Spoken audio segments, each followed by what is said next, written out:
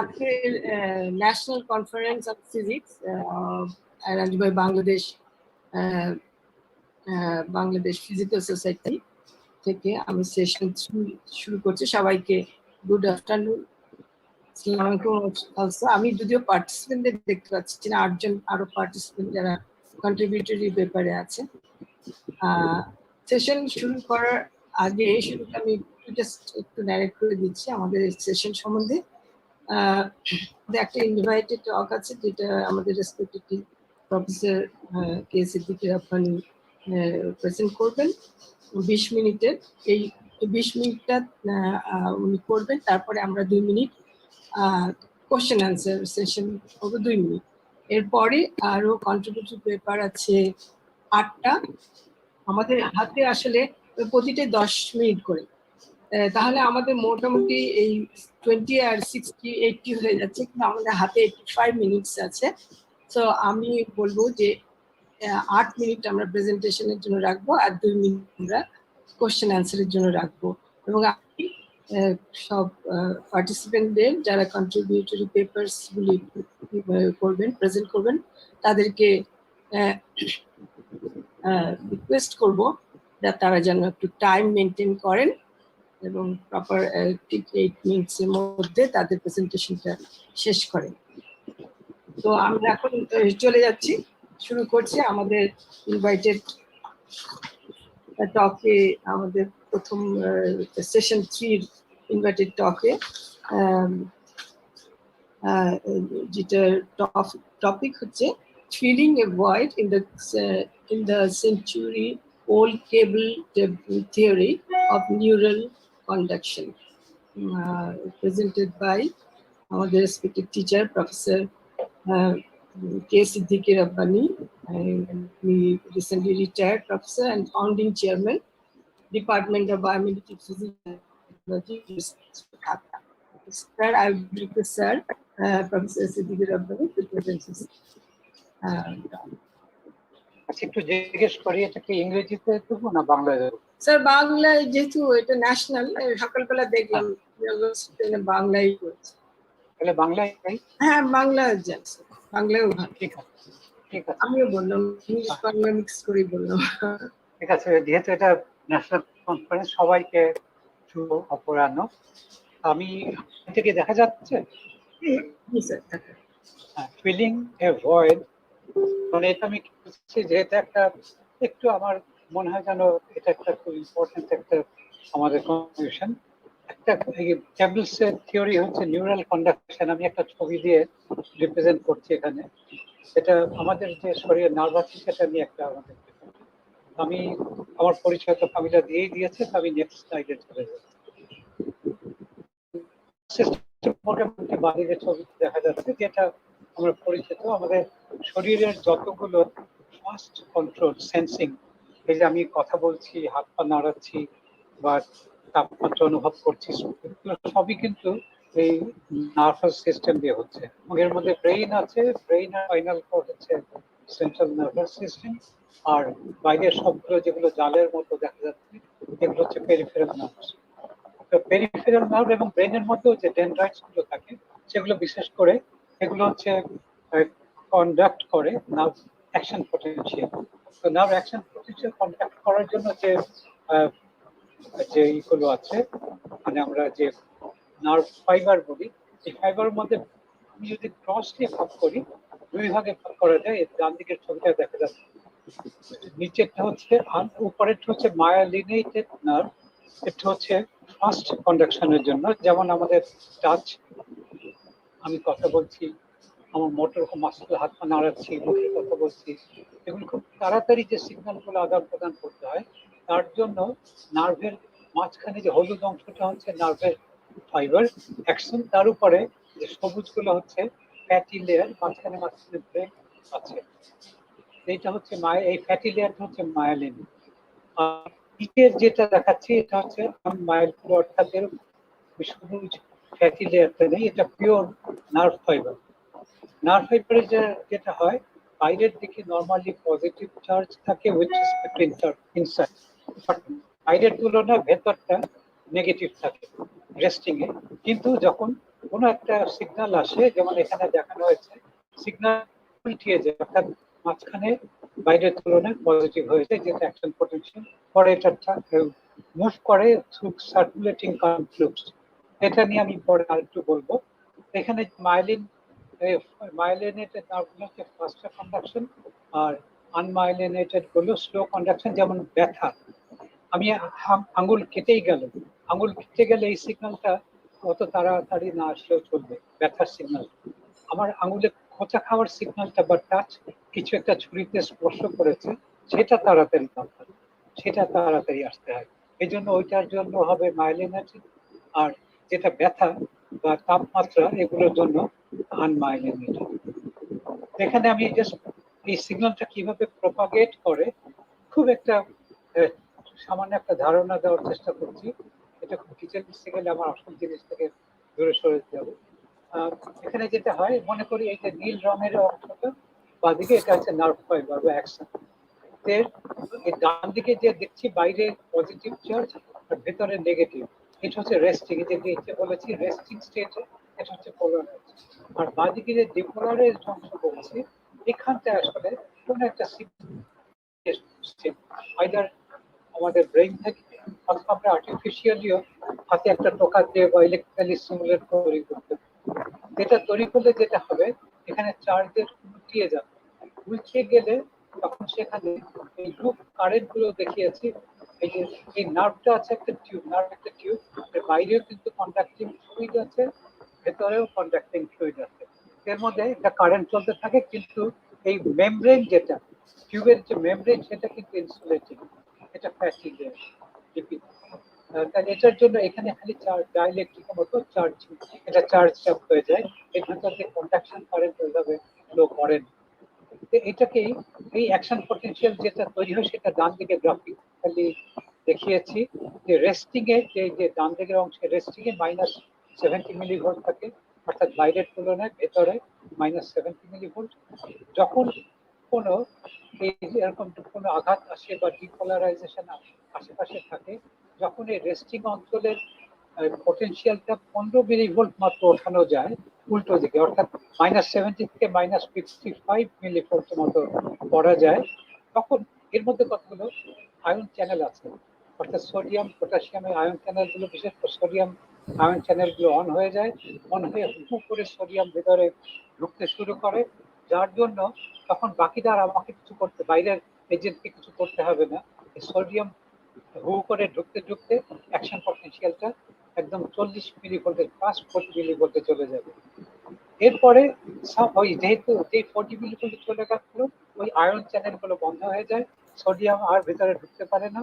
আর আমাদের শরীরে এটিপি বলে একটা এনার্জি সিস্টেম আছে, একটা পাম্প, সে সোডিয়াম বের করে দেয় আর পটাশিয়াম ভিতরে ঢুকতে শুরু করে।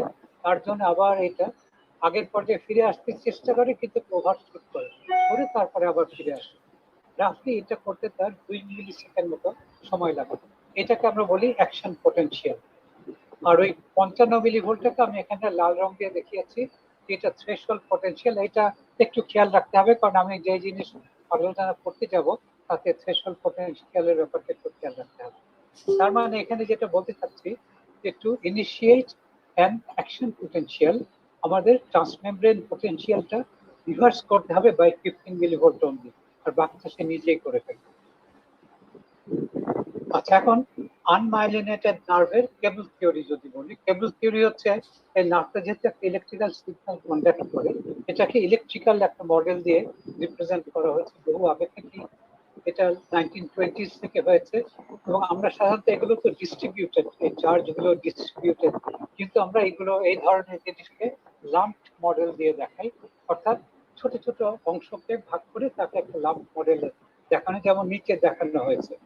এটা একটা নার্ভ অ্যাকশন, নার্ভ অ্যাকশনের মধ্যে এই ক্যাপাসিটেন্স দেখানো হয়েছে, এটা হচ্ছে মেমব্রেন, অর্থাৎ নার্ভের যে মেমব্রেনটা আছে সেটা একটা ক্যাপাসিটেন্স দেখানো হয়েছে। আর এর মধ্যে দিয়ে কিছু লিকেজ কারেন্ট আসতে পারে, তার জন্য একটা রেজিস্ট্যান্স দেখানো হয়েছে বাদিকে। আর বাইরে আছে আরো দিয়ে যেটা দেখানো হচ্ছে, এটা হচ্ছে নার্ভের অ্যাকশনের, এটা হচ্ছে নার্ভের অ্যাকশনটা, টিউবটা যেটা, এটার বাইরে এক্সট্রা সেলুলার ফ্লুইড বলি, তার একটা রেজিস্ট্যান্স আছে, যদিও আমাদের এখানে প্রয়োজন সেটা খুবই কম। আর অ্যাকশনের ভিতরে একটা রেজিস্ট্যান্স আছে যেটা আরআই দিয়ে দেখানো হয়েছে, সেটা হচ্ছে অ্যাকশনাল রেজিস্ট্যান্স। এটা জাস্ট পরিচিতি দিয়ে নিলাম। এবার আমরা নেক্সট স্লাইডে যাই। আমি এটাকে আরেকটু এক্সপ্লেন করছি এই মডেলটাকে। অর্থাৎ আমার এখানে ভেতরে অ্যাকশনের রেজিস্ট্যান্সটাকে আমি এখানে একটু নাম চেঞ্জ করেছি। আমি আর এ নাম দিয়েছি আর অ্যাকশন, আর ক্যাপাসিট্যান্স মেমব্রেনের সেটাকে সিএম নাম দিয়েছি, আর মেমব্রেনের যে লিকেজ রেজিস্ট্যান্স তাকে আর এম নাম দিয়েছি, আর এক্সট্রাসেলুলার মিডিয়ামের রেজিস্ট্যান্সটাকে আর ই নাম দিয়েছি। এখন এই মডেলটাকে আমরা যদি ওই আগের মডেলটা একটা লাম্পটাকে দেখি বাদিকে এখানে ইন্ট্রাসেলুলার ফ্লুইডটাকে উপরে দেখিয়েছি, অর্থাৎ এই উপরেরটা হচ্ছে মাঝখানটা, ইন্ট্রাসেলুলার হচ্ছে নার্ভের মাঝখানটা, সেটা উপরে, আর এক্সট্রাসেলুলার হচ্ছে নার্ভের বাইরের দিকটা, সেটা নিচে। তাহলে এখানে ইন্টারনাল একটা রেজিস্ট্যান্স, এক্সটার্নাল রেজিস্ট্যান্স, এখানে মেমব্রেনের ক্যাপাসিট্যান্স আর মেমব্রেনের লিকেজ, এর সঙ্গে আরো অনেক জুড়ে দেয়। স্যার আপনার ফ্যানের শব্দটা আসলে অনেক বেড়ে যাচ্ছে মাঝে মাঝে। সরি আমি ফ্যানটা অফই করে দেই। Thank you sir. এবার ঠিক আছে? জি স্যার, আগের চেয়ে better sir. Thank you sir. আচ্ছা, এই এক্সট্রাসেলুলার ফ্লুইড এখানে এটাই আর কি আমরা যেটা দেখাচ্ছি যে এর সঙ্গে আরো অনেক কিছু অনেক অ্যাড করে, অর্থাৎ আয়ন চ্যানেলগুলোকে একটা পটেনশিয়াল সোর্স এবং তার রেজিস্ট্যান্স দিয়ে অ্যাড করে। আমি ওগুলোর মধ্যে যাচ্ছি না, কারণ মেইনলি এই প্রপাগেশনের জন্য যেটা দায়ী, যেটা সেটা হচ্ছে এই মডেল, অর্থাৎ আয়ন চ্যানেলগুলো অন হওয়ার আগে। কারণ আগে আমরা দেখেছি যে থ্রেশহোল্ড ভোল্টেজ ছিল 55 মিলিভোল্ট, এর আগের যে সময়টা, এটাই আমার মেইন ইম্পর্টেন্ট আমার টাইম হিসাব করার জন্য। কারণ এরপরে আয়ন চ্যানেল খুলে গেলে তো তার নিজস্ব সময় সে যাবে। অতএব আয়ন চ্যানেল পর্যন্ত সিম্পলি এইভাবে দেখাতে পারি, এবং সেটাকে আমি সিম্পলি দেখাতে পারি যে এই আর এম যেটা ইউজুয়ালি হাই, আয়ন চ্যানেলের যেহেতু ক্লোজড আছে ওটাকে আমি ইনফিনিটি দেখিয়ে দেই, তাহলে আমরা শুধু আর এক্সট্রাসেলুলার ফ্লুইডের রেজিস্ট্যান্স যেটা, এটাও খুবই লো, কারণ এটা বাইরে যথেষ্ট ভলিউম আছে, অতএব ওইটাকে আমরা জিরো করে দেখাচ্ছি, আর আর এমটাকে ইনফিনিটি দেখাচ্ছি। তাহলে এটা আমার সিম্পলিফাইড মডেল হয়ে গেল ডান দিকে। আর এ সিএম, তাহলে সিএমটা হচ্ছে মেমব্রেনের অ্যাক্রসটিক ক্যাপাসিট্যান্স। এখন মেমব্রেনের অ্যাক্রসে যে ক্যাপাসিট্যান্স, এইটার অ্যাক্রসে ভোল্টেজটাই আমার 15 মিলিভোল্ট বাড়াতে হবে, যেটা উল্টাতে হবে, যেটা আগে দেখেছি। তাহলে উল্টাতে গেলে আমি যদি এটার বাঁদিকে ইনপুটে একটা ভোল্টেজ স্টেপ দেই, কোনো একটা ভোল্টেজ চেঞ্জ দেই উল্টা, তাহলে সেটা কিন্তু এখানে আরসি টাইম কনস্ট্যান্ট, একটা আরসি জন্য এটা দিলে হবে, যে ডিলেটাকে আমরা ইলেকট্রনিক সার্কিটে টাইম কনস্ট্যান্ট দিয়ে বলি, এবং টাইম কনস্ট্যান্ট ইউজুয়ালি আর এবং সি এর মাল্টিপ্লিকেশন বা গুণফল। এখন এই আর এস সি এম এর গুণফলটা হচ্ছে টাউ, আমি টাউ নাম দিয়েছি। অবশ্যই এখানে আমাদের নর্মালি আমরা ইলেকট্রনিক্সে যখন দেখাই স্টেপ ভোল্টেজ দিলে এটা এক্সপোনেনশিয়ালি বাড়বে, কিন্তু স্টেপ ভোল্টেজ সবসময় হয় না, আগেরটা আস্তে আস্তে বাড়ছে, একটু কমপ্লেক্স হবে। তবে মোটামুটি জিনিসটা হচ্ছে যে ভেলোসিটিটা ডিপেন্ড করবে এই টাইম কনস্ট্যান্টের উপরে। তাহলে টাইম কনস্ট্যান্ট যত বেশি তত ডিলে টাইম বেশি লাগবে, তাহলে কন্ডাকশন ভেলোসিটি কমে যাবে। তার মানে conduction velocity will be inversely proportional to tau, এটা আমি ডান দিকে লাল রঙের কোশ্চেন দিয়ে দেখিয়েছি। তাহলে কন্ডাকশন ভেলোসিটি এটা খেয়াল রাখতে হবে, আমার টাইম কনস্ট্যান্ট হচ্ছে আর এবং সি এর গুণফল, এবং কন্ডাকশন ভেলোসিটি হচ্ছে তার উল্টো, ইনভার্স।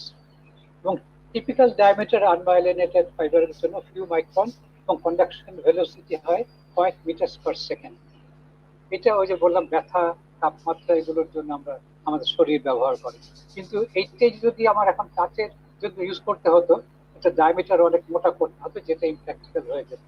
তাই নেচার আর একটা কাজ করেছে, সেটা একটু নেক্সট স্লাইডে আসছে। তার আগে এখানে আরেকটু একটু ম্যাথমেটিক্সটা দেখাচ্ছি, যেখানে এই কন্ডাকশন ভেলোসিটিটা আমরা এখানে দেখাচ্ছি যে এটা ডায়ামিটারের উপর ডিপেন্ড করে। কিভাবে? যে ইন্টারনাল যে রেজিস্ট্যান্স, সেটা যদি রো এল বাই এ সেই ফর্মে নিয়ে আসি, এবং এই এটা রো এল বাই এরিয়া হচ্ছে পাই আর স্কয়ার, অতএব সেটা পাই ডি স্কয়ার পরে দেখিয়েছি, এটা 1/d²। আর ক্যাপাসিটেন্সের সঙ্গে এটা epsilon area by thickness of the membrane, এরিয়ার হিসাবে একটা সার্টেন লেন্থের হিসাব যদি করি, সেটা প্রপোর্শনাল টু ডি আসবে। তাহলে দুইটা মিলে যেটা টাইম কনস্ট্যান্ট প্রপোর্শনাল কি আসবে 1/d, এই দুটো মাল্টিপ্লিকেশন, তাহলে conduction velocity will be proportional to d। এবং প্রথম দিকে যারা আনমাইলিনেটেড ফাইবার এক্সপেরিমেন্ট করেছে তারা দেখেছে যে যত ফাইল মোটা হয় তত ভেলোসিটি বাড়ে, এবং এটা ম্যাচ করে এই কেবল থিওরি সেটাকে। আচ্ছা, এবার এটাকে নেচার স্পিড আপ করছে, কারণ ওইভাবে দিলে আমাদের এই হাত পা গুলো অনেক মোটা করে ফেলা হবে, আমার নার্ভের একটা মান্ডলি মোটা হয়ে যাবে একটা সময়। সেখানে কি করা হচ্ছে, এটা প্রায় 10 গুণ বাড়িয়ে দেওয়া হয়েছে একটা বুদ্ধি করে, সেটা হচ্ছে মায়োলিন শীট ব্যবহার করে। অর্থাৎ ওই নার্ভ অ্যাকশনটার মধ্যে এই এই প্রায় এগুলো প্রায় 1 মিলিমিটারের অর্ডারে লম্বা এই মায়োলিন যে অংশগুলো, যেখানে আমি আগেটা সবুজ দেখিয়েছিলাম, এখানে সবুজ না, একটু বেগুনি, হালকা বেগুনি। হালকা বেগুনি অংশগুলো হচ্ছে মাইলিন শীট, আর গাঢ় বেগুনির মাঝখানে এটা হচ্ছে অ্যাকশন বা নার্ভ ফাইবার। মাইলিন শীট গুলো প্রায় 1 মিলিমিটার 1.5 মিলিমিটার মতো লম্বা, আর দুইটার মাঝখানে প্রায় 1 মাইক্রনের মতো অর্ডারে গ্যাপ আছে। এই গ্যাপটা একটা ইম্পর্টেন্ট জিনিস এখানে আসছে। মাইলিন শীট গুলো কিন্তু ফ্যাটি, অর্থাৎ তাদের মধ্যে কারেন্ট পাস করবেই না। আর যেহেতু আমরা জানি ক্যাপাসিটেন্স হচ্ছে inversely proportional to thickness of the membrane, এখানে মেমব্রেন বা ডাইইলেকট্রিক, এখানে ডাইইলেকট্রিকের থিকনেস এসেনশিয়ালি অনেক বাড়িয়ে দেওয়া হয়েছে, যার জন্য এখানে ক্যাপাসিটেন্স অনেক কম, তাহলে খুব অল্প চার্জে এটা পটেনশিয়াল বেড়ে যাবে। এফেক্টিভলি এর মধ্যে যদি কোনো কারেন্ট, ওই ডিসপ্লেসমেন্ট কারেন্ট নার্ভের ভেতরে ঢুকবে না। নার্ভের ভেতর কারেন্ট ঢুকে কোথায় কোথায়, শুধু গ্যাপ গুলোতে। এই গ্যাপ গুলোর নাম হচ্ছে নোড অফ র্যান দিয়ে, যে ভদ্রলোক আবিষ্কার করেছিলেন। এবং এখানে কারেন্টটা এই লাফ দিয়ে নোড টু নোড যায়। আগের ক্ষেত্রে যেটা ছিল, এখানে কারেন্ট গুলো ছিল একটা অ্যাডজেসেন্ট পয়েন্ট গুলোতে যায় আনমাইলের মধ্যে, যার জন্য যেতে অনেক সময় লাগছে। আর এখানে সে লাফ দিয়ে প্রায় 1 মিলিমিটার লাফ দিয়ে যাচ্ছে, তাতে তার টাইমটা অনেক বেড়ে, টাইমটা কম লাগছে, টাইম কনস্ট্যান্ট অনেক কমে যাচ্ছে। এইটাকে বাঁদিকে আমরা দেখতে পাচ্ছি যে এখানে এই যে একটা মডেলটা দেখানো হয়েছে, এখানে এই আমি এখানে বাঁদিকে দেখিয়েছি RAM হচ্ছে এই মাইলিন অংশের রেজিস্ট্যান্স, আর এই যে CM এবং RM এটা মাইলিন অংশের। আর এখানে যে অংশটা দেখাচ্ছি RAN CNRN, এগুলো হচ্ছে নোডের জন্য, ওই অল্প একটু জায়গা। এই দুটোকে আমি যদি আবার সিম্পলিফাই করি, আমার এখানে থাকছে ওই আগের মতন করে বাইরের এক্সট্রাসেলুলার রেজিস্ট্যান্স খুবই কম, RN এগুলো খুবই হাই। আমি শুধু থাকছে তাহলে আবার, যেহেতু নোডের লেন্থ হচ্ছে 1 মাইক্রন, যেখানে এই মাইলিন শীতের অংশের লেন্থ হচ্ছে 1 মাইক্রন বা 1 মিলিমিটার বা মাইক্রন, তাহলে এইটার তুলনায় এটাকে আমি বাদ দিতে পারি RM এর তুলনায়। আমি সিম্পলিফাই করে নিয়ে আসছি RM আর CN। তার মানে এফেক্টিভলি আমার টাইম কনস্ট্যান্ট হয়ে গেল RM × CM + CN, এবং কন্ডাকশন ভেলোসিটি আগের মতোই প্রপোর্শনাল টু 1। এবং এখানেও ওই যেহেতু ক্যাপাসিটেন্স আগে হিসাব করেছিলাম ওইভাবেই এটা ডায়ামিটার অফ ফাইবারের সঙ্গে, তবে এক্সাক্ট হয় না, দেখা গেছে বিভিন্ন এক্সপেরিমেন্টে একটু ভ্যারি করে। এবং এই ক্ষেত্রে কন্ডাকশন প্রায় 100 মিটার পার সেকেন্ড পৌঁছাতে পারে, আর টিপিক্যাল মিটার হচ্ছে 5 থেকে 20 মাইক্রোমিটার বা মাইক্রন। এখন আসি আমাদের কিভাবে আমরা আমাদের যে কাজটা উপস্থাপন করতে যাব,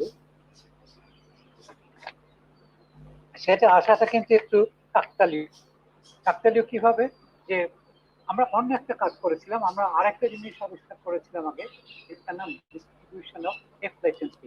এটা নিয়ে আমাদের এখানে অনেক কাজ হয়েছে, বিদেশেও কাজ হয়েছে। এটা নতুন একটা নার্ভ কন্ডাকশন প্যারামিটার, আমি একটা ডিটেলসে যাব না, সময় হবে না। তো সেক্ষেত্রে এই ডিস্ট্রিবিউশন অফ লেটেন্সিতে আমরা সার্ভিক্যাল এই নার্ভ এই সার্ভিক্যাল স্পন্ডিলোটিক নিউরোপ্যাথি, এটাকে বেশ আর্লি ডিটেক্ট করতে পেরেছি, জাহাঙ্গীর আলম মোহাম্মদ ও ডিটেক্ট করেছে।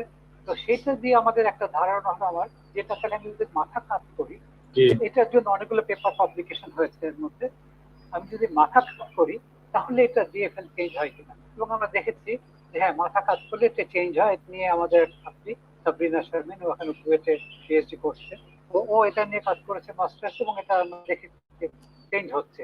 আমার আরেক সাহেব সে নটিংহামে এটা নিয়ে কাজ করেছে, সেও পেয়েছে এটা। এখন এটা নিয়ে যখন পেপার পাবলিশ করতে গেলাম, তখন এক্সপার্টরা বললো, তুমি যে বলছো তাড়াতাড়ি নার্ভের কন্ডাকশন ভেলোসিটি চেঞ্জ হবে, যার জন্য ডিএফএলটা চেঞ্জ হচ্ছে, এটা সম্ভব না। কারণ এক্সিস্টিং কোনো মেকানিজম জানা নাই যেটাতে নার্ভের ভেলোসিটি এত তাড়াতাড়ি চেঞ্জ করতে পারে। এইটাই আমাদের প্রথম একটা চিন্তার বিষয় হলো, ওরা বলছে যে কোনো মেকানিজম নাই, কিন্তু পাচ্ছি আমাদের এইগুলো নিয়ে অনেকদিন কাজ হয়েছে, আমরা খুব কনফিডেন্ট। তারপরে আমরা কি করলাম, তখন আমি শুরু করলাম সার্চ ইন্টারনেটে, যে আচ্ছা আর কেউ কি পেয়েছে যে নার্ভ এরকম বাঁকাতারা হলে বা নার্ভে টান করলে ভেলোসিটি চেঞ্জ হয়। তখন আমি খুঁজে খুঁজে দুটো পেপার পেয়েছি, একটা 1983-তে পাবলিশ করা আর একটা 2007-এ। এরা কি করে আমাদের যে এলবো, হাতের এলবো, যে আমি ডান দিকে দেখাচ্ছি, হাতের এলবোতে যে এখানে আলনার নার্ভ আছে একটা, সে আলনার নার্ভটা যখন আমি হাত বাঁকা করি, আলনার নার্ভটা বাঁকা হয়ে যায় এবং সে একটু টান করে। টান করলে তো হয় কি, এখন এখানে যারা ক্লিনিক্যাল সায়েন্টিস্ট তারা কি করে, তারা হাতের কন্ডাকশন ভেলোসিটি মাপে বিভিন্ন সেগমেন্টে। তারা ফোর আর্মে যেটা মেপেছে, দেখে যে এই আমি যদি এখন এই এলবোর দুই প্রান্তে ইলেকট্রোড দিয়ে এলবোর অ্যাক্রসের কন্ডাকশন ভেলোসিটি যেটা মাপি, সেইটাই বেন্ডিং এর উপর ডিপেন্ড করছে, যার জন্য এটা ভ্যারি করছে। এটা তাদের খুব বিব্রত করেছে যারা ক্লিনিশিয়ান।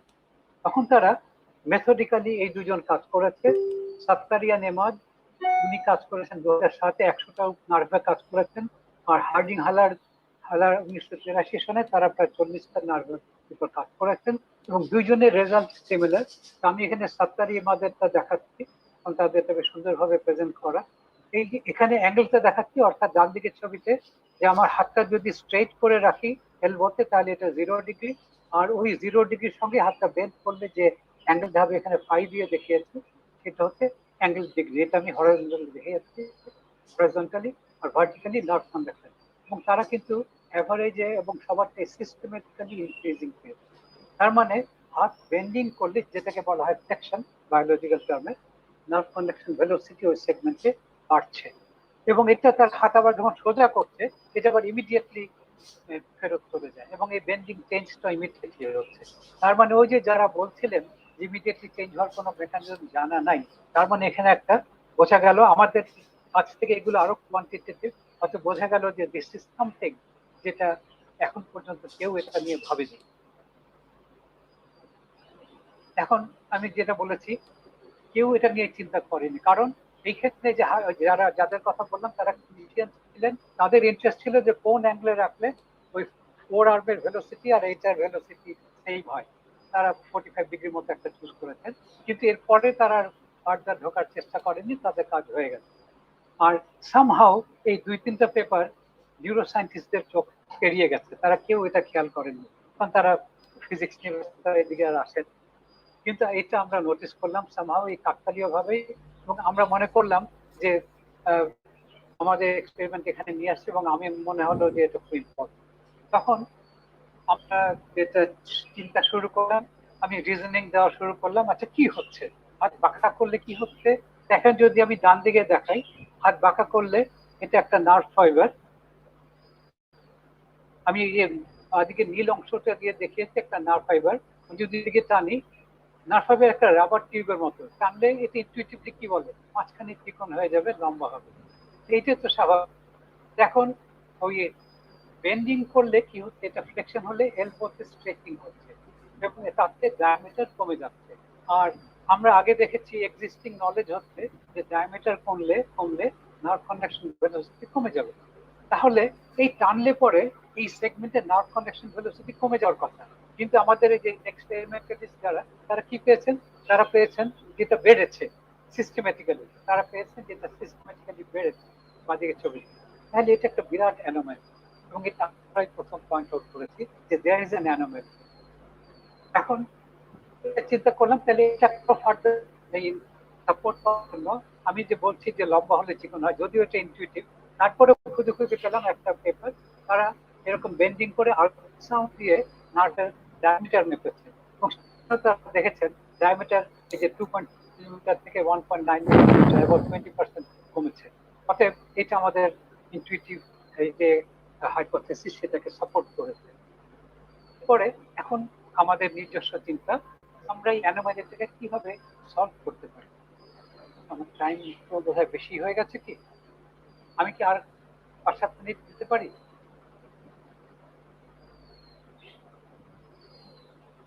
তাহলে আমার কথা শুনতে পাচ্ছেন? স্যার 21-22 মিনিটের মতো হচ্ছে। হয়ে গেছে, তাহলে আমি কি 4-5 মিনিট নিতে পারি? জি স্যার, আচ্ছা আমি একটু প্রথম দিকে একটু জি স্যার, আমার মনে কোশ্চেন আছে পরে সেশনের পরে। এটা একটু ইম্পর্টেন্ট জিনিস এখন আসছে তো। অ্যানোমালিটা হচ্ছে আমরা এখানে যে অবজারভেশন গুলো দেখলাম যে কন্ডাকশন ভেলোসিটি ফাইবার ডায়ামিটারের সঙ্গে কমছে, এটা এস্টাবলিশ ফ্যাক্ট। আর ইলেকট্রিক্যাল মেজারমেন্ট এখানে যেটা হচ্ছে, এখানে যে নার্ভটা ইউজ হচ্ছে সেই নার্ভ কিন্তু মাইলিনেটেড ফাইবার, যেগুলো আমরা মেজার করি। আনমাইলিনেটেড ফাইবার আমরা এই সিস্টেমে এই পদ্ধতিতে মাপতে পারি না। তাহলে আমাদের এক্সপেরিমেন্টটা মেইনলি বলছে যে মাইলিনেটেড নার্ভের জন্য নার্ভ স্ট্রেচ হলে এই অ্যানোমালিটা হচ্ছে। এইটার উপর আর কিভাবে কাজ করে। আমি এটার জন্য এখন কিভাবে এটা দিয়ে সলভ করা যায় আমি তখন বুঝতে শুরু করলাম যে নোড অফ ভ্যানভিয়ারে কিছু একটা প্রবলেম নিশ্চয়ই আমরা বুঝি নেই মানুষ এরা। আমি নোড অফ ভ্যানভিয়ারের ইলেকট্রন মাইক্রোস্কোপের ছবিগুলো দেখতে শুরু করলাম। এখন যদি একটু তাকাই ট্র্যাডিশনাল যে মডেল অফ নোড অফ ভ্যানভিয়ার, সেখানে এটা দেখিয়েছে একদম ফাঁকা, এখানে কোনো বাধাই নাই। অর্থাৎ যেই আয়নগুলো নার্ভের মেমব্রেন থেকে বেরোচ্ছে সে ইজিলি বাইরের সেলুলার ফ্লুইড বা ইন্টারসেলুলার ফ্লুইডে চলে যাবে, কোনো বাধা নেই। কিন্তু আমি এখানে তাকিয়ে দেখলাম অনেক ছোট ছোট স্ট্রাকচার আছে। তারপরে যারা, এটা তো পরিষ্কার না, যারা এগুলো ভালোভাবে ইলেকট্রন মাইক্রোস্কোপ ডিল করে বিভিন্ন পেপার লিখেছেন, এটা মডেল করেছেন, ছবি এঁকেছেন, এগুলো সব পাবলিশ পেপার থেকে, এখানে দেখা যাচ্ছে যে এগুলো সব ওয়েভি, দুই দিকে মাইলেজ ছিঁড়ে মাঝখানে ফাঁকা জায়গা নেই, যেখানে এগুলো একটা 3D তে একটা ওয়েভি জিগজ্যাগ করে ইন্টারডিজিটেটেড অবস্থা। এইখানে কয়েকটা ছবি দেখাচ্ছি।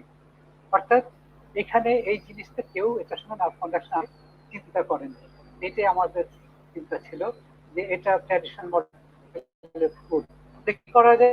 আমি সেখানে একটা নতুন মডেল তৈরি করলাম, রিভাইজ মডেল, যেটা যে মাঝখানে ওই জায়গাটা খালি না রেখে আমি মাঝখানে একটা স্কুইজ দেখালাম, এরকম একটা জিগজ্যাগ পাথ, যেটা লাল অ্যারো দিয়ে দেখাচ্ছি। এটার বদলে এখানে জিগজ্যাগ পাথ, অর্থাৎ মাইলিন মাঝখানে খালি না, এত সহজ না। এটাকে আরেকটু যদি ভালোভাবে দেখাই, এস্টিমেশন করি যে এখানে আমরা বলছি যে নার্ভ যেটা নোড অফ ভ্যান ভিয়ারের উইথ ডাইমেনশনটা 1 মাইক্রন বা 1000 ন্যানোমিটার, এটা কিন্তু পুরো জায়গাটা, কিন্তু এখানে যে চিকন জায়গাটা এটা কিন্তু অনেক ছোট। এবং সেটা কিন্তু আমি পরে দেখাবো যে এটা কিন্তু অ্যাকচুয়ালি উপরে একটা ইলাস্টিক ব্যান্ড আছে নার্ভের উপরে, সে ইলাস্টিক টিউব আছে যেটার জন্য এটা জোড়া লেগে যাওয়ার কথা খুব কাছাকাছি, যা সেখানে অ্যাটম ট্যাটম গুলো তাকে যতটুকু আঁকড়া, যার জন্য আমি ডান দিকে একটা সিম্পলিফাইড মডেল করেছি যে নার্ভের দুইটার মাঝখানে একটা জিগজ্যাগ ইন্টারডিজিটেটেড গ্যাপ, যেটা 10 ন্যানোমিটার থেকে 100 ন্যানোমিটার হতে পারে। এটাও কিন্তু আমি একটা রেফারেন্স দিয়েছি। আর এই এখন এটা আমি যে মডেলটা প্রপোজ করছি এটা হচ্ছে যে ওইগুলো থেকে সাহায্য নিয়ে আমি একটা বানিয়েছি, যেটা রেখেছি এখানে। এই যে কালো এইটা হচ্ছে নার্ভ অ্যাকশন, নীলটা বাঁদিকের ছবিতে, এইখানে ইন্টারডিজিটেটেড অংশটা, এই এখানে বাইরে এই জায়গাটা এক্সট্রা সেলুলার ফ্লুইড, ভেতরে ইন্ট্রাসেলুলার ফ্লুইড, আর বাইরে যে কাভারিং নিউরিয়াম বা বাইরে একটা টিউবের মতো, এটা একটা ইলাস্টিক। এই কি করে নার্ভটাকে সবসময় কেড়ে রাখার চেষ্টা করে, যার জন্য আমার বক্তব্য হচ্ছে যে দুই পাশের মাইলিন শীতের মাঝখানে ফাঁকা জায়গা থাকতে পারে না, এটা অ্যাট্রাক্টেড হয়ে অলমোস্ট লেগে যাবে। যেটা আমি 3D তে একটু দিকের ছবিতে দেখেছি, এটা একটা স্কিমের, এখানে এন্ডোনিউরিয়াম দেখাইনি। তাহলে এটা বেশ টাইট ক্লোজ থাকবে। এবং এখানে আমি বলছি যখন আমি টানবো, আমি যখন নার্ভটাকে স্ট্রেচ করব, তখন কি হবে, এই আকার গ্যাপটা আমি এন্ডোনিউরিয়ামের এগেনস্টে টানছি, তাহলে এই গ্যাপটা বেড়ে যাবে, যেটা নিচের ছবিতে দেখাচ্ছি গ্যাপটা একটু বেড়েছে। ডান দিকের ছবিতে আমি এটা দেখাচ্ছি যে টানলে পরে একটু গ্যাপটা বাড়বে। তাহলে গ্যাপটা বাড়লে কি হবে, সেখানে গ্যাপ বাড়লে আমার ইলেকট্রন বা ion, sorry electrical ion move করার রেজিস্ট্যান্স কমে যাবে, যেটা আমি পরের স্লাইডে দেখাচ্ছি। আমি যে মডেলটা দিয়েছি কেবল থিওরিতে, সেটা হচ্ছে পুরোনো মডেল হচ্ছে এটা, সেখানে এইখানে যে ক্যাপাসিটেন্স এবং ভিতরে যে নোডাল রেজিস্ট্যান্স, তাদের এই মাথাটা সরাসরি সংযোগ ছিল। এইখানটা আমি একটা রেজিস্ট্যান্স বসিয়ে দিয়েছি, যেই রেজিস্ট্যান্স আমি বলছি এই জিগজ্যাগ পাথের রেজিস্ট্যান্স, যেটার নাম দিয়েছি আমি RNE। এটা আমার নতুন কন্ট্রিবিউশন। এবং এটাকে সিম্পলিফাই করলে এটা আসছে, অর্থাৎ RNE টা এই এবং অ্যাকশনাল মেমব্রেনটা কোথায়, সিএনএ অ্যাক্রসে। তারপর সিএনএ হচ্ছে পোটেনশিয়ালটা আমাকে চেঞ্জ করতে হবে। আর তাহলে এখন আমার এখানে দুটো জিনিস চলে আসলো, এই অ্যাকশনাল মাইলিন অংশ আর নোডাল অংশ, এবং নোডাল অংশে এই আরএনএটা আমার নতুন কন্ট্রিবিউশন। এটাতে কি হচ্ছে, যদি আমি এখন আবার একটু দেখাই, যে ওই আগের ওটাতেই যখন এটা আমি টানবো, আমি এই জায়গাটাকে ওই যে জিগজ্যাগ পাথটাকে বাদিকে চিন্তা করে দিয়েছি, রেস্ট জিগজ্যাগ পাথ। আমার স্ক্রিনটা কি বন্ধ হয়ে গেছে? না স্যার, শুনছে স্যার, স্পষ্ট সবকিছু ঠিক আছে। আচ্ছা আচ্ছা, ওই না আরেকটা স্ক্রিন দেখলাম হঠাৎ করে। আচ্ছা, বাম দিকে রেস্টে আসছে, মাঝখানে স্লাইড, ডান দিকে মোর স্টেজ। আমরা দেখতে পাচ্ছি যত স্টেজ করছি এর রাস্তা কিন্তু অনেক খুলে যাচ্ছে, এবং তার মানে effective path length, effective resistance অনেক কমে যাবে, অনেক শার্পলি কমে যাবে। যেটা আমার পয়েন্ট, যে RNA will decrease sharply on stretching, এবং ভিএন যেটা, সেটাই হচ্ছে আমাদের টার্গেট ওয়েট মেমব্রেনটা পোটেনশিয়ালটা 15 মিলিভোল্ট বাড়াতে হবে। আমি এখানে এই দুটো, এখানে এফেক্টিভলি আমরা দুটো টাইম কনস্ট্যান্ট পাচ্ছি, একটা মাইলিন শীটের জন্য, একটা নোডের অংশের জন্য, যেটা আমি এখানে দুটো ইকুয়েশনের দুটো অংশকে এক্সপ্রেস করেছি, দুটো টাইম কনস্ট্যান্ট, টাউ1, টাউ2। তো টাউ1 যেটা, সেটা আগেরটার মতোই, আর টাউ2 হচ্ছে আমার নতুন কন্ট্রিবিউশন আরএনএসিএন, এবং আমরা আশা করছি যে টুটা টাউ1 থেকে একটু বেশি হবে, তবে এটা নিয়ে ক্যালকুলেশন আরো করতে হবে, আজ অনেক বাকি। আর এটা ট্র্যাডিশনাল ভিউ পয়েন্টটাকে এটা ডেসক্রাইব করছে, আমি এটা বলছি কম্প্রিহেন্সিভ, কারণ যখন আনস্ট্রেচ থাকবে, স্ট্রেচ থাকবে না, তখন টাউ2 কনস্ট্যান্ট থাকবে, আর টাউ2 কনস্ট্যান্ট থাকলে টাউ1 এর এফেক্টে বেশি থাকবে। সো এটা অ্যাপ্রক্সিমেটলি ওয়ান অফ ওইটা যে এই আগের মতোই হবে। আর অ্যানোমালাস এক্সপেরিমেন্টাল রেজাল্ট কি হচ্ছে, স্ট্রেচ ফাইবারের জন্য ডায়ামিটার ছোট হবে, ডায়ামিটার ছোট হলে এই ক্যাপাসিটেন্সটাও ছোট হবে, এই যে সিএন যেটা, এটাও ছোট হবে। তবে আরএনএ কিন্তু এখন আর ওই আগেরটার সিএম এর মতো অ্যাকশনাল ডায়ামিটার উপর ডিপেন্ড করে না, সে ডিপেন্ড করে নোডাল গ্যাপের উপরে, যে গ্যাপটা বাড়ছে অথবা আরএনএ ডিক্রিজ করছে শার্পলি উইথ স্ট্রেচিং, যার জন্য টাউ2 অনেক ইভেন মোর শার্পলি ডিক্রিজ করছে। তাহলে আর স্মল ইনক্রিজিং টাউ1, যদি টাউ1 একটু বাড়েও সেটাই ডিক্রিজকে ওভারকাম করতে পারে না। তো নেক্সট রেজাল্ট হচ্ছে এটা টাউ টাইম কনস্ট্যান্ট অনেক কমে যাচ্ছে, একটা হয়তো এক্সপোনেনশিয়াল থাকবে না, একটু কমপ্লেক্স হয়ে যাবে, কিন্তু নার্ভ কন্ডাকশন ভেলোসিটি বাড়ছে, যেটা আমরা এক্সপেরিমেন্টাল রেজাল্টে পেয়েছি, যেটা ট্র্যাডিশনাল মেথড বলতে পারিনি। এইটা আমরা পাবলিশ করে বাংলাদেশ জার্নাল মেডিকেল ফিজিক্সে অনলাইনে হচ্ছে 2019-এ। এটা বিদেশে পাবলিশ করতে চেয়েছিলাম, এটা ইম্পর্টেন্স দেখে, কিন্তু $1000 $2000 সব চার্জ দেখে আমি আমাদের জার্নালই পাবলিশ করেছি, যে মানুষ এক সময় না এক সময় এটা দেখবে, এটা ওপেন সোর্স। আর এটা থেকে যেটা বলতে পারছি, যে এখন প্রিভিয়াস যত সায়েন্টিস্টরা যত ক্যালকুলেশন করেছে, এই যেমন এখানে একটা পেপার দেখানো হচ্ছে, রিচি, সে এই ভিতরে কোন রেজিস্ট্যান্সের ভ্যালু কত, ক্যাপাসিট্যান্সের ভ্যালু কত, এগুলো যে বের করে, সেগুলো কিন্তু তার এই ট্র্যাডিশনাল মডেলের উপর ভিত্তি করে এক্সপেরিমেন্টাল মেজারমেন্টকে মেলাবার জন্য এই ভ্যালুগুলো বের করেছে। এখন যেহেতু এর সঙ্গে নতুন জিনিস যোগ হলো, এই সবগুলো আবার রিভাইজ করতে হবে, অতএব কারণ আমাদের এই মডেলটা আরএনএ এখানে না, অতএব এটা একটা বড় ব্রেক থ্রু আমি মনে করি, আমাদের মডেলটা একটা ব্রেক থ্রু ইন নিউরোফিজিওলজি, এবং আশা করছি এটা মানুষ অ্যাকসেপ্ট করবে। যদিও আমাদের লোকাল জার্নালে যেহেতু পাবলিশ করেছে, আমরা এখনো যথেষ্ট পাবলিসিটি দেওয়ার সুযোগ পাইনি, তো আমি চেষ্টা করবো ভবিষ্যতে। Thank you very much. Thank you, sir. Thank you, sir, for your in-depth information and breakthrough work. We really appreciate. আমরা একটা স্যারের জন্য একটা অ্যাপ্লজ করি জোরে, যদি জানি না সবাই শুনতে পাবে কিনা, আমরা জাস্ট হাত দিয়ে তালি দিতে পারি। আমি মনে জি, আমরা এখন চলে যাব নেক্সটে কন্ট্রিবিউটরি পেপারে। আমাদের প্রথম পেপারের টপিকস হচ্ছে effects of electroporation on membrane ইলেকট্রোপিয়ার সেল জায়ান্ট ভেসিকলস। এটা খুব সম্ভব president mister Kabir Ahmed, department of physics, Bangladesh university of engineering and technology. আমি ওনাকে রিকোয়েস্ট করবো থ্যাংক ইউ ম্যাম প্রেজেন্ট করার। Thank you ma'am. Can you hear me? হ্যাঁ, আমি শুনতে পাচ্ছি। জি, ইয়েস, থ্যাংক ইউ। আচ্ছা, মাইসেলফ, হ্যাঁ, আমি আপনার দেখতে পাচ্ছি না কেন? 1 মিনিট সময় দিবেন। আপনি নজরুল কি আছে আর টেকনিক্যাল গ্রুপ তো আছে? আমি ওনার ইয়াটা দেখতে পাচ্ছি না, প্রেজেন্টেশন। আমি আবার শেয়ার করি। আমি এক কাজ করি, আমি নিজে বের হয়ে যাই, আমি বের হয়ে আবার যোগ করি। আমরা সবাই দেখতে পাচ্ছি। আপনার ইয়েতে মনে হয় ম্যাডাম ডিসপ্লেতে কোনো, হ্যাঁ ডিসপ্লেতে লিভ করে আবার জয়েন করি।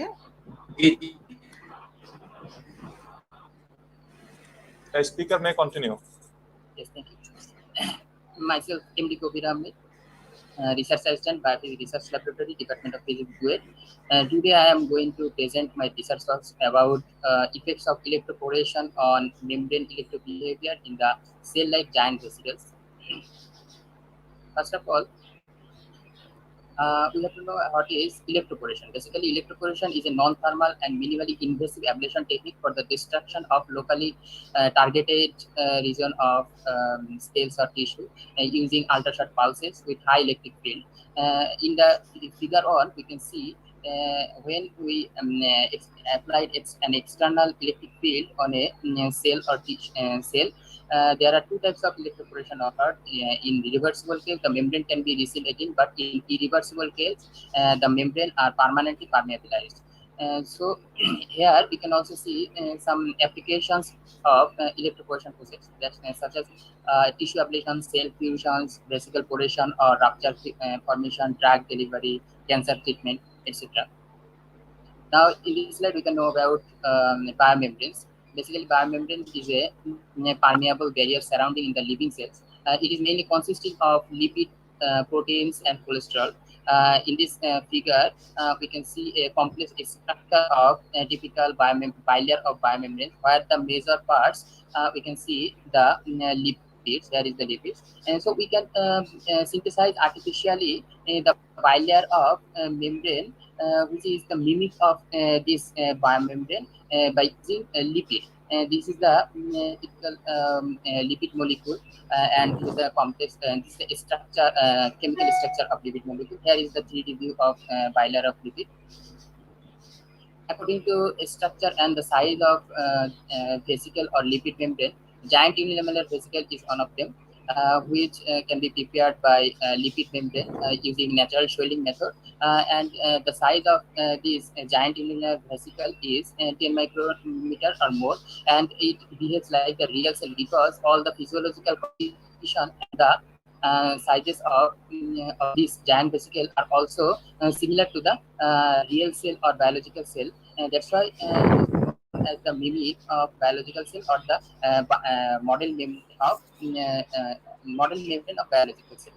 Here is the spherical shape giant unilamellar vesicle GUV, and there are huge application of this giant unilamellar vesicle to study the biomedical, biophysical, and also the biochemical technologies. There is microscopic images of GUV. The first, this is the phase contrast image, which is captured in our laboratory, and this is the confocal microscopic image of giant unilamellar vesicle. Now in this slide we can know about the electrical model of lipid membrane of vesicles, which is actually known as fixed model, where the lipid membrane bilayer is act as the capacitor, and the other part of the solution are act as resistance. And this is the illustration of current passing path with respective frequency. In this low frequency current, we can see the current cannot penetrate the membrane of cannot penetrate the cell membrane, but in high frequency current, the current easily penetrate or permeabilize the cell membrane, which is actually related to the process of electroporation. Now in methodology, we can see the equation of membrane stress tension, which is came from Maxwell stress tension, where sigma c is the electrical tension, which is induced by the irreversible electroporation, where Vm is the transmembrane voltage. Here you can see the effectiveness of transmembrane voltage with its direction after applying the electric field. After simplifying this equation with this transmembrane voltage with a range of applied electric field, you can get the simplified equation of membrane tension, that is sigma c, which is directly proportional to the radius of GUV. Here R is the radius of GUV, and this illustration is the ionic charge distribution of the membrane before and after applying the electric field. We can see that the randomly distributed ionic charges are polarized or accumulated after applying the electric field P. Next, in methodology, we can see the electroporation device. We can see the block diagram of the overall electroporation device. There are basically two main parts, which is known as pulse generating circuit and the block of high voltage DC power supply, which are connected with a power switching circuit, and after connecting, we can get our required electroporation signal, which is the DC signal. This part is the overall setup of real images in our laboratory of electroporation device, where this is the required IR signal, which is applied by a gold-coated bipolar electrode.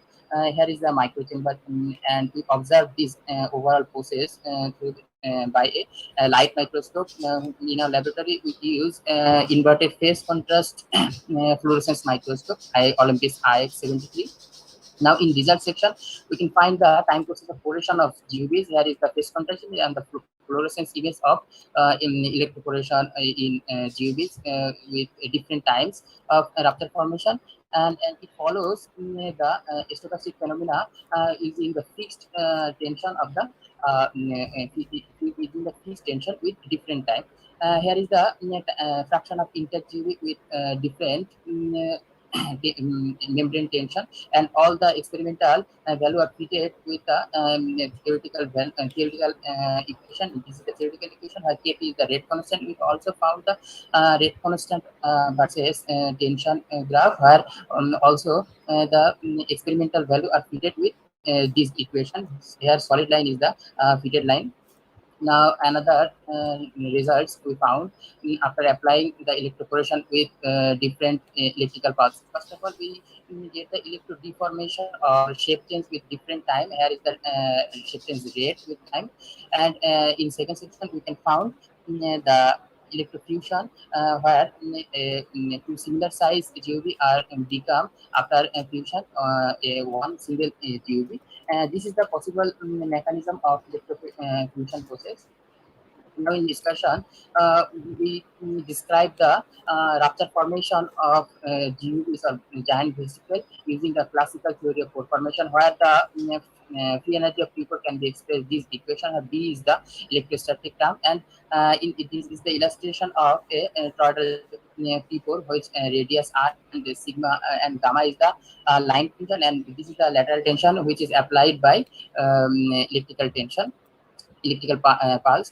And after from derivative, we can find this critical radius and energy barrier. This is the energy profile of the profile against the P4 radius. From this figure, we find that after applying the electrical tension, the energy barrier will decrease, and when the energy barrier is decreased, the rate of pore formation or the percentage of pore formation will increased. In conclusion, I can say it is successfully investigated the rupture, deformation, and pore fusion of giant cell-like giant vesicle using the locally developed irreversible electroporation technique, which might be applied in various branches of biomedical physics and technology, such as for the destruction of localized cancer or tumor cells. In acknowledgement, I would like to thanks various Ministry in Bangladesh, CSR Kuwait, and especially thanks to Professor Khandika Siddiqui Rabbani for the IRA device development. Here is the list of publication as the pioneer of the research team who works using giant linear vesicle, which is the cell-like vesicle, and also the electroporation. And experimentally, we published almost 7 articles which in peer-reviewed journal. Thanks to all. It's perfect. 8.5 minutes. So thank you, Mr. Kabir Ahmed, for your very nice presentation.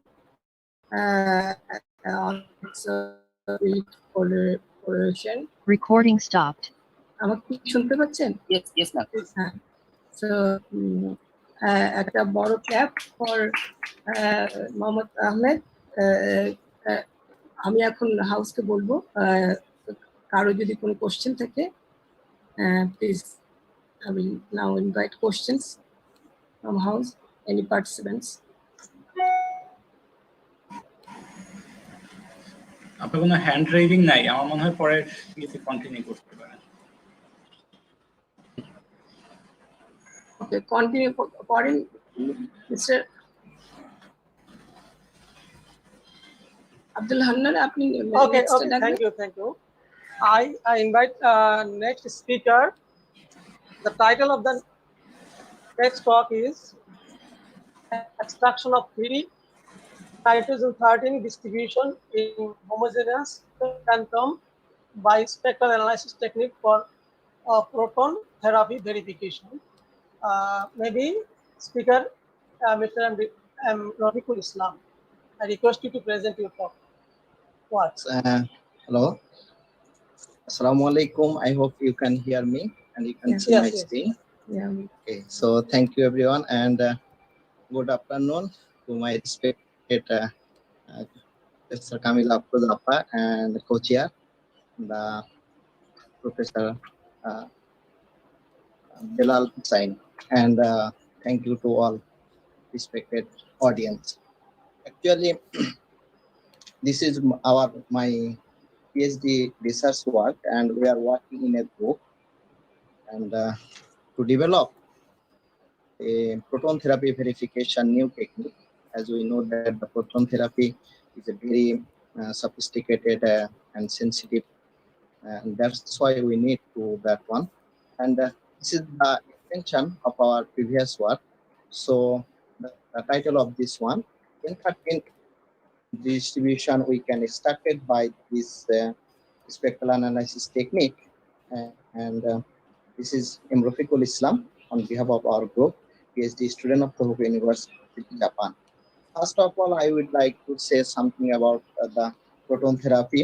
We know that the proton therapy is used for the radiation treatment of cancer, and this is becoming more popular due to the more dose deposition in the target.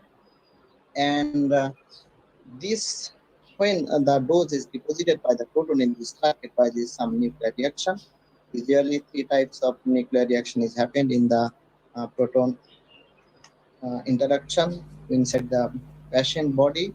So like in elastic, most of this proton is interact with an electron, and then elastic proton is deflected by the nucleus, and also the non-elastic in here some secondary radioisotope is produced. This is our main mechanism to that one. And due to the interaction, proton is lost energy, and this energy was given by this Bethe-Bloch equation. There is many parameters in this equation. We only focus the maximum transferable kinetic energy. This kinetic energy is deposited to the tissue, and this is called the back peak. And this back peak is the most, here we can see that one. This is 2 types of back peak. One is single, sometimes it's called the pristine, and others one is the spread out back peak. The spread out back peak is the sum of the pristine back peak. And how the back peak is created? When proton is stopped, before it stop, all this energy is deposited by this one. And when the proton is interact, there is some radioisotope is produced, and this nuclear reaction is governed by this actually, that time constraint, I will go fast because I will explain my some result. This one. So this auto activation production is very good for the proton uh, beam therapy verification, and due to this one, proton beam therapy, some nuclear reaction cross section is happening, and we can see that in the lower energy, the nitrogen 13 have a very nicely in the cross section. This is the one and a base center of the atomic analysis is produced by this one.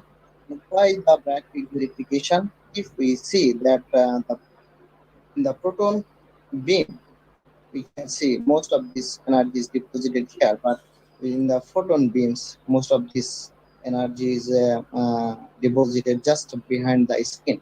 So, and but the sharply dose follow-up. This is main point, state of art, that photon therapy is more becoming more interesting, but there is a need some verification. So some verification technique is already investigating. No one is commercially available in the market.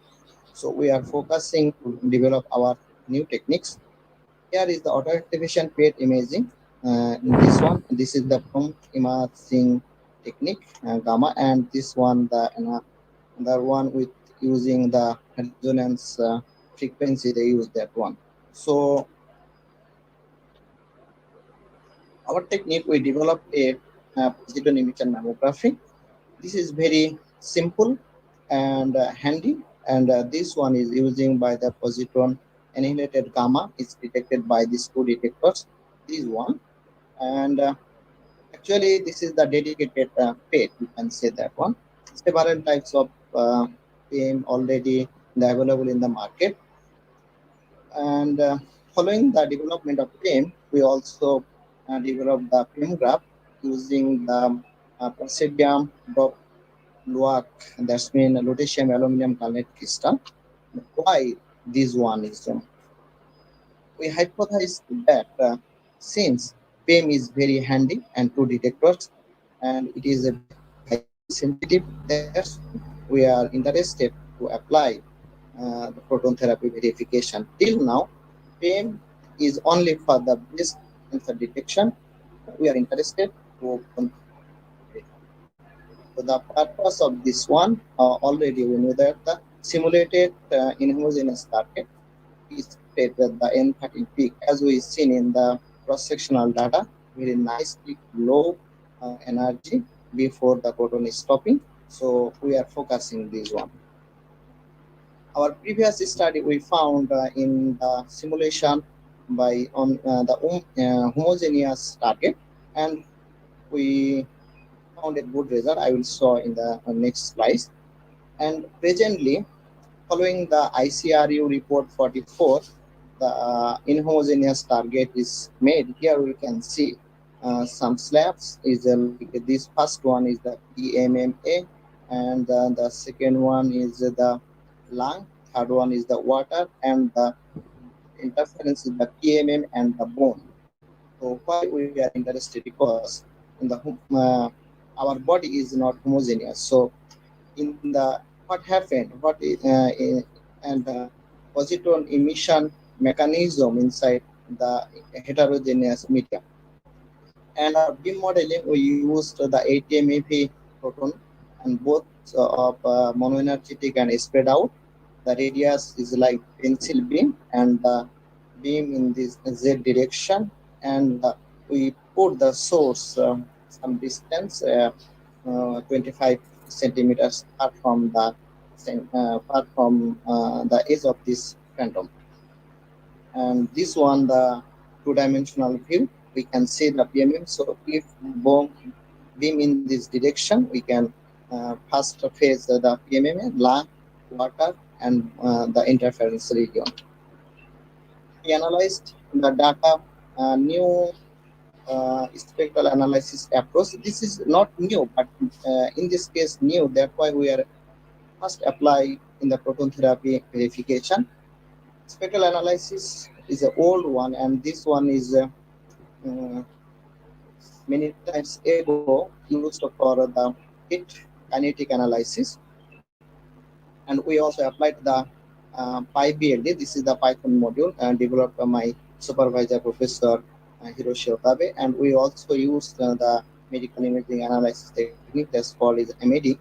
And in that case, the spectral analysis is very simple and fast. There is only two parameters in the input function here and the exponential resonance function, that one. Finally, we enhanced the nitrogen 13 by the two parameters. Beta is the half-life corresponding the half-lives of the radioisotope, and the alpha is the corresponding contribution of these isotopes. Results, if we see our result, that the target structure and the two-dimensional distribution of beam, we can see here there is a very bright peak. That means most of this proton energy deposited in this reference region. This one for the PMMA, and this peak for the bone. We can see the bone is more medium, so proton is stopped than the PMMA. And we constructed the positron emission distribution.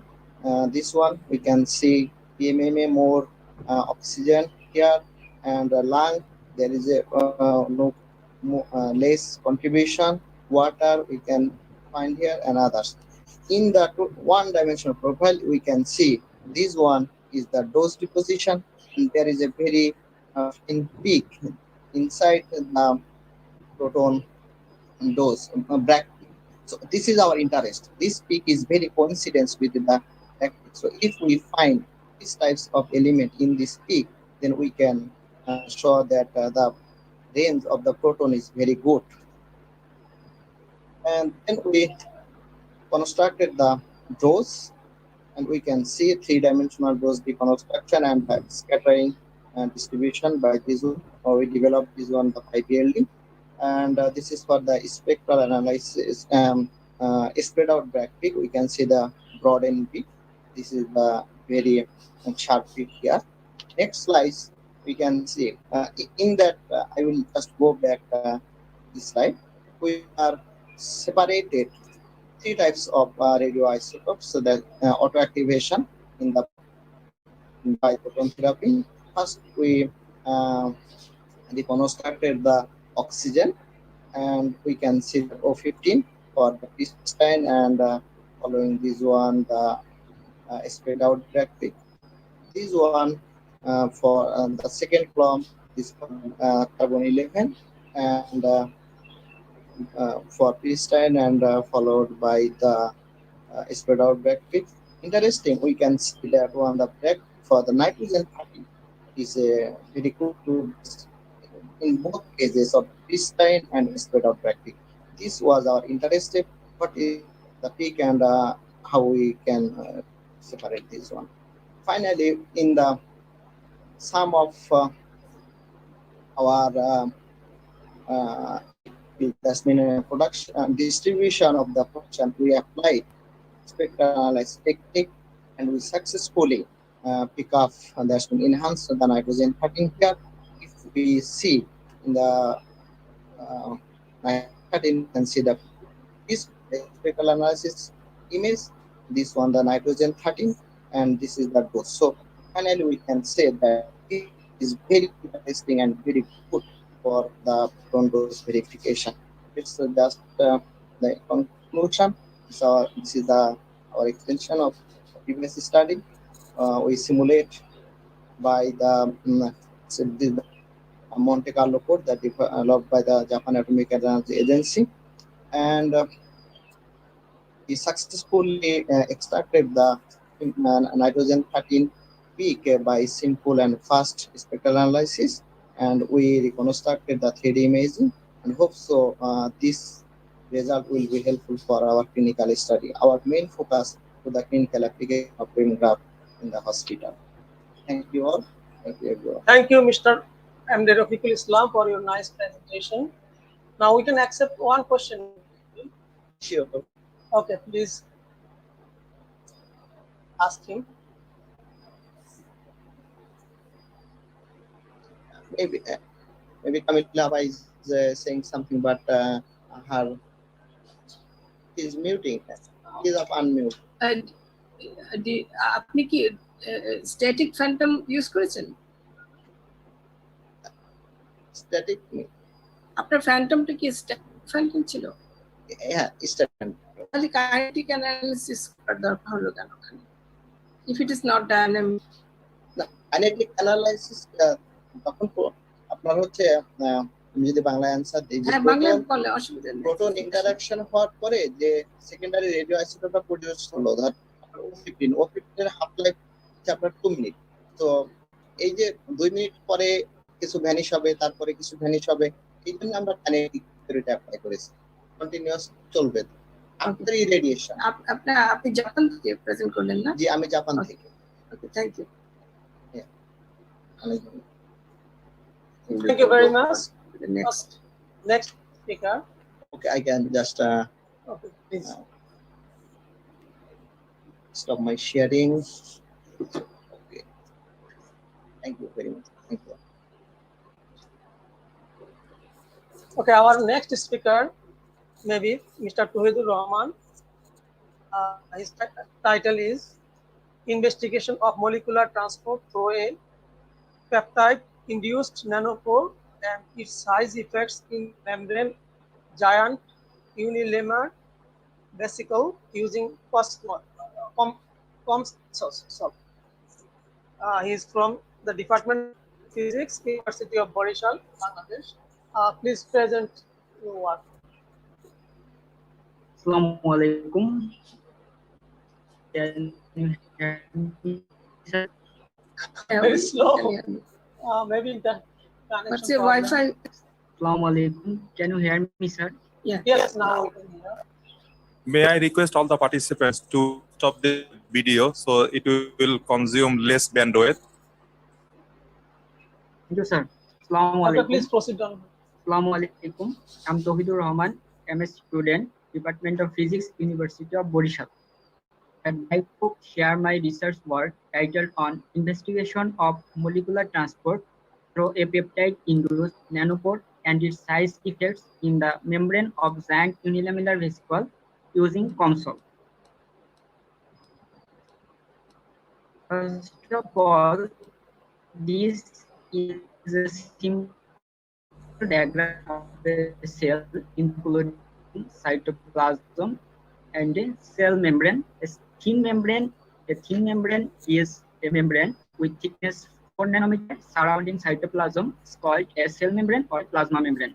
Cell membrane basically a lipid bilayer in where the proteins are integrally connected.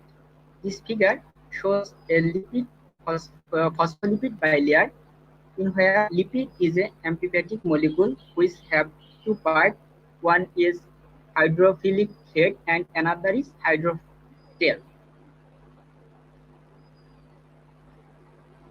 Biomembrane play a major role in cellular life, controlling the transport of different essential substances between the outside and the inside of cells. This figure shows a semi-permeable membrane with some small pores that allows all small molecules to pass through. This figure shows certain molecules dissolved in this across the semi-permeable membrane. We know basically vesicles are two types. One is unilamellar vesicle and another is multilamellar vesicle. Unilamellar vesicle has been classified in three types depending on size, that is diameter. These are small unilamellar vesicle, large unilamellar vesicle, giant unilamellar vesicle. The schematic pictures of different types of unilamellar vesicle shown in this figure. In our study, we considered giant unilamellar vesicle because the lipid membrane of giant unilamellar vesicle is a mimic of real cell membrane. This study is a simulation work of a theoretical work. From experimental study, we know that manganese 2, which was first isolated from African cloud, skin of African cloud frog, Xenophas levis, which direct interact with the membrane of cell and produce pore. To understand the mechanism of pore formation clearly, it is important to investigate the kinetics of molecular transport through a single nanopore in the membranes of the anti-lamellar vesicles. From this, we study in this study we investigated the molecular transport into the giant unilamellar vesicle, varying the size of the nanopore in the membrane of giant unilamellar vesicles. In our study, we considered two models. Number one is circular model, which is more realistic, and the other model, which is two connecting GOV model. We use a two connecting GOV model to observe the molecular transport from one GOV to another GOV. And this is a zoom of a single nanopore, the membrane of GOV designed in AutoCAD 2D software. In this study, we consider different fluorescent probes. These are calcine, TRD3K, TRD10K, AFSBTI, FITCDS, and TRD40K in order to their stocks and strain radius, that is their size, and diffusion coefficient. The diffusion coefficient of the fluorescent probes were calculated by using this equation. Then we considered the time course of the change in normalized fluorescence intensity in the GOV for different types of fluorescent probes.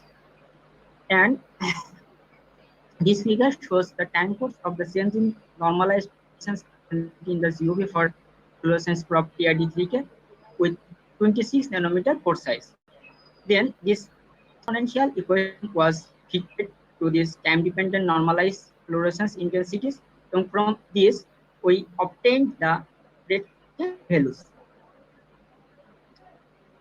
And now in result and discussion, we here consider two models, and according to experimental work, we have considered three TRD3K fluorescent probes, three pores, and from this graph we see that the rate constant of increased with the increasing of pore size, and the simulation results, that is indicated by red color, has good consistency with the experimental result in both two models. And in case of TRD3K fluorescence probe, according to the experimental work, we have also considered three pores, and this from this graph we can see that the rate constant increase with the increasing of pore size, and the simulation result has good consistency with TRD. Then in case of AFSBTI fluorescence probe, there is also have the same result, that is rate constant increased with the increasing of pore size, and the simulation result has a good consistency with the experimental result. In this case, that is TRD40K for both two models. Here we consider two pore size according to experimental result, and this case also we see that the rate constant increased with the increase of pore size, and the simulation result has good consistency with TRD40. In this case, we also have considered two types of two pores, and here the result same as before. And in case of calcine, according to experimental work, we consider only one pore size, which is going to recording in progress. This recording result, stopped. Simulation result is has good consistency with the experimental result. In this observation, we see that the rate constant decreased with the size of probe with probe size, that is Stokes-Einstein radius of the fluorescent probe. And another observation is that the rate constant increased with the increasing of the radius of suspension area, that is the size of the suspension area. In this study, we basically investigate the molecular transport into the giant unilamellar vesicle through a single nanopore by varying the sizes of nanopore in the giant unilamellar membranes, vesicle membranes, and these values are determined by the fitting of a single exponential growth function to the time-dependent fluorescence intensity, and this result has the good consistency with the experimental result. Another thing is rate constant of molecular transport decreased with increasing the size of fluorescent probes. And the last observation is that the rate constant of the molecular transport increased with increasing the size of the suspension area, that is radius of the suspension area. And we can conclude that this study will be helpful for further research in the biomembrane of cells and future drug design. Thank you. Assalamu alaikum.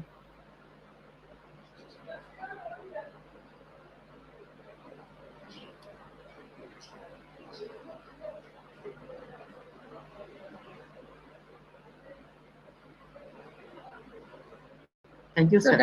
Dr. Abdul Hanan, আপনি unmute করেন. Thank you. Thank you. Sorry. Thank you, Mohammad Shurid Shah. Shohidur Rahman. Shohidur Rahman. Rahman. Achha. I'm Shohidur Rahman. And Tawhidur Rahman. Shohidur Rahman. Tawhidur Rahman. Thank you for your nice presentation. I would ask, I would request audience, if you have any question.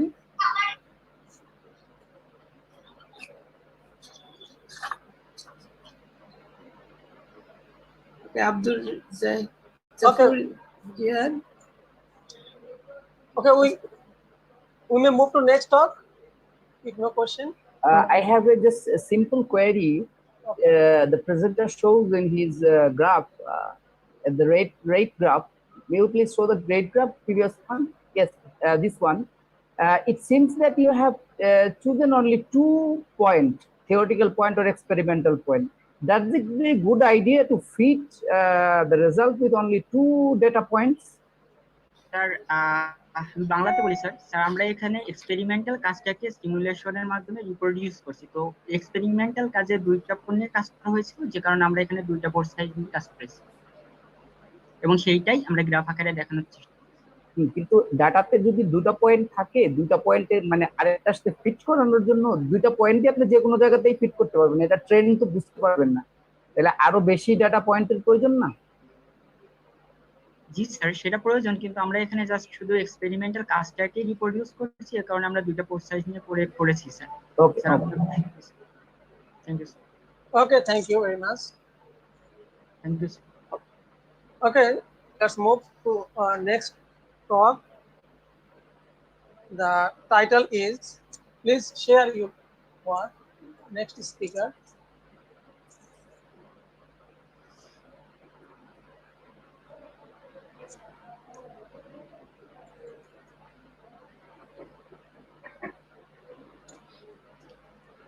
The talk number, contributory talk number 4, will be presented by Surit Shah Tanto. The title is The Molecular Interaction of Inhibitors with Glucose Transporter and Glutaminase in Silico Approach. Okay. Please present your work. প্রান্ত শুনতে পাচ্ছ? জি। Hello everyone, I am Shurit Shah Pranto from Shahjalal University of Science and Technology. I am conducting a research work under the supervision of Dr. Mohammad Enamul Haq. The title of my presentation is The Molecular Interaction of Inhibitors with Glucose Transporter and Glutaminase in Silico Approach. In the human body, cells need energy to divide and do their particular functions. Energy can be gained from the carbohydrate like glucose. From the research, it has been proven that cancer cells absorb excessive glucose to produce more energy and biomasses to survive and proliferate.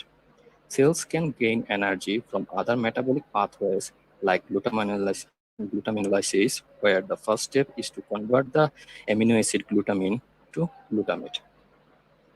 So the research idea came from that if the cancer cell is deprived of its energy sources, then it might start to death. In 2019, a research group introduced a novel drug, Glutor, and suggested the synergistic implication of Glutor with CB839, which is another inhibitor for glutaminase, can bring out the best result. From the glucose transport family, GLUT, the GLUT1 and GLUT3 has been chosen for the drug target, as it is found in abundance in human body cell line.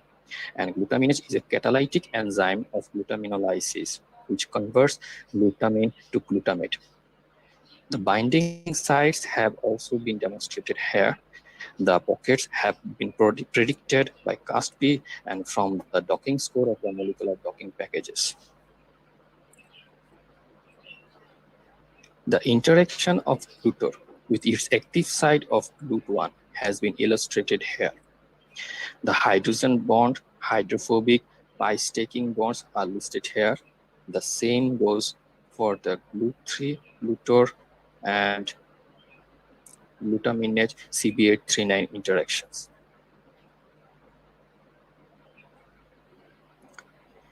To study the dynamical properties of this complex conformation, the molecular dynamic simulation approach is taken. For this purpose, the GOMEX package is used where CHARM36 force field is implemented. The equation to evaluate the potential of the system is given here. The bonded and non-bonded terms are added in a form to evaluate the function. The Fogg algorithm is implemented to integrate the Newton's equation of motion. For this work, the simulation run is carried out for 200 nanoseconds. The root mean square deviation, RMSD, gives the sense of the stability of the system and the deviation from a reference structure. From the graphs, we see that all the proteins get stabilized throughout the simulation period. On the other hand, from the ligand RMSD for ligand graph, the glutor is stabilized around GLUT1 and GLUT3, but the CB839 gets more fluctuation around its protein. The hydrogen bond is very crucial in the information of protein ligand conformation. It helps in stability and directionality. The GLUT3 glutor has the maximum number of hydrogen bonds, and for the others, it fluctuates between 2 and 3 throughout the runtime. The interaction of non-bonded energy is also calculated, where the electrostatic and van der Waals energy has been taken into consideration. The graph says glutor and its protein have stable interaction throughout the simulation time, but it is absent in CB839 and glutaminase.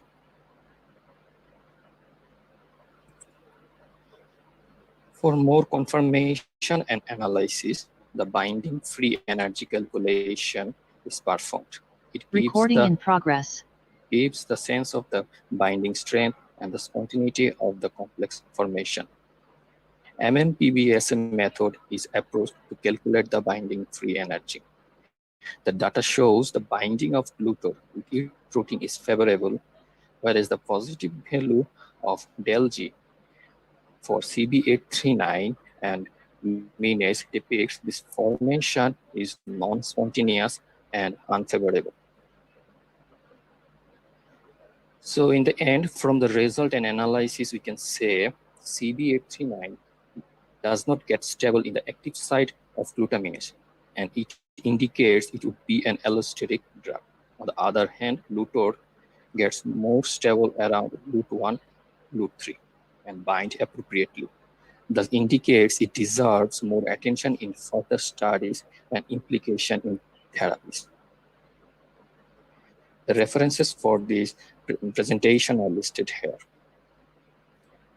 Thank you, everybody. Thank you, Surecha, for your nice presentation. Please ask him question. We can ask maybe 2 questions.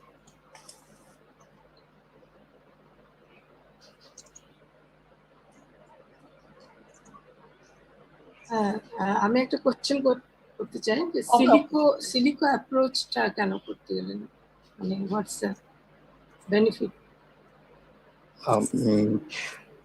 First তো madam হচ্ছে আমাদের experimental data প্রয়োজন, plus হচ্ছে আমরা এই experimental ডাটাগুলোকে আমরা আরো মানে সাপোর্ট দিতে পারি কম্পিটিশনাল ডাটা দিয়ে। সো সেই জন্যই হচ্ছে আমরা কম্পিটিশনাল ডাটার দিকে আগে নজর দিছি। Thank you. Thank you. Okay, thank you very much. Okay. Our next speaker, please share your work.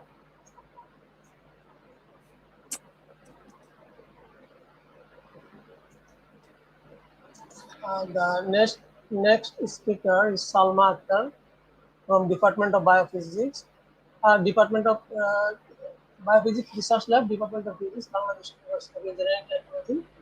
Her title is Effects of Cholesterol on the Anionic Magnetite Nanoparticle Induced Deformation and Poration of Giant Lipid Vesicles. So please proceed on. Please. Thank you, present sir. your work. Assalamu alaikum. I'm Salma Akhtar, MSc student of Biophysics Research Lab, Department of Physics, BUE. Today I would like to present my MSc research work, and the title is Effects of Cholesterol on the Anionic Magnetite Nanoparticles Induced Deformation and Poration of Giant Lipid Vesicles. Now, vesicles with nanometer to micrometer in diameter are basically a closed and spherical structure formed by a double layer of lipid. Vesicle is considered as a mimic of artificial cell, and in our experiment, we use giant unilamellar vesicles or GUV as a mimic of artificial cell.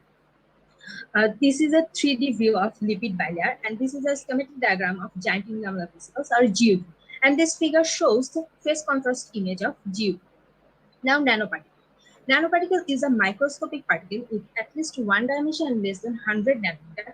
In our experiment, we use anionic magnetite nanoparticles, which size is 80 nanometer, and this is the anionic magnetite nanoparticles which we used in our experiment. Now, cholesterol. Cholesterol is a fat. Depending on the type of organism, an amount of 20 to 50% cholesterol is contained in plasma membranes of animal cells. Cholesterol can be found from meat, fish, cheese, butter, etc. There are three different types of cholesterol: low density lipoprotein or LDL, which is a bad cholesterol; high density lipoprotein or HDL, which is a good cholesterol; and triglyceride. In our experiment, we use triglyceride. This is the structure of cholesterol, and this figure shows how cholesterol bind with membrane lipid. Now, importance of this research. Nanoparticles are used in medical or pharmacological technology, virus detection, food processing, etc. But through this process, nanoparticles enter into human body and causes various diseases. For this reason, it is very important to know how nanoparticles interact with cells. In this study, we see that interaction of nanoparticles with cells is studied using biomimetic vesicles in presence of various cholesterol contained in the membranes of vesicles. Now, GUV preparation. For GUV preparation, we follow natural swelling method, and these are the steps of GUV preparation. This figure shows how nanoparticles interact with GUV. This figure shows unpurified GUV, and this figure shows purified GUV. Now, result and discussion. Deformation of GUVs by nanoparticle. When nanoparticles interact with giant unilamellar vesicles or GUV, from figure A, we can see that within 2 minutes, GUV doesn't change its shape, but after 14 minutes, it starts change its shape, and after 56 minutes, its shape totally changed from its spherical shape. This phenomenon can be understood very clearly with the help of compactness. Compactness indicates the degree of deformation, and this is the equation of compactness, where P is the perimeter and A is the area of the GUV. Now, from this figure B, we can see that compactness increases with time, which means deformation increases with time. We know membrane is mainly a lipid bilayer. When nanoparticles interact with the membrane, outer monolayer of the membrane, then it decreases the area of the outer layer, but area of the monolayer doesn't change. For this reason, there occurs the area mismatch. And this area mismatch causes deformation of the GUV to maintain minimum surface free energy. Now, fraction of deformation for a fixed nanoparticle concentration. In figure A, fraction of deformation plotted against time, and from this figure we can see that fraction of deformation increases with time. Here we perform a single experiment, and in figure B we see that average fraction of deformation plotted against time. Here we perform 3 independent experiments. And from this figure, we can see that average fraction of deformation increases with time. And figure C is that time course of fraction of deformed GUVs. Here we use 3 different percentage of cold soil, 0%, 15%, and 29%. From this figure, we can see that fraction of deformation decreases in every case with increased percentage of cold soil. And in figure D, fraction of deformation plotted against percentage of cold soil for different times. And from this figure, we can see that fraction of deformation decreases with increased percentage of cold soil in every case.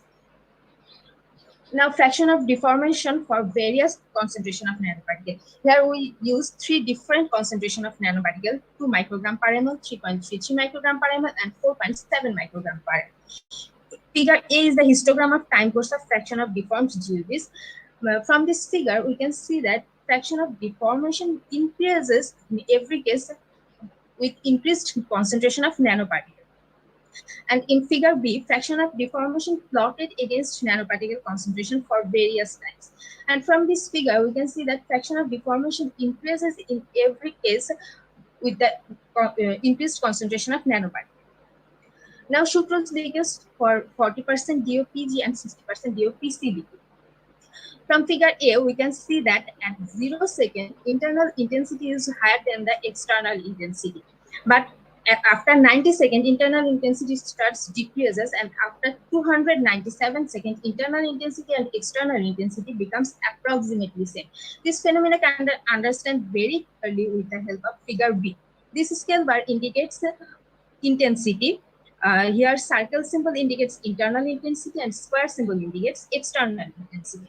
From this figure, we can see that at 0 second, internal intensity is very high, but external intensity is very low. And internal intensity decreases with time, and after 300 seconds, internal intensity and external intensity becomes approximately same, which means they are occurs. As I said before, when nanoparticles interact with membrane, there occurs an area mismatch, and for this reason, stress takes place there, and when this stress crosses the energy barrier, then it occurs a pore. Now, deformation and poration of GUVs. In figure A, fraction of deformation and fraction of pore formation plotted against time. Here, circle symbol indicates deformation and square symbol indicates pore formation. From this figure, we can see that deformation and pore formation both increases with time. But after 20 minutes, pore formation becomes approximately constant. In figure B, fraction of deformation and fraction of pore formation plotted against nanoparticle. And from this figure, we can see that fraction of deformation and pore formation both increases with increased concentration of nanoparticle. And in figure C, fraction of deformation and fraction of pore formation plotted against percentage of cold soil. And from this figure, we can see that deformation and pore formation both decreases with increased percentage of cold soil. Now, binding mechanism. We know that DOPC lipid has a dipole of positive nitrogen charge and negative phosphorus charge. Negatively charged nanoparticles interact with the positive terminal of the dipole, and this is the possible binding mechanism of anionic magnetic nanoparticles with lipid membrane. And this is the equation of elastic energy of a stationary state of GUV, where NGUV is the total number of lipid molecules in GUV, AGUV is the average area per lipid molecule in GUV, A naught is the area per lipid molecule in the initial state, and A at is the change of average area per lipid molecule under the effect of nanoparticle, and gamma is the interfacial free energy. Now, conclusion. We conclude that the deformation and poration both increases with increased concentration of nanoparticle and both decreases with increased concentration of cold soil. So we can say that cold soil inhibited the deformation and poration. Thank you.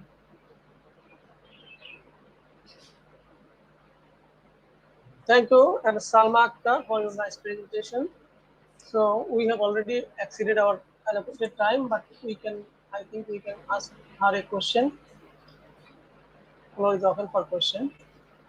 We are already running out of time. I think, Karo, did anybody have any question? Please ask or contact her so that we can move on to the next.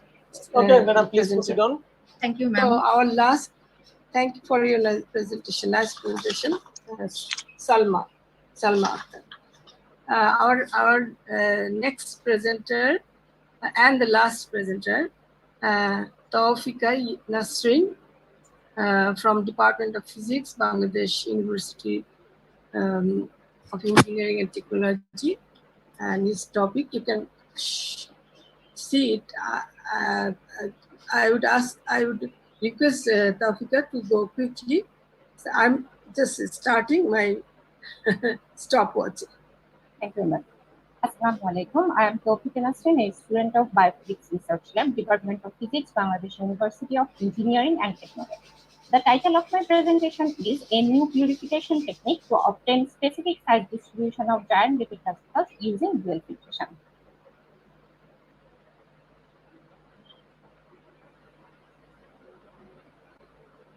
Vesicles are closed spherical system formed by a double layer of lipid molecules. Vesicles which diameter is greater than or equal to 10 micrometer is called giant unilamellar vesicles and considered as a model of biological cells. Vesicles are used for the different study like model system for physics, cellular membrane, drug delivery, etc. Here is a different image of vesicles. During the preparation of GUVs, many more low molecular weight substances, small vesicles, lipid aggregates, etc. are formed. To remove this, purification is needed. Purification is also needed for the interaction of peptides with the membranes, observation for the electroporation, etc. Here is the image of GUV suspension before and after purification. For the preparation of GUV by natural swelling method, we use two lipids, DOPC, which is charge neutral, and UPG, which is negatively charged. Here is the image of different steps of natural swelling method for the preparation of GUV. Among various purification methods, single filtration technique developed by Tampa et al. Is widely popular. Here is single filtration technique. Here they use one filter holder. This is our developed technique. We modified single filtration technique and developed dual filtration technique. Here we use two filter holder instead of one. The larger pore of polycarbonate membrane filter paper is used in filter holder 1 and the smaller one in filter holder 2. Sometimes we use 3 filter holders here. The limitation of single filtration method is it gives a very wide range of size of GUVs. That's why we developed dual filtration technique to get similar size of GUVs. It gives a narrower size distribution in comparison to single filtration method. We have used 3 conditions, 12, 10, 12, 8 and 10, 8 micrometer pores of polycarbonate filter paper to purify GUV. Here is the schematic diagram of the dual filtration. The unpurified GUV suspension first gone to stopcock 1 and phase first filtration by the larger pores of polycarbonate membrane filter paper. The smaller vesicles than the pores gone through the membrane, but the larger one remains here. We collected these GUVs which phase first filtration from under filter holder 1. Here is the UV suspension between filter holder 1 and 2, both gone through the stopcock 2 and phased second filtration by the smaller pores of polycarbonate membrane. The vesicles which are smaller than the pores gone through the membrane and go to freeness. The vesicles which phased second filtration, these are the UVs. We collected these UVs under filter holder 2. There is a schematic representation of experimental setup of dual filtration. Copper is added with the unpurified UV suspension. This suspension gone through the polypropylene tube and then stopcock and then phase first filtration by a polycarbonate membrane with the larger pore. The smaller vesicles than the pore gone through the membrane, the UV is collected under filter holder 1 after first filtration. The UVs are gone to stopcock 2 and then phase second filtration by the polycarbonate membrane smaller pores. The UVs larger than the pores remain here at phase second filtration and we collected these UVs under filter holder 2. The smaller vesicles gone through the drainage. Here is a schematic representation of collecting UVs. When purification is finished, we off the both of these stopcock and then detach the polypropylene tube under the stopcock 1. Then we inclined it at 30-degree angle. Then on the stopcock 1, stopcock 2 still remains off. We collecting the UV under filter holder 1 by positive. After that, we disconnected the filter holder 1 from the stopcock 2, then inclined it at 30° angle and on the stopcock and collecting the UV under filter holder 2 by fast duplicate. Here is the phase contrast image of UV and size distribution histogram for the condition 1. Figure A, B, and figures A, C, and E shows the unpurified UV under single filtration and UV after double filtration. B, D, and F shows the respective histogram. From B, D, and F, you can see that the size distribution becomes narrower gradually. Though B and F both gives us the narrow size distribution, but B is the size distribution for the unpurified UVs, which has many more low molecular weight substances like lipid activators, which is not our desired one. That's why we double filtrated it and make the size distribution narrower. We performed another two conditions. Here the image of these UVs and respective size distribution for the condition 2 and condition 3. We performed this experiment for the removal of fluorescent probe from UV suspension. Here shows the unpurified UVs. This is strongly yellowish colored due to calcium solution inside and outside of the suspension. Figure B shows the purified UV. This UV is colorless due to the, thus we can say that this technique completely eliminates the calcium solution from the suspension. Figure C shows the image of unpurified UV suspension. This image is not so clear because calcium solution is still remain inside and outside of the UV. Figure D shows the GUVs after double filtration. The bright spherical shapes are the GUVs. The calcium solution only remains inside of the GUVs. There is no calcium solution outside of the GUV, and figure E shows the respective histogram. We perform this purification technique twice and see a very interesting phenomenon. When we dual filtrated it first time, we get many more smaller vesicles, and from A we see that the size distribution not so homogeneous. After we dual filtrated it second time, the all smaller vesicles are eliminated and we get the GUVs which are very much homogeneous. From B and D, we can see that the size distribution becomes more narrower. Then we calculated the fraction of required size GUVs. For the first condition, when we purified once, the fraction of required size GUV is 49%, whereas after second purification, we get 83%. We calculated for another two conditions and see that the probability of finding the required size GUVs after second purification is increased as double.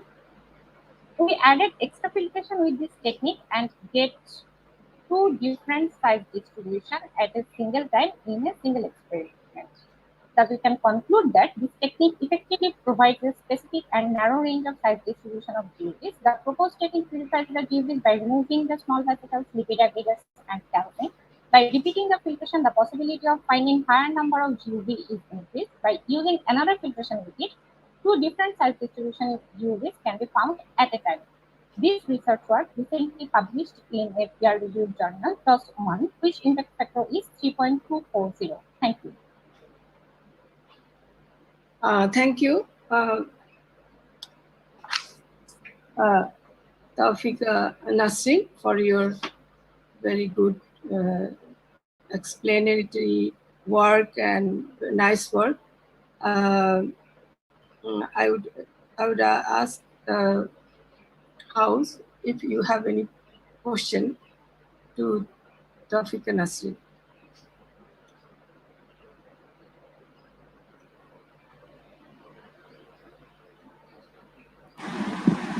Hello, শুনতে পাচ্ছ তাওফিকা? জি ma'am, শুনতে পাচ্ছি আমি। আর কিছু বলার question করবেন কেউ please, তাড়াতাড়ি একটু বলে ফেলেন, আমাদের সময় নাই। There is no question, madam. There is no hand raising. Okay.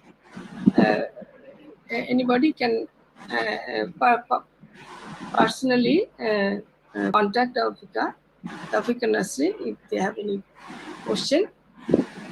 Thank you very much. Thank you, ma'am. Okay. So we have finished our session 3. Could they explain, or is there time? So first of all, we have our respected honorary our professor and founding chairperson of Department of Biomedical Physics, Professor K.S. Rabbani's breakthrough work. And this is really a great experience for us. I think everybody will be inspired from him how to do a bit more original work and share it with everybody, especially internationally, that internationally people also could know that we are also doing original work. And also there are other 6 participants, and I would বলবো আমি সবাইকে খুব সুন্দরভাবে সব তাদের নিজের presentation কাজগুলি করেছেন। প্রথমে বলবো কাজগুলি করেছেন এবং প্রেজেন্টেশনও খুব সুন্দর করে প্রেজেন্টেশন তৈরি করে আমাদের বুঝিয়েছেন। এর মধ্যে যে evaporation of membrane number 1 যেটা তারও কাজটা খুব ভালো হয়েছে। সে এক্সপ্লেইন করেছে effectively evaporation of membrane electrobehavior in cell। এরপরে রাফিকুল ইসলাম জাপান থেকে কাজ করছে, সেখানে অনেক বড় বড় মেশিন এবং খুব হাইলি সফিস্টিকেটেড মেশিন দিয়ে সে খুব ভালো কাজ করেছে একটি সলিড ফ্যান্টম নিয়ে, ইনহোমোজিনিয়াস ফ্যান্টম নিয়ে, এবং কাইনেটিক অ্যানালাইসিস করে খুব সুন্দরভাবে অ্যানালাইসিস হয়েছে, রেজাল্টও ভালো পেয়েছে। টি রহমান তার কাজটা বেশ আমি বলবো যে নতুন কাজ এবং বেশ ইন্টারেস্টিং কাজ। এবং লাস্টে এরপরে সাহাব, বাচ্চ, সালমা আক্তার সবারই কাজগুলি একদমই নতুন ছিল এবং সুন্দরভাবে করেছে তারা। আমি সবারই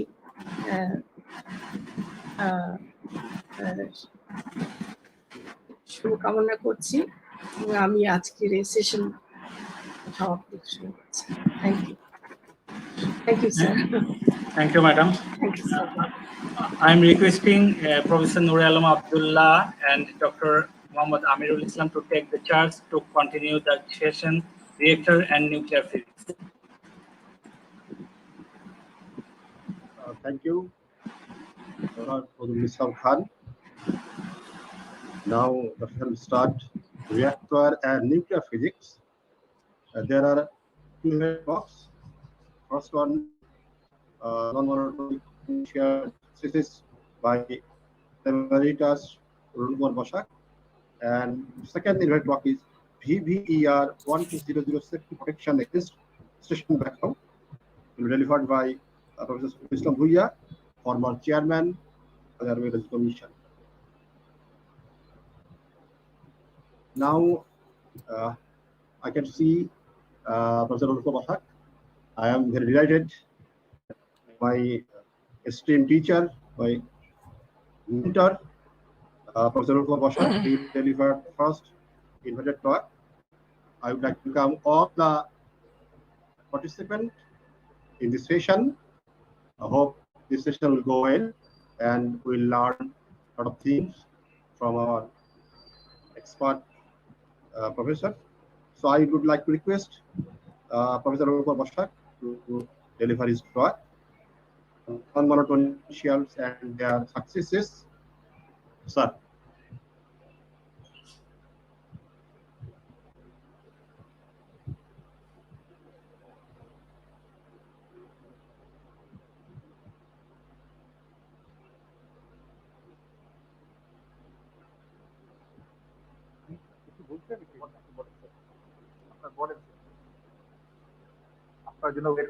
এখন বলবো বলেন স্যার, আপনি বলেন sir. Honorable Chairman, distinguished participants, online audiences, good afternoon. I'm again thanking the organizing committee for inviting me to talk. The title of my talk is Non-Monotonic Nuclear Potentials and Their Successes, and the talk is dedicated to the lab Dr. Fazli Malik, who encouraged us to use non-monotonic nuclear potential, and also was astounded to see the successes before his demise in 2014. I came to know about this in the invited talk in the afternoon of 4th August. I am not blaming anyone. I cannot understand the verbal message due to hearing problem. We could not collect the source materials for the talk due to strong lockdown in the vehement upset of the Delta variant of the COVID-19 pandemic. However, we have decided to present the talk informally in the form of storytelling. Our fundamental question is, what is the nature of nuclear interaction potential? Is it so important?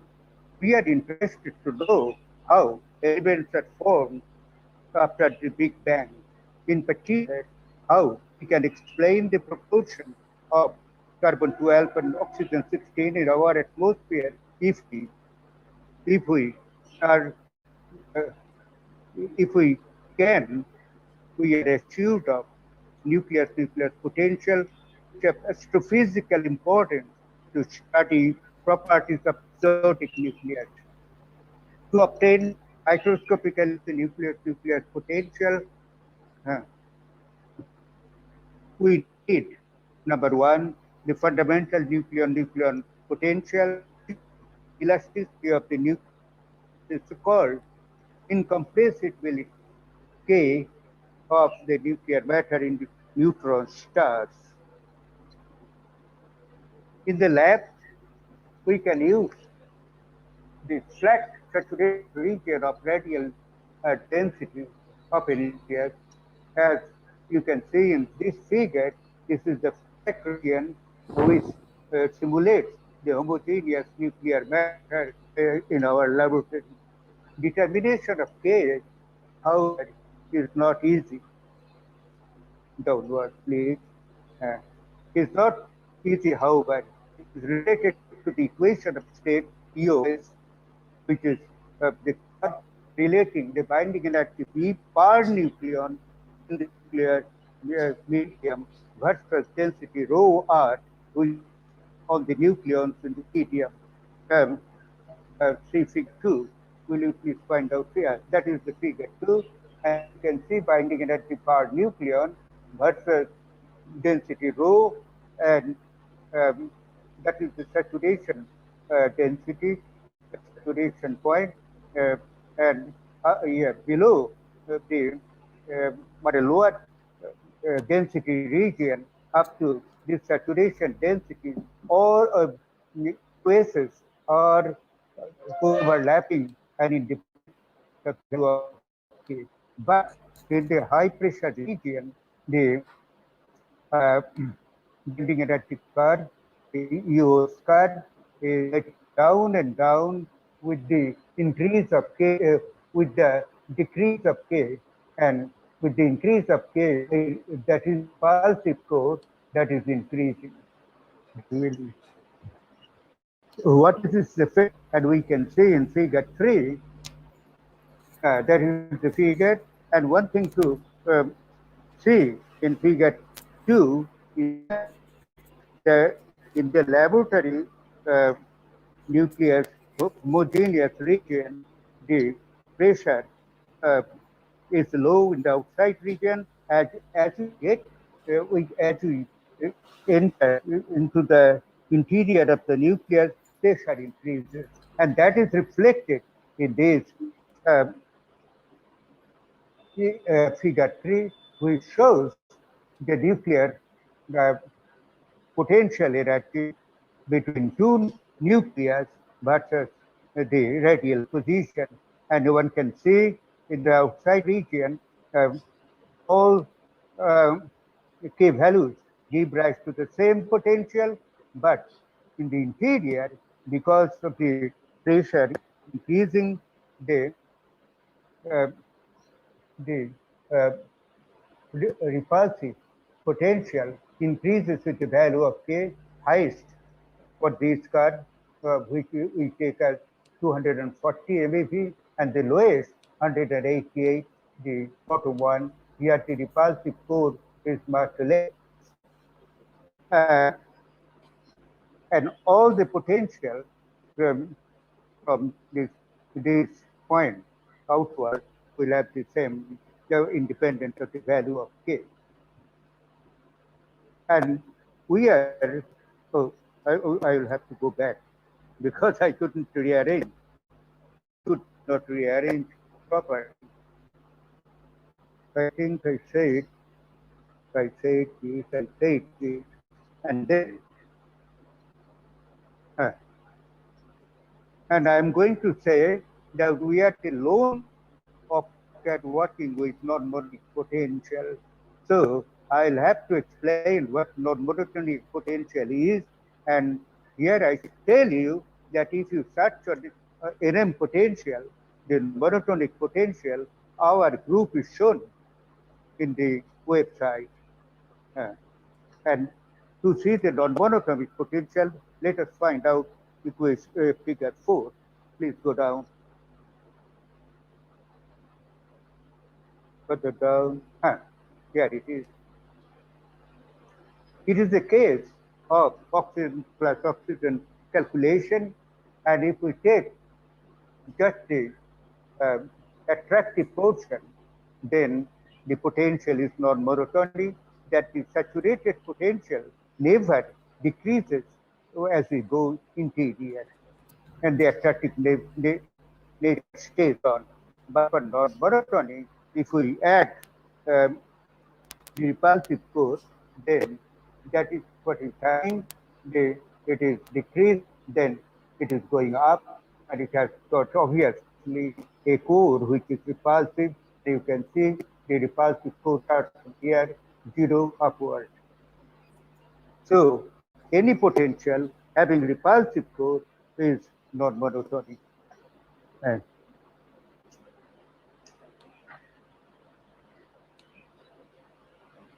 Now I am going to the microscopic calculation, which is widely used and more familiar. Nucleus potential is that due to double folding calculation. Double folding. The double folding potential is obtained directly by folding the NN potential, NN means nucleon potential, over the densities of two interacting nucleus.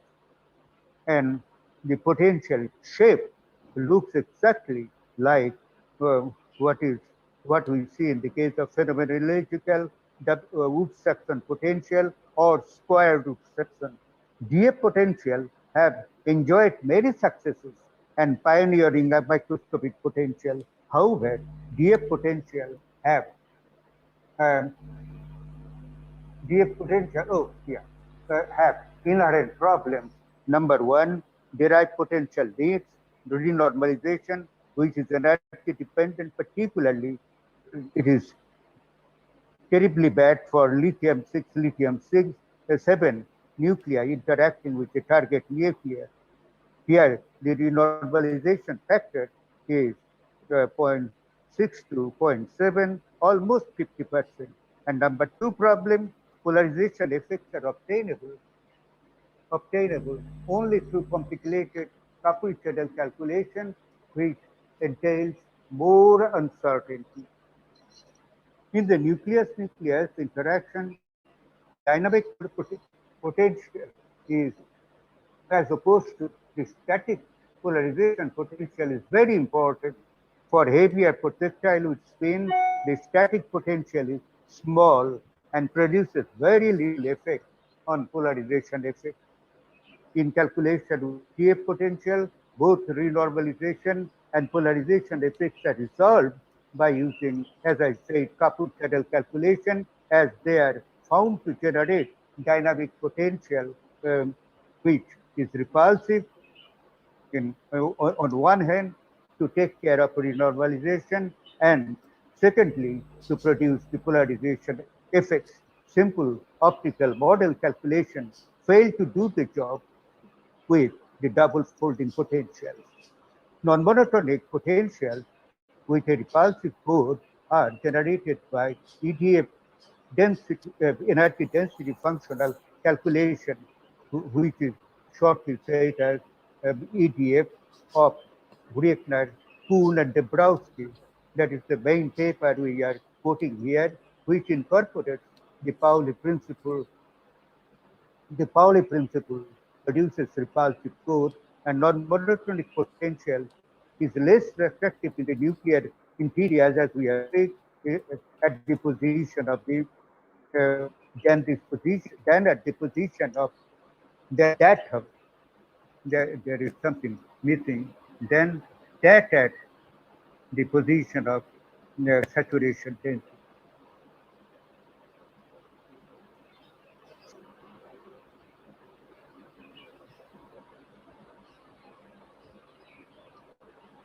Various successes enjoyed by the right minimum potential, not monotonic potential, to one alpha elastic scatter, first done by my student, now renowned Professor Shams bin Tariq, alpha scattering on silicon 28 and magnesium 24 is reference number 38, and 28 is later on, it is alpha on zirconium. Second paper on alpha inelastic scattering, that is reference number 39. There is a list at the end of the talk. Number 3, one reference is 39, Tachetel, 2 nucleon transfer reaction, 41 and 42, 3 nucleon transfer reactions. These are the successes by EDF non-monotonic. The number 4 is band mixing of band hits, 3 half plus and 3 half plus in the Nielsen model. And here, I think there is participation from our session chairman, Dr. Abdullah. Number 5 success, I would say the most astounding, the opposite sense of vector analyzing power we call vector polarization effect IP11 of lithium-6 and lithium-7 elastic scattering by the same target at similar energies with cross-section data needing low renormalization and simple optical model. And here is the here is prediction and comparison with the data. On the left side, left column, you can see lithium-6 on carbon-12. It is the cross-section produced, and this is the polarization Q11, and that is lithium-7. Cross-section data is better reproduced, and polarization data, and you can see oscillations are just opposite in sign. And then you can see lithium-6 on magnesium 24 at incident energy 44, and here is lithium-7. Oh, there is another one. That is data.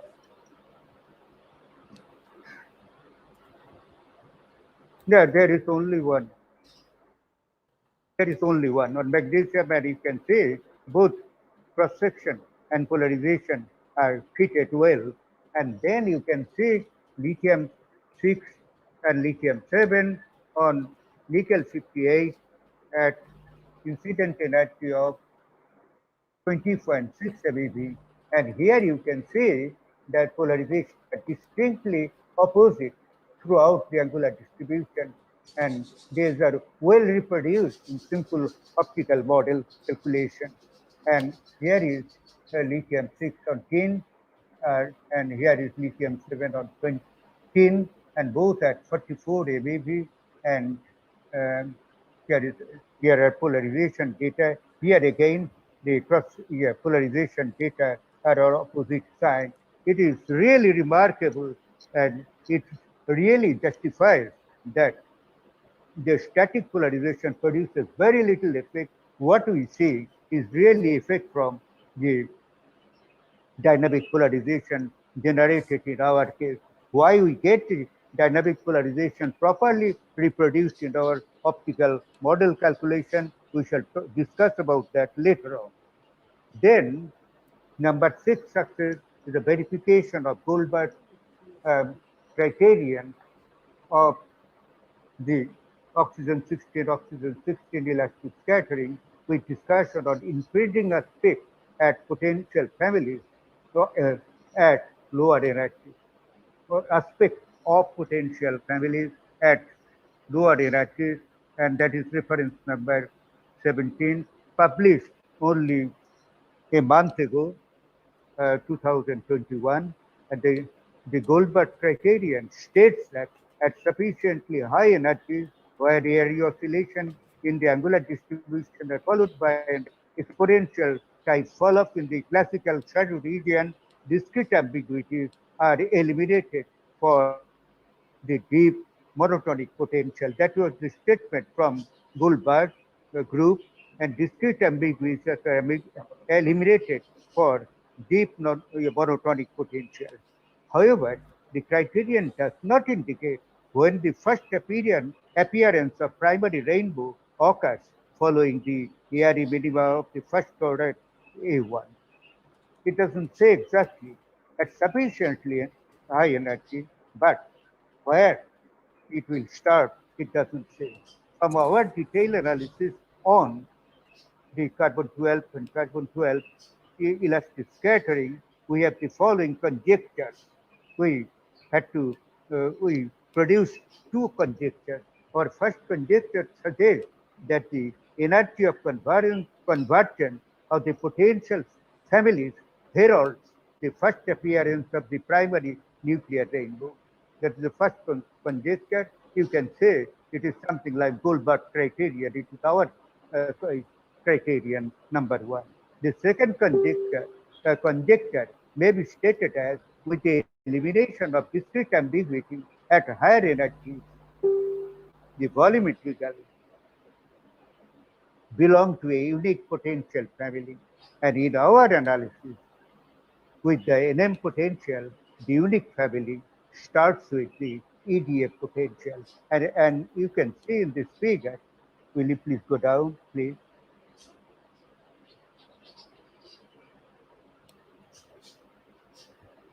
That is the detailed analysis with carbon-12.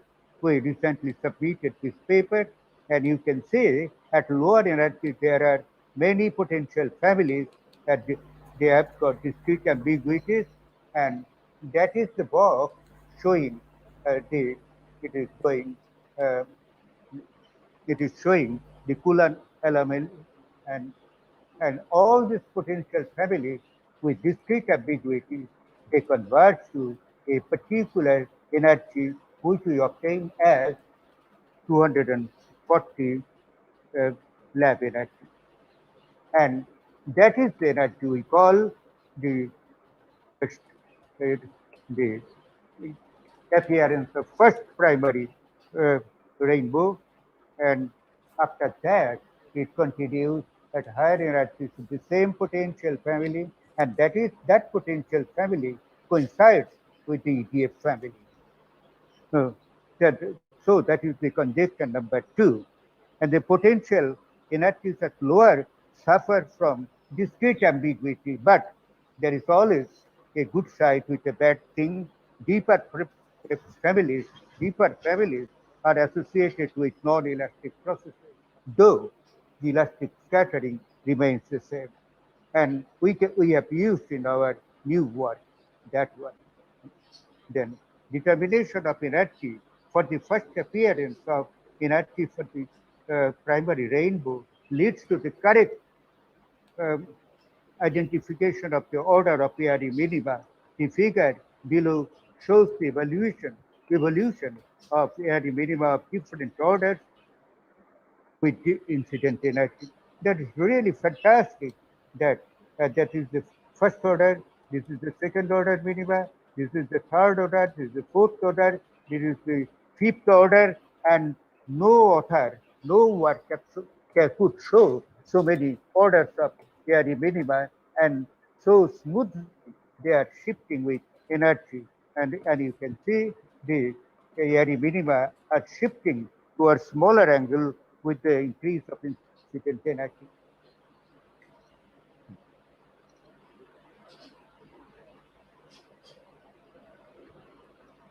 Then we should skip. How much time left? Then number 7, another interesting, amazing thing happens with this non-monotonic potential. We could find out a novel method for determining nuclear incompressibility K for cold nuclear metal using the oxygen 16 elastic scattering, and that is published in Physical Review in 2015. And here you can see the EDF potential,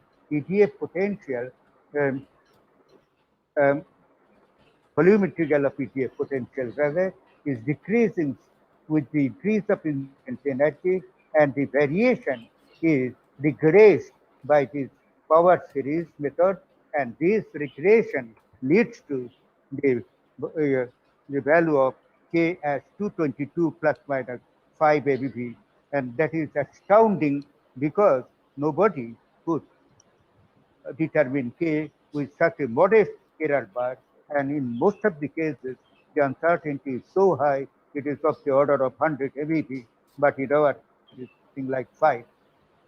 So please go down. And number 8, vector and tensor analyzing power. That is another amazing success with vector and tensor analyzing power. I will call vector polarization effect and tensor polarization effect.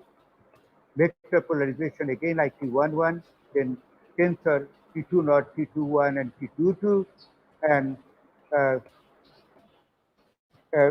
is not yet published, but it is improved new calculation, and you can see all these are reproduced in a superb way, and the overall picture, our prediction using simple optical model are found to reproduce the cross-section data, then IQ11, where is IQ1? You can see IQ11, then T20, then T21, and T22 a little bit less lower.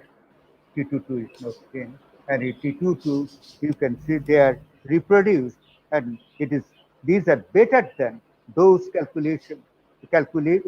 those reported through coupled calculation of Reber et al. Published in Physical Review C, volume 50 in 1994, and Carr et al. Physical Review C, 54 volume in 1996. They are much better than these.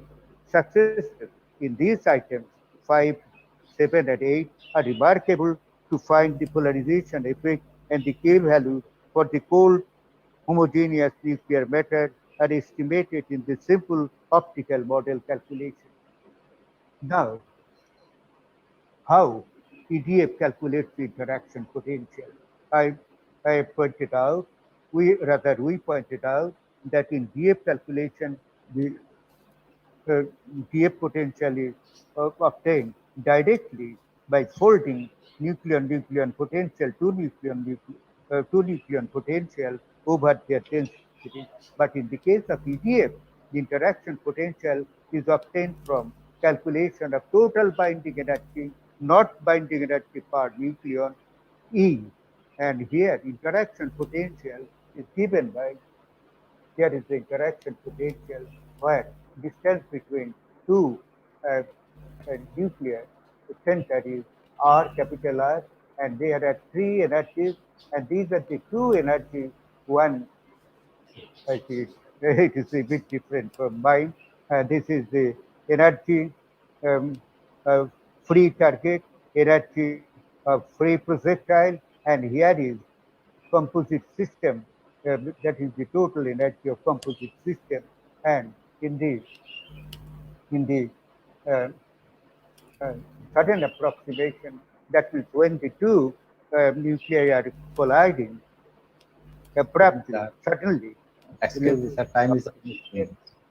there is the overlapping region, and in the overlapping region, you can say the total potential is sum of the individual densities, and when the overlapping is good, then the total surges up over the saturation density rho naught, which is H1, and it goes as far as that, and that leads to higher pressure, and as we have seen in the case of the equation of state, that at higher pressure, the binding energy.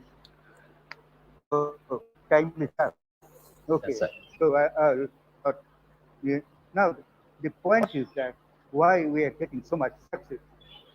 That EDA calculation takes on total binding energy such as projectile and target nucleus when they are not interacting, an extra check on over that made by double folding, and EDA publicity uses NN potential, which includes spin orbit and tensor dependent potential as opposed to NN GF potential, as opposed to NN potential in EDA, which does not have this component. As a result, dynamic polarization with both and vector polarization tensor effects are obtained through optical model. Thank you very much.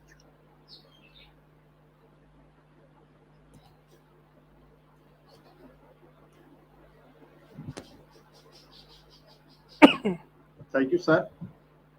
Thank you very much.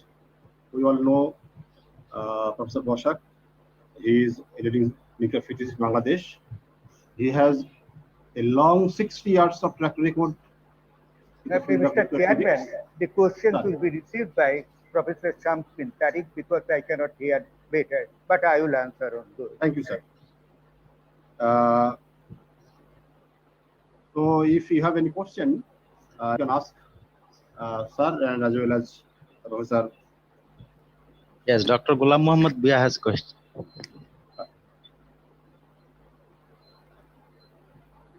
The question is, I don't know nuclear physics very much. So one thing that strike to me, sir, just to learn from you that when you show the non-monotonic potential, it has got a repulsive part and an attractive part. And the repulsive part arises due to the, as I understood or I heard, that it is due to the Pauli exclusion principle. If it is true, now my question is, we know the Pauli exclusion principle works only between identical particles, but between non-identical particles there is no Pauli exclusion principle. So in the nucleus we have neutron and protons, so different types of particles.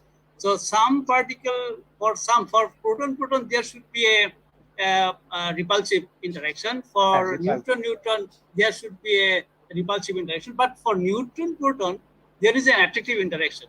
So the potential, the part of the repulsive is very steep, that the repulsion, total repulsion seems to be very high. What is the reason of that? Well, there is repulsive part in two nucleon potential. That is all right. But nucleus potential in double folding calculation does not contain any repulsive core, and that's why they need there is no renormalization problem. The predicted cross section in the case of nucleus interaction, not nucleon. And this is the I should say microscopic calculation I'm talking of. Microscopic calculation means the nucleus interaction potential are calculated from the two nucleon. That means it uses proton, neutron, and proton, neutron potential. They are identical really if we consider only the nuclear part. But they have got why core is so high. Why core? Well, it depends on the K value. It depends on the K. I've shown you the equation of state, and well, equation figure number 2, please.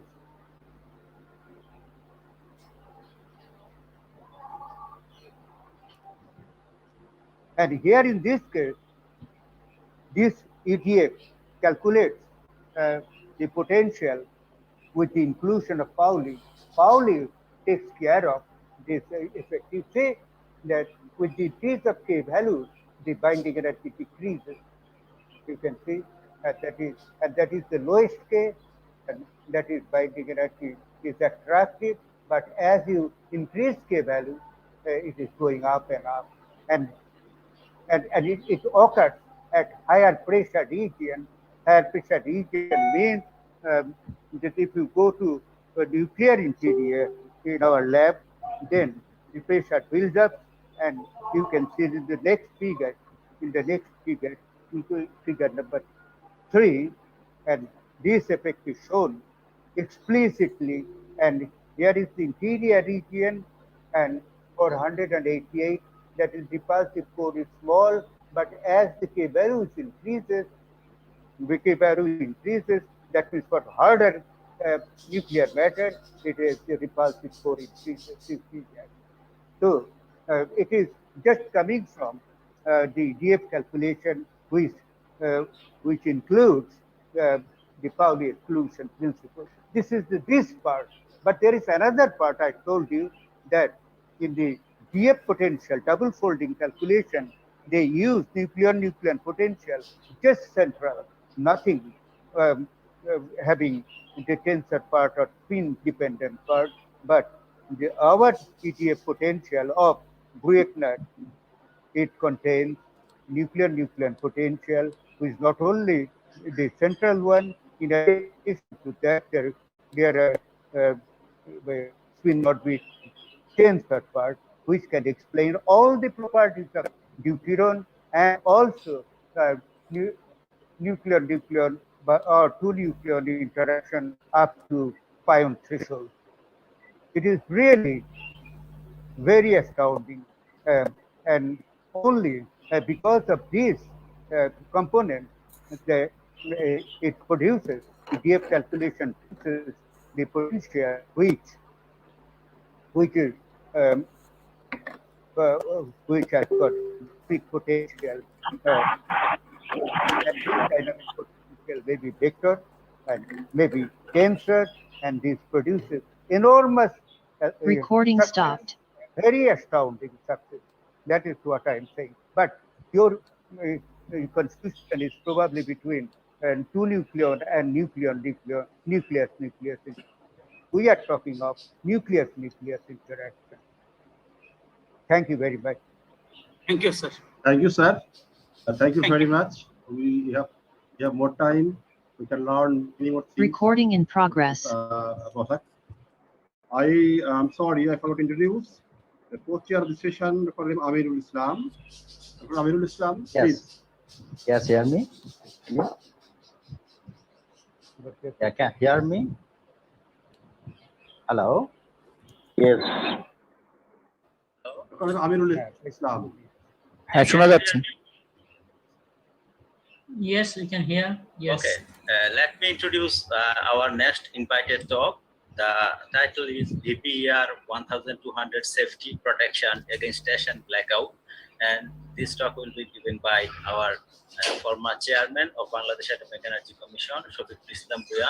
This is a renowned physicist in this field. So, sir, you are here.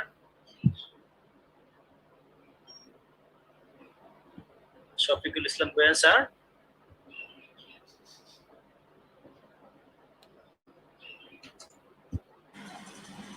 Sir, please. Sir, Do you hear me? Yes, sir. Okay.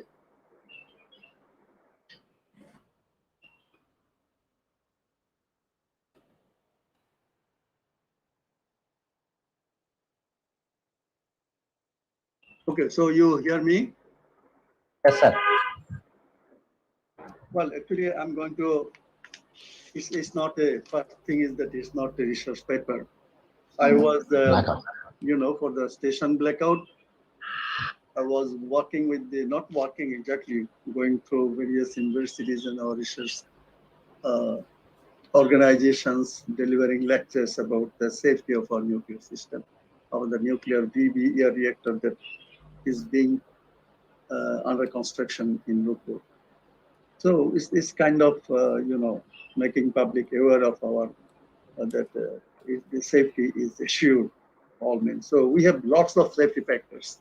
But one thing that actually is of very interest is the station blackout. What is station blackout? Actually, what happened in Fukushima? There was an earthquake and followed by a tsunami, and this tsunami hit the city Fukushima about 1 hour after, and the reactor acted exactly what it should do. So the reactor shut down, and they were just working. Everything was okay. I hope that you can hear me. There is a problem with the connection. So everything was okay. After 1 hour, they were taking power from offsite power stations, and Recording stopped. so there were offsite electricity, and they were maintaining the cooling, and everything was all right. And then when it arrived, the tsunami arrived here, the offsite power was off. Well, there was no problem. There was, in the on-site, there was the power station, so they started to work with this.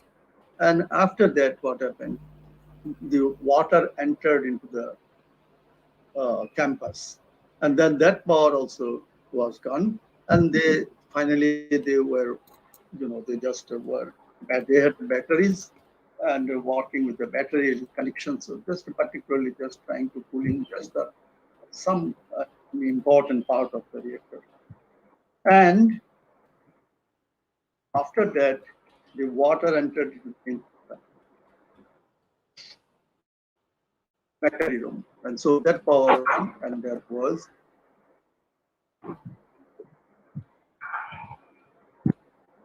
I don't know if you hear me. And that was, that power was, and there was complete, this is called station blackout. So what does this mean? That the term station blackout refers to the complete loss of alternating current. It is alternating currents for to the essential and non-essential switchgear buses on a nuclear power plant. Failure to restore alternative power within the station blackout coping period results is loss of all instrumentation and control and consequent power gas. There is a heat rejection system from the primary system circuit, and the reactor gets hotter, and then you have the big accident. That's what happened in Fukushima. I want to address this because I want to bring it to the notice of our young generation, our scientists and engineers, to address this. Actually, whenever, with all the literature, all the things, the documents that I have seen from the Saturn, the manufacturer of this data, they say that they explained that we have the station blackout, we have the protection against the station blackout. And this is a key safety factor for the station blackout. But I could not understand because nowhere they say that, okay, I just go to, I will show one to, I will share the screen. Okay, hopefully I will not use all these slides. I will just use a few of them. So actually, our overall nuclear power plant safety is based on the defense in depth. There is redundancy in the safety vector. The reactor emergency shutdown within 2 seconds. If there is a power failure or any interruption, it is done. It's done. And emergency heat rejection, heat removal from the reactor. That's the most important parameter. That in any case of emergency, the heat should remove from the reactor. And then retention of the radioactive materials. They don't want any radioactive materials or anything from to the member of the public or to the environment. So these are the basic goal that we want to establish when we are designing a reactor. And heat removal for the stored, and we have the well storage, and there also you shall be heated, and you have to pull that one also. So these are some purpose of the of the design. Okay, the design, all the design is directed with these basic purposes. So station blackout in case what happened, loss of offset power and loss of own diesel on the generators, and then of course all batteries also penalty. And the AC power is a must, but with a battery you can run sometime. There is no heat resistance system from the primary system circuit. The reactor gets hotter and hotter, and the fuel begin to melt, and that's what you have got it when you get a big accident. That's the traditional system of the generation 2 reactors in NPP. The Fukushima reactor was generation 2 reactor. You know, it was designed in 70s. The Fukushima accident occurred to the failure of the auxiliary. That's I explained actually. I don't want to go in depth. So the key safety advantage of the latest generation VVR 12,000, that is the reactor that we are getting under construction in Rupur, until the capability of the safety out operator intervention in the course of the station blackout and prevention of at least 24 hours in the event of a blackout compounded by a loss of coolant accident. You have a blackout, and then also you have a LOCA. Then in that case, just 24 hours you can maintain. It can integrity of the fuel and the coolant, everything will be circulating without any operators or any human intervention or any power or any outside or inside power, okay, for at least for 24 hours. And if you can, there is a mobile unit, power unit, you can arrange it. It can go up to 72 hours. So this is a long grace period. I rather go for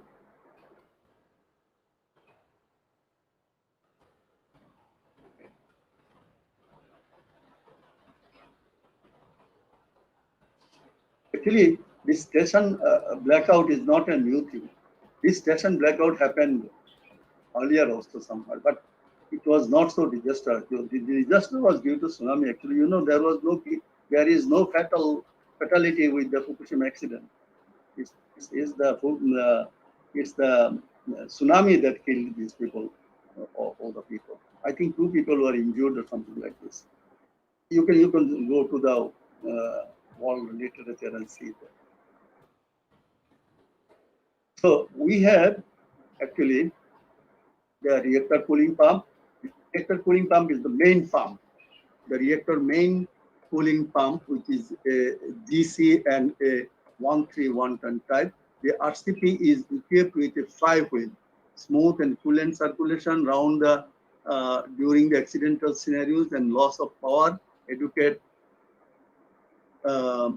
reactor cooling until the reactor is shut down and decay heat is dropped to a level that can be safely removed by the natural circulation.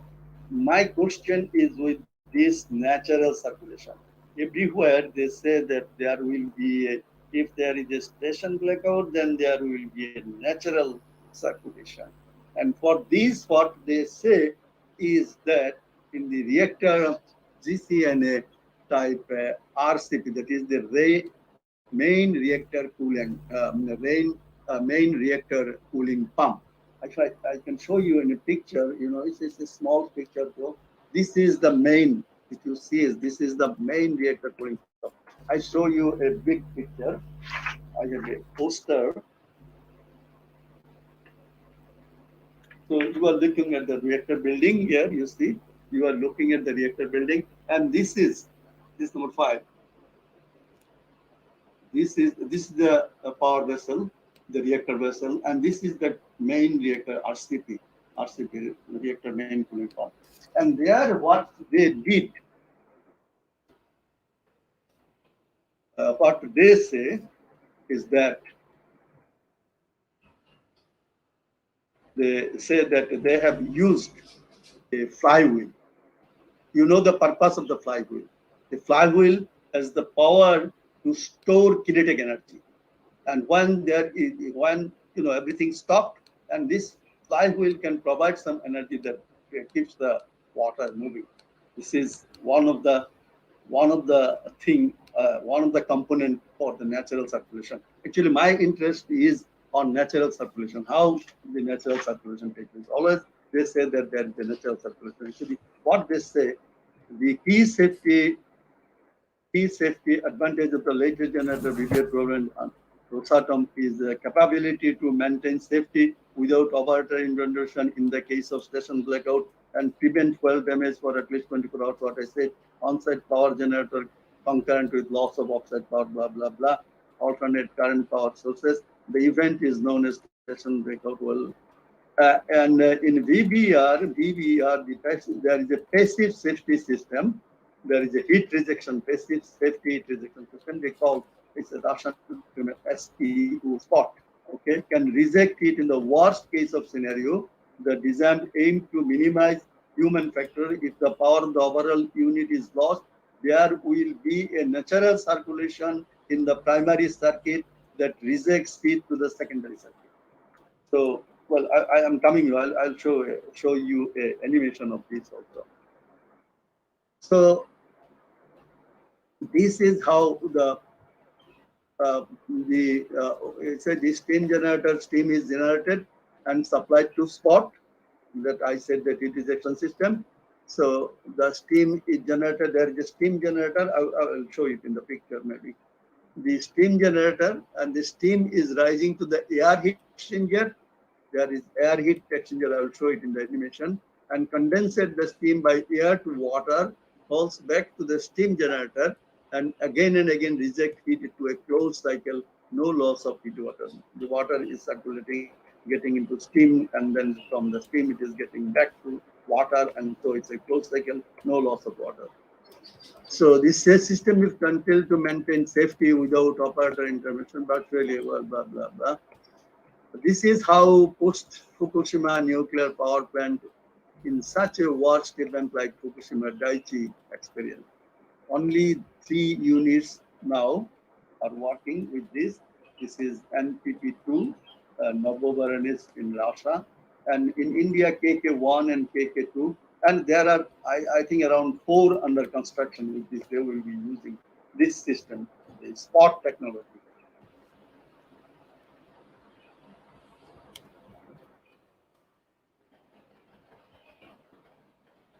You see here, you can see the tanks on the emergency heat removal.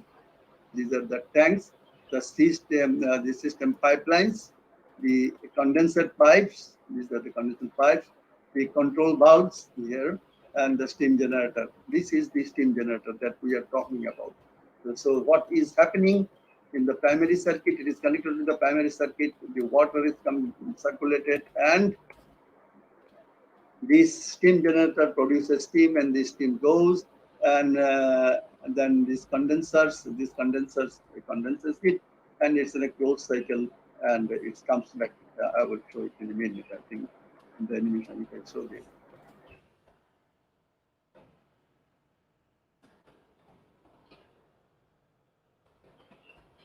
Passive heat removal system, monitoring and control system is power supplied by the uninterruptible power. Well, I go to the next one. Okay. Okay, here you see this is the steam generator is here, and you see the primary loop here. Here is the primary. It's not seen here actually. And then the steam generator. The steam generator goes there, and it transfers the heat to the air channel, to the air heat air removal, and the steam generator it condenses and comes back to this. So exactly this is a closed cycle, and it's a wonderful system. I think that spot technology is really, really very a nice thing. And what happens when there is a station blackout? You see,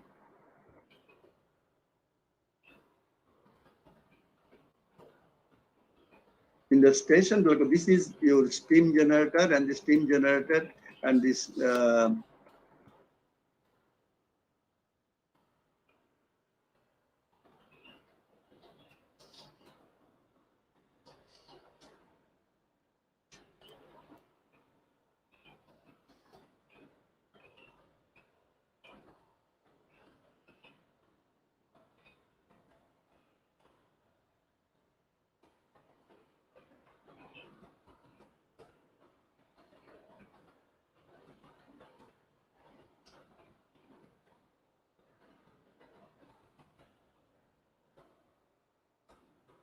You see, hot water is going from, this is the reactor core, hot water is going, and this is the steam generator, and this hot steam is going there and condenses, is come back to here.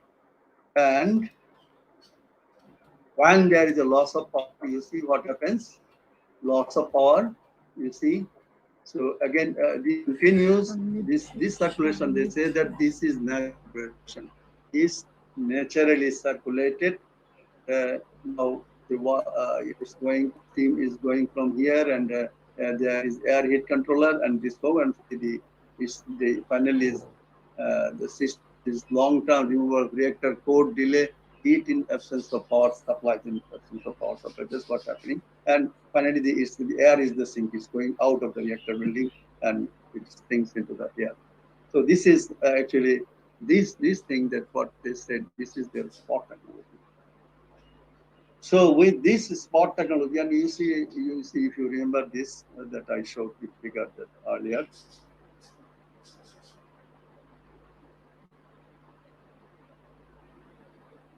Okay, I hope that now you understand. You see, we have the generator, and we have a natural circulation, so-called natural circulation. I don't know how there will be a natural circulation while there is no power. Well, the flywheel is there. In the main RCP, there is a flywheel, but is it enough to maintain the, the natural circulation? Obviously, it should not be enough. That's, well, this is my understanding, and what I am going to report is very important, and this is my assumption. I don't have any reference. You cannot get anything from Google Master or from any company or from, well, I talked with some of reactor, very renowned reactor physicist and reactor designer. And what I assume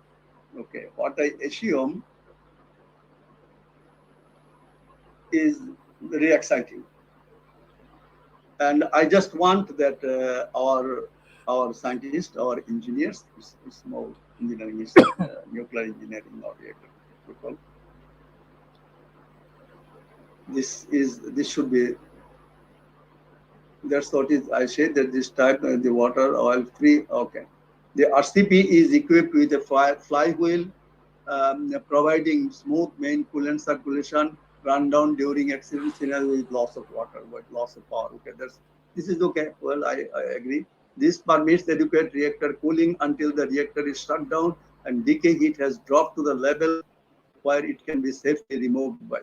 The cooling of the pump motor and lubrication, all gearing is provided by water. So oil-free cooling eliminates the risk of fire inside the reactor containment building. The seal design ensures that the pump is very small when the pump is stopped, and no active cooling of water injection. The seal eliminates the pump as a possible cause of reactor blockage, that is loss of coolant correction in the event of long time loss of power.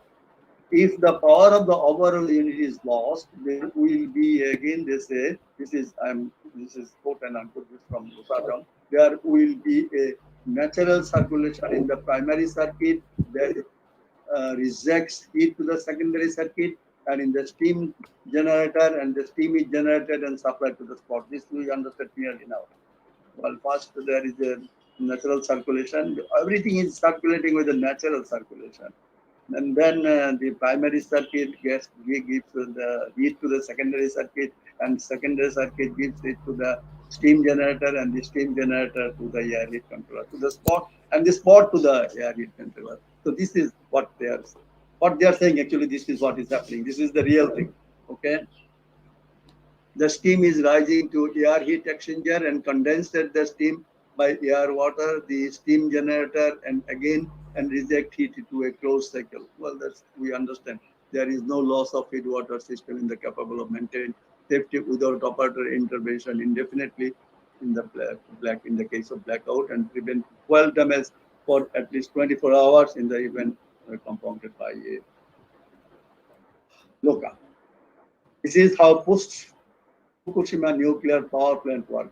In such a worst event like the Fukushima tragedy, emergency heat removal through secondary circuit is not time limited, both in active and passive modes, and long, at least 72 hours, as I said, that unmanned prevention of fuel damage beyond the limits set by the design.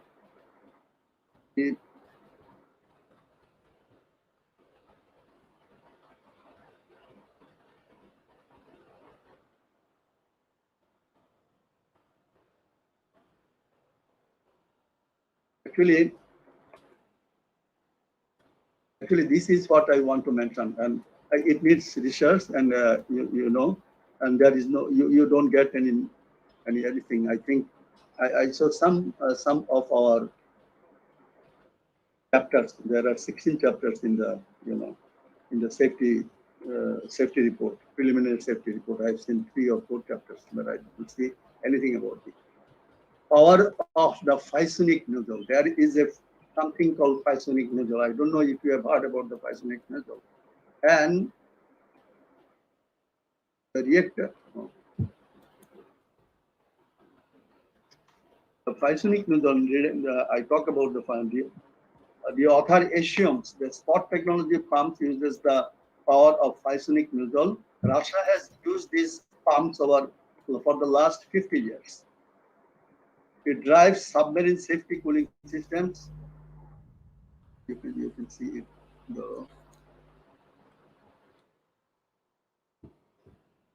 Okay.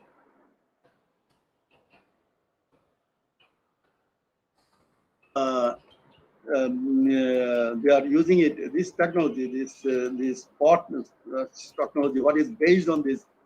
I want to say that the spot technology pumps, the pumps that has been used, they are using Physonic nozzle.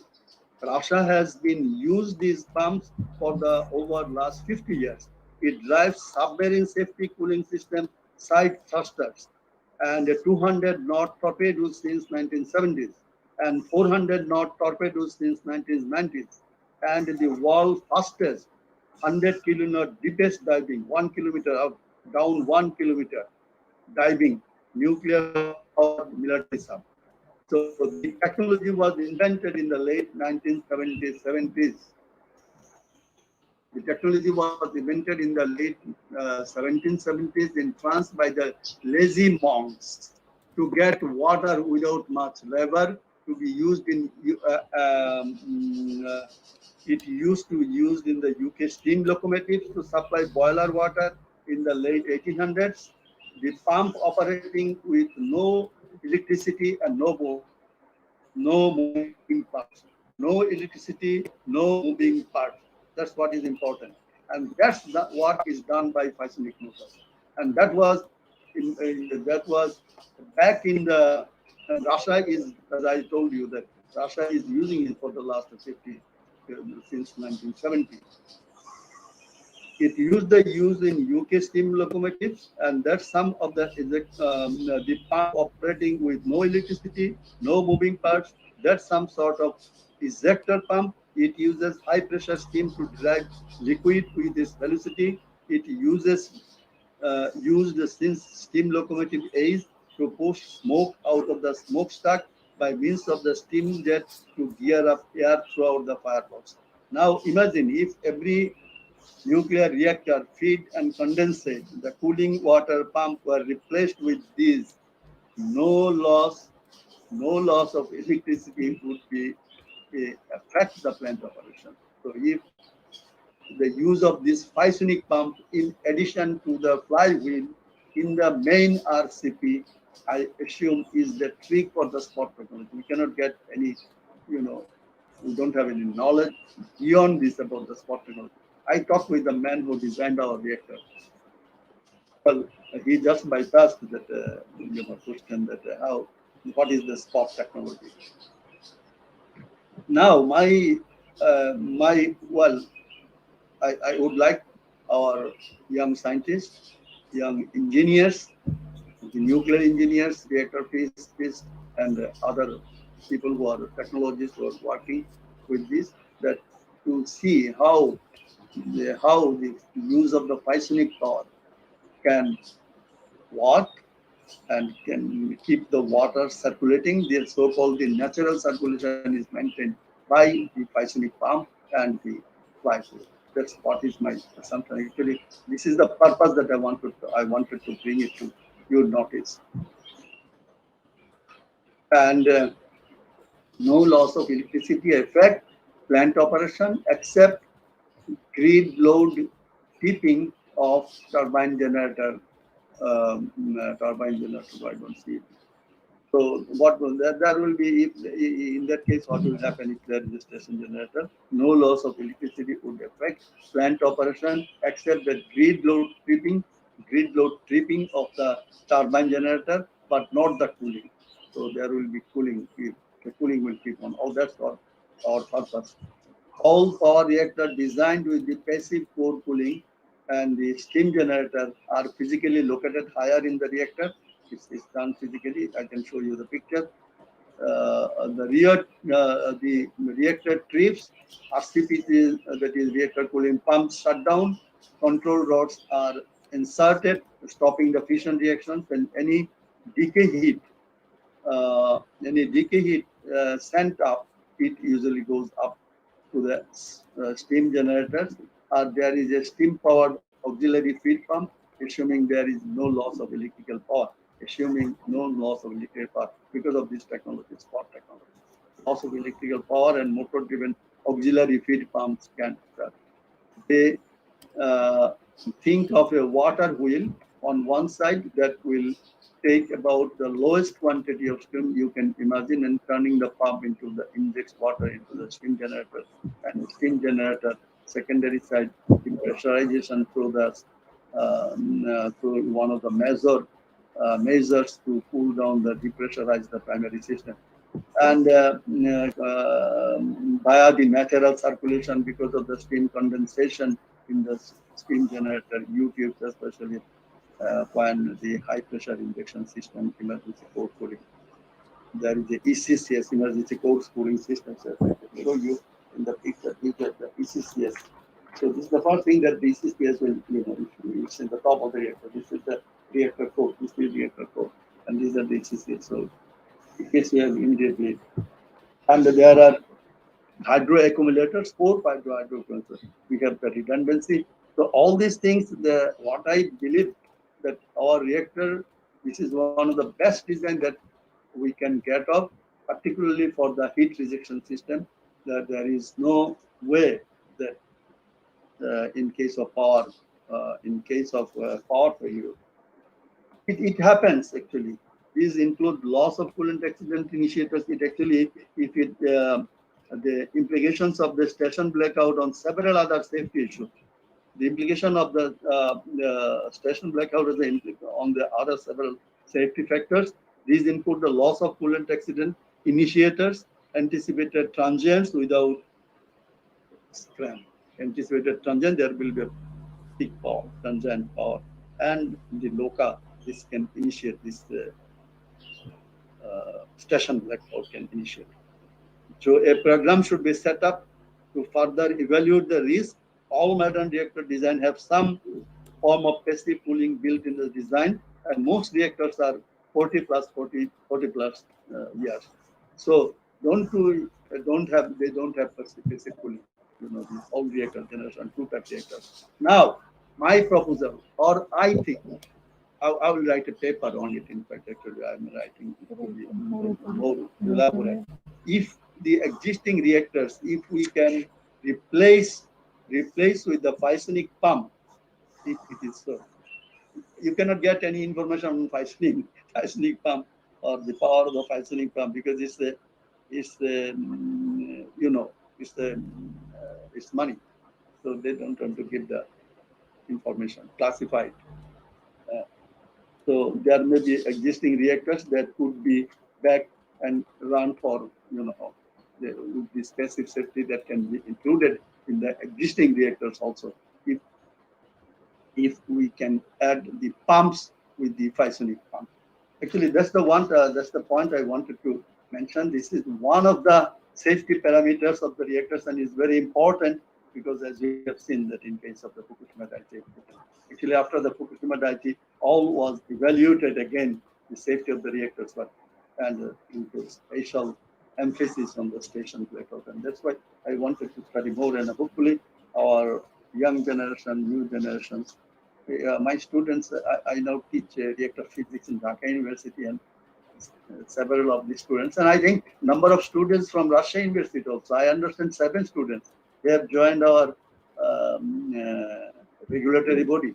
In the regulatory body, they should analyze everything. They should analyze all safety factors that they will take up, and this is just to encourage them and to identify that if we can use it successfully, then we can use it. As I said, that the Russians, they are using it for the last 50 years in their torpedoes, in their in the nuclear subs. So we may find other uses in our other applications also. Well, thank you very much. That's what I wanted to say. But if you have any more questions, well, I have, lots of these safety parameters issues here. Yeah, thank you, sir. Thank you so for your talk. So this paper is open now for any question or any information regarding this. Thank you, sir. Are there any questions? Any question? If there is no question, we'll go to contributory papers. There are 3 contributory papers, probably 2 on reactor physics and 1 in the field of nuclear physics. The first one, assessment of dose distribution of Radixen on due to a postulated accident of trigger research reactor in Bangladesh. M. Azizul Haq, M. D. Abu Khair, Muhammad Tariq Chaudhuri, and M. Mizanur Rahman. Please. Thank you, everyone. My presentation title is Assessment of Dose Distribution of Radioxenon due to a postulated accident of trigger research reactor in Bangladesh. Here is my presentation contents. First introduction, then calculation method and assumptions, then results and discussion, and then conclusions. Here, my introduction and motivations. First of all, radionuclide inventory in the core may be released to the environment under accidental conditions. Estimate the radioactivity release and its radiological consequences before the actual accidental situation occurs.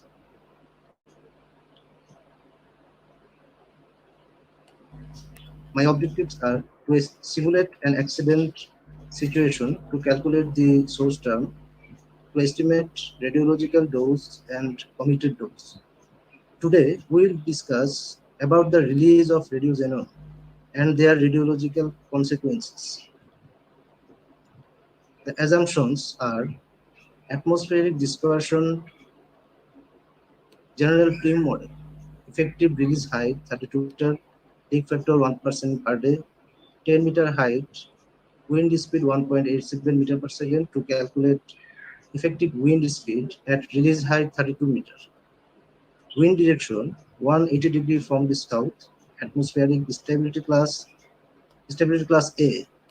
Reactor operation for 15 days at 3 megawatt, full power. Release time 2 hours, accident time. Here, source term calculation equations. This slide shows two governing equations for source term calculation. First one is for calculation of activity level. Second one is for source term calculation. Here, few parameters are shown which are defined, such as lambda I, decay constant. In second equation, FP, fraction released from fuel to building, and fraction remaining airborne. And lambda L plus lambda P, leak rate parameter. Third equations is also indicates source term. After calculating by these governing equations, we achieve the source terms as like shown in this table. Here, from this table, we can see that activity level for xenon 133 is maximum in compared to other xenon radioisotopes, as the fission yield for xenon 133 is maximum, so that the total activity for xenon 133 is also maximum, and release rate is also maximum for xenon 133. Next, here we have shown the source term calculation through a curve, where we can also find that the activity in becquerel for xenon 1 is maximum in compared to other radionuclide of xenon. Here, this slide shows the atmospheric dispersion of radionuclide activity as a function of distance. For atmospheric dispersion calculation, use the Gaussian Plum model. And is a governing equation used for the Gaussian Plum. Here, we see the distance from the stack height, where the dispersion release of radioxenon is happening. We can see that the downwind x-axis, the center for plum height, beam height, the dispersion is happening. Here, my slide shows results and discussion. From this slide, we can see that at the distance of 100 meters, the time integrated activity for activity is maximum. In this slide also, we can see that the total effective dose equivalent in sievert is also maximum at the 100 meter point. Effective dose as a function of distance along the plume central line. That means 100 meter distance is along the plume central line. This slide shows some organ committed dose as a function of distance. And we can see from this curve that the organ committed dose for skin is maximum, as skin compared to other organs is exposed mostly. That the dose at this organ is also maximum. Here, this slide shows the dose as a function of time for few xenon radioisotopes.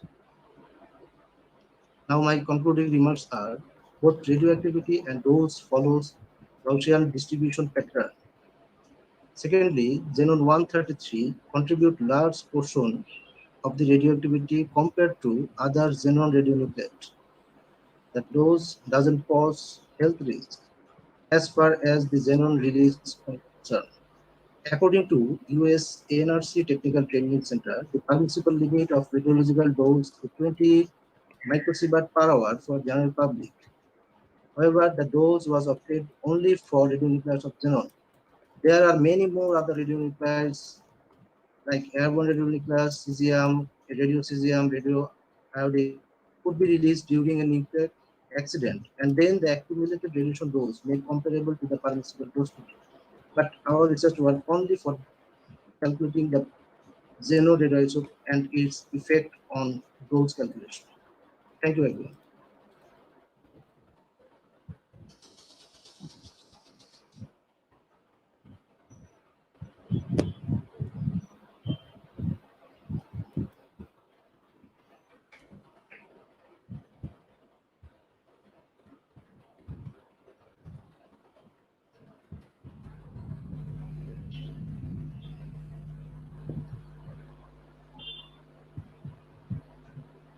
Thank you, Aditya, for a nice presentation.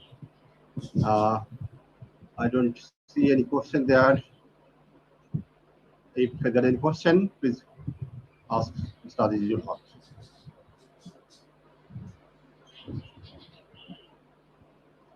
Probably there is no question. So I can make a comment. Sir. I can make a comment. I think you have used this empirical formula from Senberg, book of Senberg, to calculate this thing. But I try to, it's It was developed long back. So you can try to modify this formula from Sandberg. And also for the source time calculation, you have used some kind of empirical methods. Why don't we go for more professional to calculate the source time, like computer codes, like. Thank you, sir, for your valuable suggestion. I will try my best for the next time. Sure. You use some computer codes. Okay? Yeah, like code, Rascal. We are trying to. Okay. Thank you. Don't you? And if you use this, what I should say, your empirical formula from health physics book December, try to modify it for our case, for our locality, and for our, in case of maximum, what should I say, the environmental effects. Other environmental, like say tornadoes, in that case, this model will break out. So you can try to improve this model.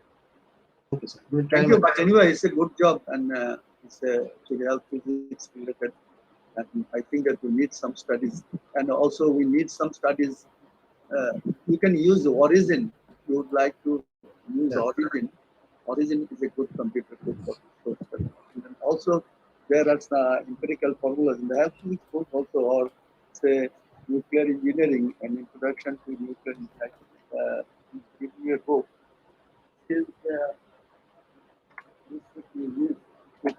Introduction to nuclear engineering by Lamarck. It's not the Lamarck's book, it's Lamarck's and Barata. There also you will get some book, and also in December you have this empirical formulas. Try to use those for source calculation. Thank you very much. I am very much impressed that you are doing this work, and please try to apply this in our case, in our group code, with the group code areas. This will be very important study. This will be, at least even there is no, nothing serious, but we should have a baseline data. And to create the baseline data, we should use this. Thank you very much. Thank you, Mr. Chairman, for allowing me for this question. Yes, sir. Yeah, thank you, sir. Thank you very much. So now we are moving to the next paper. Our second contributory paper is Internuclear Cascade Model for Deuteron-Induced Reactions over a wide range of targets, and authored by M.J. Cobra and Y. Yuzumi. So please start sharing.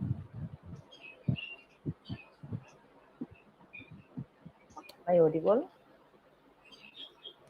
Yeah. Yeah, please proceed. Good afternoon to everyone. I am Monira Janatul Cobra, faculty member, Department of Physics, Rajshahi University. Here you can see the title of my presentation, Intranuclear Cascade Model for Deuteron-Induced Nuclear Reaction over a wide range of targets.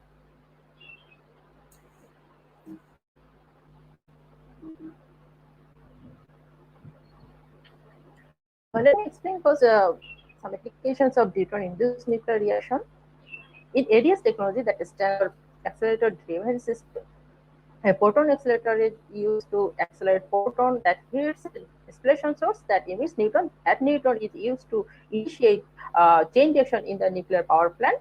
The reactor core in this case always kept in subcritical states. So in this case, if you shut down the accelerator, the power plant will be shut down. That enhances the safety of the nuclear power plant. In addition, in this technology, the high-level radioactive waste can be transmitted to some isotope that has a half-life of few hundred years instead of 10,000 years half-life. So to design this radius technology, especially to design radiation shielding, transport code is used, and INC model is very much indispensable for the transport code. In heavy ion cancer treatment, we get good amount of dose at a certain well-defined region, and then it sharply decreases. So in this case, also deuteron or other particles also emitted as secondary particles. So to have accurate dose calculation, INC model is used. Here another project, that is International Fusion Material Irradiation Test. Extensive research is going on to find advanced materials for fusion reactor. So in this case also, deuteron-induced neutron sources are insensible. So high energy nuclear reactions are basically two-stage process proposed by server. The first one is the cascade stage, and the second is a bit slower, that is the reactor nucleus de-excites. So to simulate the first stage, various models are used, and we also work on these first stage. To simulate the second stage for our work, we use this GEM model. That is none of our business, of course. Here I showed some the overview of the original INC model.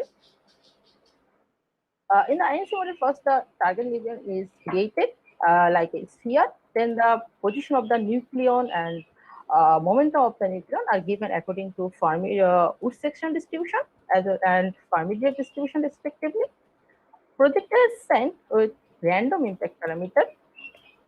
Two nucleon collide when they come very close together within a distance of this one, that is equivalent to nucleon-nucleon collision cross-section. So purpose of this work is to expand the INC model for deuteron-induced nuclear reaction over a wide range of target nuclei. So solution of the Schrodinger equation basically gives ambiguous potential depth for deuteron. So we used fitting experimental data technique to find the potential depth of deuteron, and you can see the three cases, and we find best fit for 35 MeV. আমি একটু বলতে চাইছিলাম কিন্তু আমার তো upload দিল না, আমি তো হ্যান্ড রাইজ করছিলাম। আমিও হ্যান্ড রাইজ করছি কিন্তু ওরা তো টাইম দেয় না। টাইম দিব করতে গিয়ে ওই ইয়ারা তো 1 ঘন্টা খাই ফেলছে টাইম। বকা দিছো তো 1 ঘন্টা খাই ফেলছে। Excuse me. Please continue. Okay, thank you. So we chose 35 MeV for deuteron potential depth. Another parameter, that maximum impact parameter, that is considered as sum of the average radius of the projector as well as the maximum radius of the target nucleus. So we have taken into consideration the projectile breakup. The projectile may break up while it interacts with the nuclear surface at the initial state of interaction. So the deuteron, here the projectile is deuteron, of course, and the wave function of deuteron can be reproduced by this equation. And here the first term shows that deuteron doesn't disintegrate while interacting with the nucleus, and some of the deuteron disintegrate into nucleon, that is proton and neutron, and the breakup relative weights of the immediate particle has been calculated like this, and the momentum of the breakup nucleon is given and from the incident momentum as well as the Fermi momentum. So we taken the idea from our previously published article, this one. So the incident particle and the outgoing particle may deflect that trajectory due to the interaction with the nuclear surface, and that is also we parameterize this using this elastic scattering data of deuteron-induced nuclear reactions, and we find these parameters by these equations. So here is the results. We compared our model result with the experimental data for deuteron-induced nuclear reactions. You can see here the solid circles that shows experimental data, and the line histogram are showing the model calculated result. So here some factors are multiplied, that is just to overcome the overlap. So the model calculated results, you can see some of the deuteron spectra. This is also deuteron spectra from 58 nickel, and this is also the neutron spectra from 27 aluminum for a different incident energy. And our model reproduced the gross feature of the experimental data. You can see some underestimation in case of lower energy region, and that is basically, these results come basically from the evaporation model, as I told earlier, and we don't work on evaporation model. And there is also some, you can see here the underestimation in large angular positions, and that is basically a normal situation in INC models. So for the proton spectra from different target at different incident energy, you can see that our model also reproduced the results quite satisfactory. But you can see here some overestimation in low energy region, that is basically from evaporation model. But the broad peaks at the forward angle, that is 20 degree or 10 degree, has been reproduced by our model. That is basically comes from breakup reaction. And you can see the underestimation in case of higher energy region here and here. That is basically, we think that the one nucleon transfer reaction, if we can add, then that estimation would be diminished. So what other models have actually reproduced this data? You can see here some popular models that is used for this kind of calculations. So this is one of the JQMD model and another INCL model. And you can see that the experimental data has been underestimated by the models. But low energy region has been reproduced, but these are basically comes from evaporation model. So in conclusion, I can say the calculations are executed to verify the experimental model, followed by an evaporation model for deep double differential cross-section for deuteron, proton, and neutron spectra over a wide range of targets, that is 27 aluminum to 181 tantalum. The breakup of the projectile and the trajectory deflection for both projectile and the ejectants at initial and final stage of the interaction into consideration. In proton production, the highest energy regions at forwardmost angles are underestimated. This discrepancy may imply introducing one nucleon transfer reaction. And I like to acknowledge my PhD supervisor, Professor Wujumi, and I now also work with him. Thank you very much for your kind attention. Yeah, thank you very much, Munira Jannatul Kobra. So now the paper is open for question or comments. I think we can take one question only. So I am seeing Dr. Rashid Nizam. So please ask your question. Please ask. Please unmute yourself. Yeah. Please, Dr. Nizam, please unmute yourself and then ask.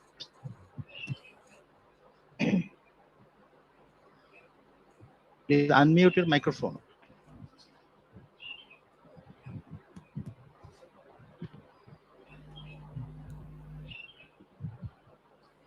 So please, you can write your.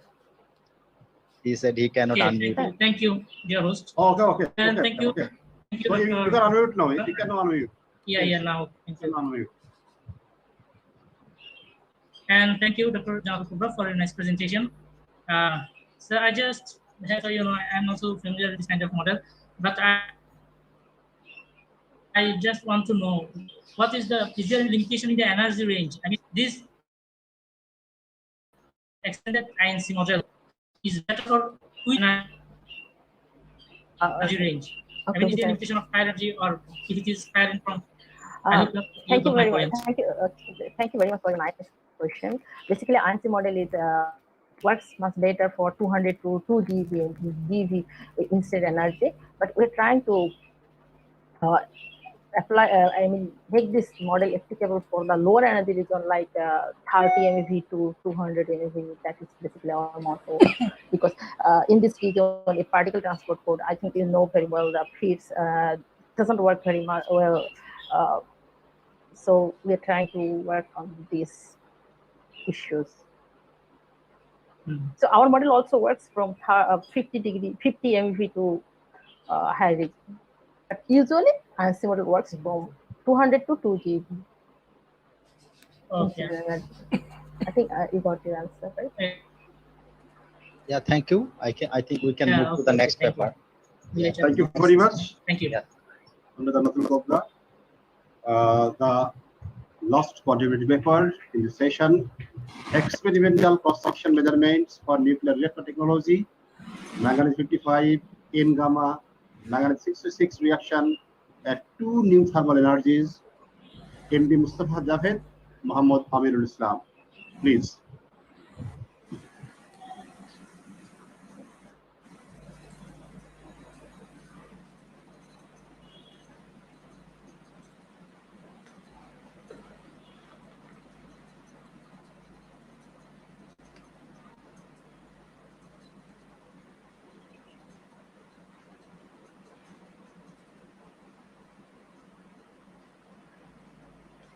আমাকে কি শোনা যাচ্ছে?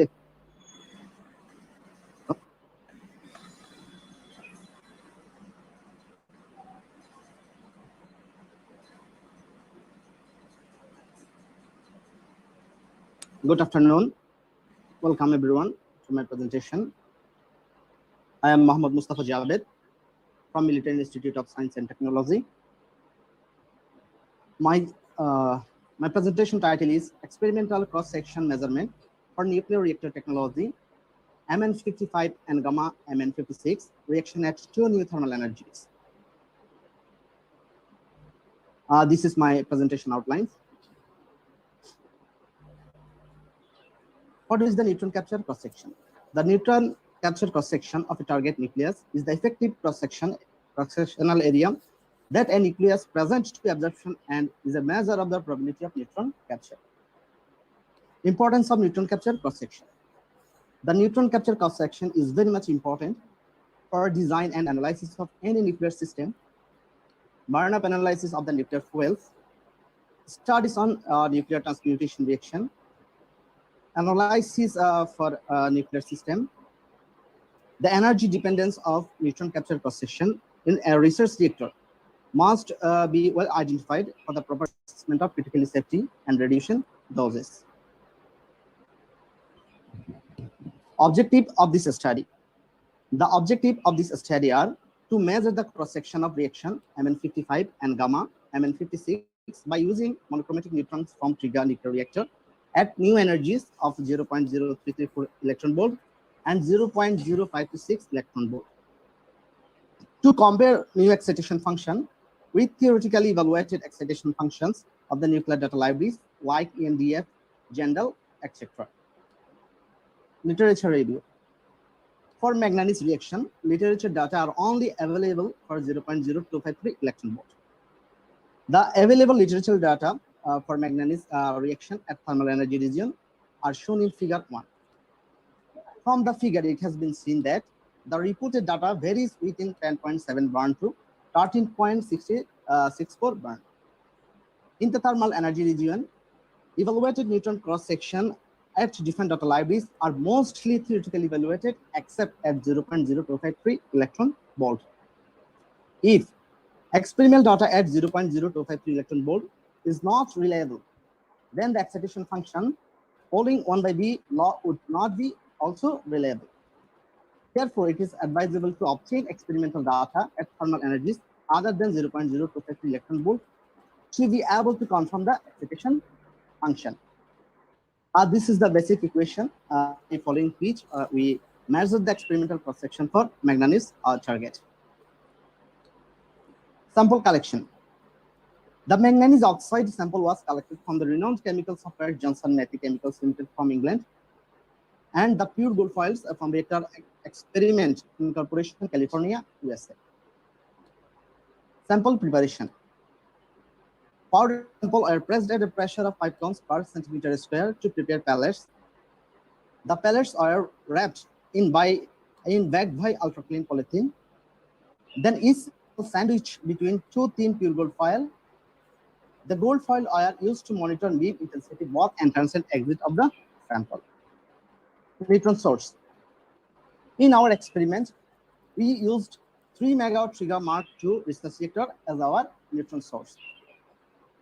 The reactor has 4 neutron beam ports: radial 1, radial 2, radial piercing, and tangential. 2 monochromator, one named as triple axis spectrometer installed at the exit of radial piercing beam port, and another server neutron diffractometer installed at the exit of radial beam port 2. Triple axis spectrometer. It is used for 0.0536 electron volt monochromatic neutron beam installed in the radial piercing beam port. Neutron beams of various energies passes through the impile collimator. Then neutron beams reflected from copper 200 monochromator. The motor is in point such that neutron beam of single wavelength lambda is equal to 1.2360 angstrom corresponds to 0.056 electron volt was. Then the reflected monochromatic beam of 0.0526 electron volt passes through the solar collimator to the sample palette. Neutron diffractometer. It is used for 0.0334 electron volt monochromatic neutron beam installed in the radial tube beam port. Silicon monochromator 115 monochromator is used for 0.0334 electron volt monochromatic neutron beam. Operation almost similar to the task. Method of gamma rays. High purity germanium HPG gamma ray spectroscopy system was used for activity measurement, and handmade PC software used for analyze the gamma ray spectrum obtained from the sample. Cross-section calculation of gold 197 monitor profile. Cross-section at experimental energies calculated from the equation developed by fitting procedure from the experimental data repeated by Yamamoto and evaluated data from NDF data library. The calculated cross-section are for gold 197, 86.542 burn and 68.86 burn for the energies 0.0334 electron volt and 0.0536 electron volt respectively. Measurement of neutron flux. We used multi-board foil to measure the neutron flux during the experiment. The figure 9 shows the spectrum of irradiated gold foil, which is for sample, and figure 10 shows the spectrum of irradiated sample back of the sample. Table 2 shows the neutron fluxes at the sample during the experiment. Correction factor for gamma ray attenuation. The gamma ray attenuation factor FG in the sample for a specified energy fixed geometry for the case of cylindrical is given by Fg is equal to mu x divided by 1 minus e to the power mu x, where mu is the linear attenuation coefficient and x is the sample thickness. The mass attenuation coefficient for the element of manganese and oxygen are collected from the handbook of chemistry and physics. Then the total mass attenuation coefficient for the compound manganese oxide are transformed into linear coefficient attenuation coefficient by multiplying density rho of the sample. The table 3 shows the gamma ray attenuation factors for manganese oxide sample. We found for the manganese oxide sample, gamma attenuation is 1.03 for 846.7 keV characteristics gamma rays. Calculation of uncertainties associated with determined cross sections. The overall uncertainty of the resultant cross sections of our experiment are determined by taking the square root of the quadratic sum of the separate uncertainties. Overall uncertainties calculated for the measured cross section of manganese reaction is 5.4%. The table 4 shows the overall uncertainties in the measured cross section of manganese reaction. A spectrum and data for the manganese reaction. The figure 11 shows the topical gamma ray spectrum for manganese oxide sample irradiated at time. And the table 5 shows the nuclear data for manganese reaction, gold reaction.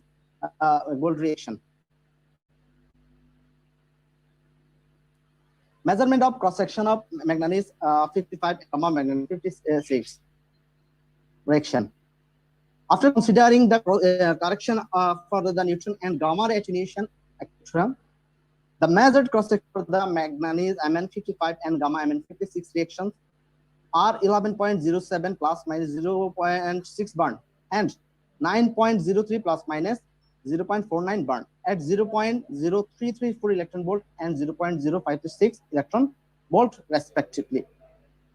The resultant cross section at 0.0334 electron volt and 0.0536 electron volt extrapolated to average thermal energy 0.0253 electron volt, and which is 12.93 plus minus 0.99 burn.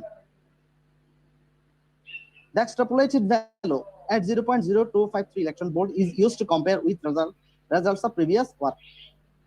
Discussion on cross section of manganese 55 and gamma manganese 56 reaction. All reported literature data are at average thermal neutron energy of 0.0253 electron volt, and the reported data varies within 10.7 barn to 13.64 barn. Our extrapolated data at 0.0253 electron volt based on our experimental result is 20.84%, 4.27%, 5.31%, and 1% higher than the data reported by the Coltman, Grimland, Harris, and Colmer respectively. On the other hand, the extrapolated data is 3.22%, 5.21%, 4.22%, 2.02%, and 2.8% lower than the data reported by the Moghab, Adib, Hogg, Cummins, and Huttel respectively. We also compared our experimental data with evaluated data library of ENDF, JEF, and Respond data libraries, and found that within uncertainty limit, our experimental results are consistent with those data libraries. Though all data libraries shows almost same excitation function at thermal energy region, this experiment data confirm the excitation function at this region for this reaction. Conclusion. In this research, for the first time, the experimental cross-section value for the Mn55 and gamma Mn56 reaction measured at new energies of 0.0334 electron volt and 0.0536 electron volt. As experimental cross-section of manganese reaction at 0.0334 volt and 0.0536 electron volt energies cover excitation function of all data libraries, it validates the excitation function at this energy region. The obtained data on the manganese target will be used in monitor reaction and developing nuclear grade structural material for future reactor technology. That's all of my presentation. Thank you. Thank you very much. Thank you, Mohammed Mustafa Jafar, for the nice presentation. Is there any question or comment?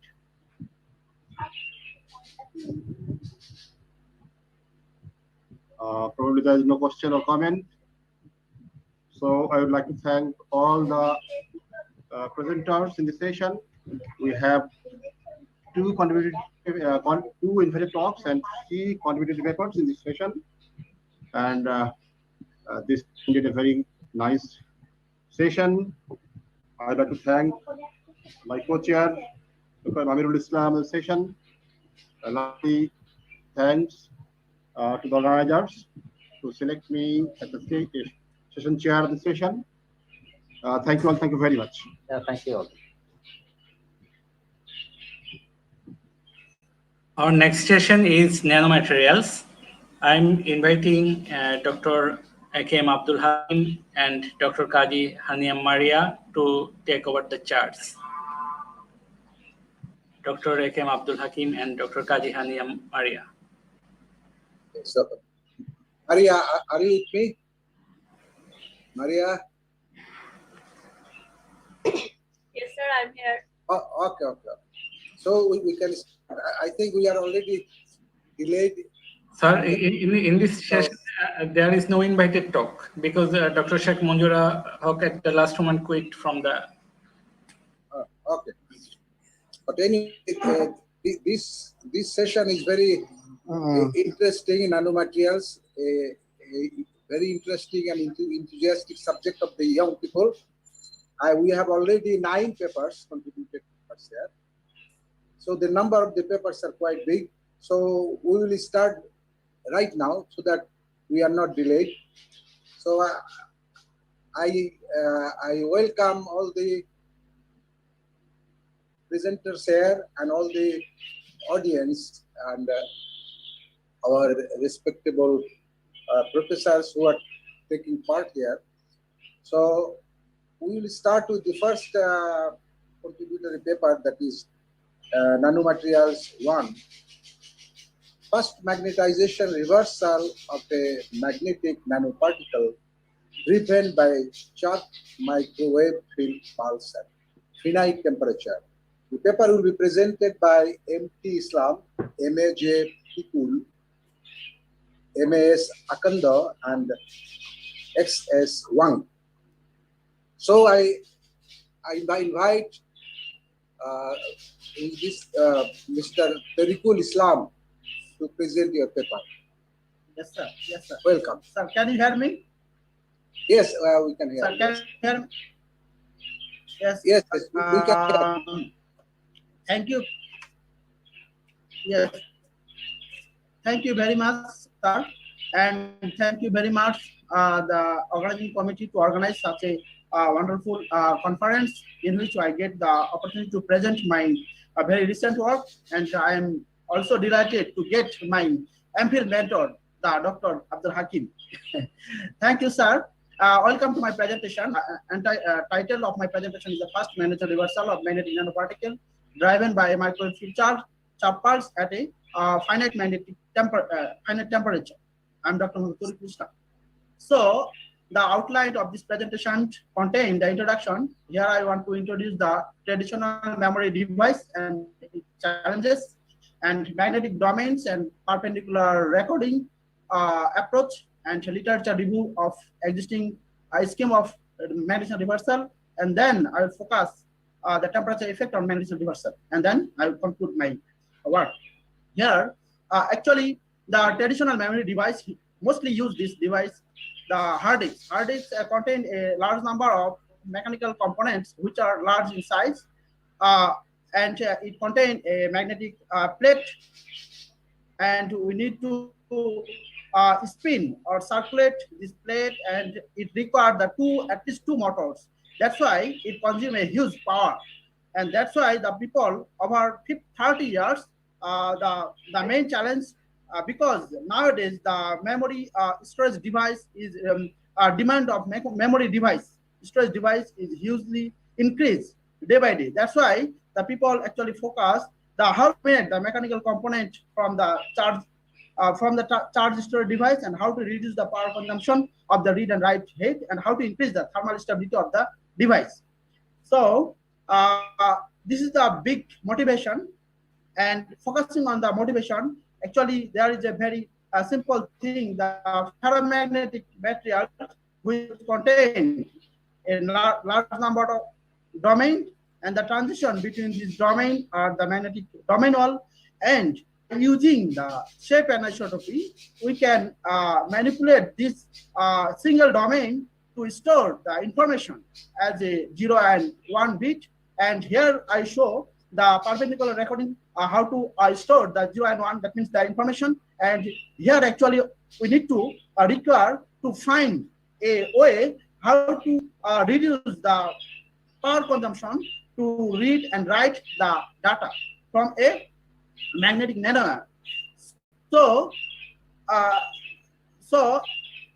previously people are actually focusing at the beginning. Here actually I defined several things to understand the thing very clearly. Here actually single domain. This is actually macro spin. This I show a one spin. Actually, this is not a one spin. It is a one single domain. For the easy understanding, I represent by one spin. It is called a single domain or a macro spin, and it is aggregate by exchange interaction. And yeah, it has a two state. The two state, the up state and down state. Actually, our purpose to reverse this macro spin. So the people actually at the beginning use the external magnetic field. This magnetic state, actually we can schematically show the energy landscape. If the up, suppose we assume the magnetic particle in the A energy minima, and we need to take this particle from here to the other side, the B energy minima. Here is actually main focus. So people at the beginning use the external magnetic field. In this case, the we need to destroy the energy, first energy basin, destroy the energy basin, and to just cross over the magnetic particle, and then it will go the second energy minima down. In this case, large magnetic field is required, and the magnetic reverse is not fast as we require. So that's why people digress to use the microwave, and then in this case, no need to destroy the first energy minima. here we actually this magnetic field, this magnetic spin have a resonance frequency, and if we apply, if we can apply the microwave near to that resonance frequency, then the microwave resonantly absorbed, and this magnetic particle goes to the upward and cross the energy barrier, and it goes later on. It goes to the other energy minima. That means B energy minima, and in this case, by the natural damping. So still the microwave field reversal time is large, and microwave field is still large. So later on, the people actually, and when you use the microwave field or microwave pulse, they just always they intend to cross over the energy barrier, and then after crossover, the barrier, the magnetic particle goes to the down by spiraling, huge number of here the spiraling. So it takes a huge time. So our motivation is to how to reduce this a large number of magnetic reversal. So we focus, because when the magnetic particle at the bottom of the energy barrier, its frequency is very large. It is the resonance frequency. But when it goes up, that means the climb up the energy barrier, its frequency gradually decreases. When the during the crossing the barrier, its frequency at 0, and after crossing the barrier, it rotates in the opposite direction. So if we can architect or design a microwave pulse, because here frequency is large at the beginning, initial frequency, and then the frequency gradually decreases to 0, and then again in opposite direction that is increases. This is our motivation. Then we design a microwave pulse.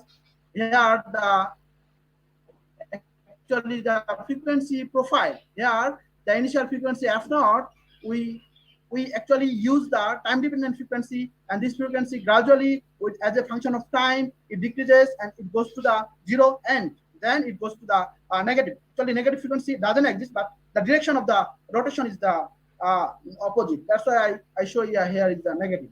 So when we apply this, this is actually defined as a microwave charge pulse, and when we apply this charge pulse to the nanoparticle, in this case we will get a very interesting result. Here we find that this figure, this figure, we can remove that extra precision. Yeah, at the when it at the beginning, when it absorbs the microwave and then cross over the barrier, and then it goes very fast to the energy minima that I showed in previously the figure. So then our question is, you have to wind up very fast. We have 2 minutes left only. Okay, sorry. Okay. So sorry, I worry about the time because I have a little more work. So that's why. Again, I explained this. This is the previously people focus actually using the microwave, and they just intend to apply the microwave and cross over the energy barrier. They didn't take care after crossover the energy barrier.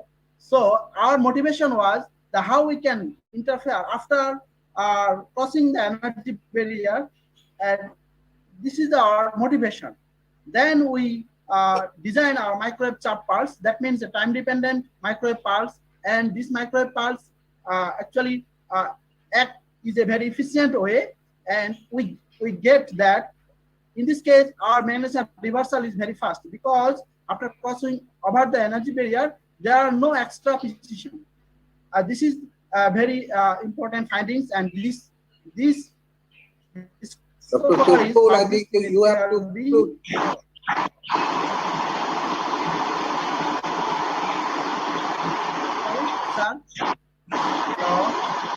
Sir, there is a noise. Hello, sir, there is a noise coming. Yes. Hello, sir. You have to conclude because we have a very short time now. We cannot extend the time. 10 minutes is the maximum time that you have to finish. So you have to cross the limit. Okay. You just conclude now. Okay, sir. Here then we get the. Okay, then we actually applied the temperature and we will apply our microwave chambers and good result, and it is still our micro amplitude and the frequency and the sharp rate, and the temperature, the sharp rate, micro amplitude, and the micro frequency decrease. This is a very significant result, and we increase the volume of the nanoparticle, and in this case,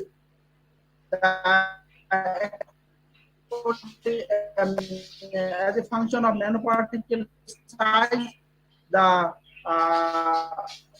operating temperature also, and then will get at when the temperature 120 Kelvin, we still our frequency is the 18 gigahertz, amplitude also decreases.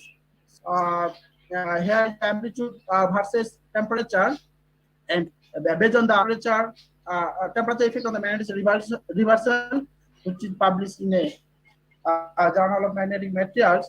Actually, this is the our conclusion is the high thermal stability obtained over wide operating temperature is possible. Even above room temperature, optical parameters are significantly lower, and the provided way realize the low cost reversal. Thank you, sir. This is our group operation. And here's the China. And okay, finished. I think now there are two questions. The first one, Maria, who is the first one? First one is Imtiaz Ahmed. Okay, so thank you, sir. I have this simple question. Can you localize physically this microwave burst pulse so that if you can apply in hard disk application, can you localize these pulses?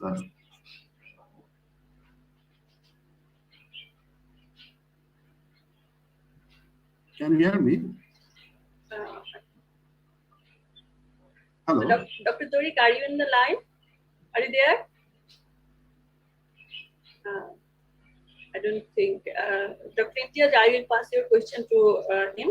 Later you will find the answer. Thank you. Yeah, thank you very much. Sir, now Dr.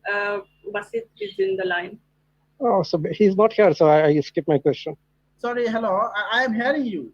Okay. Oh, you are hearing. Okay, sir, please. I'm hearing you, sir. So, which question will we go first? Okay, Dr. Tariq, did you hear the question of Dr. Imtiaz Ahmed? Yes, I'm hearing. Okay, then please answer. If I would like to request you to answer. Yes, which question actually? I cannot hear the. So the question is, can you physically localize this microwave burst pulse in a small location physically so that you can individually address the bits, right?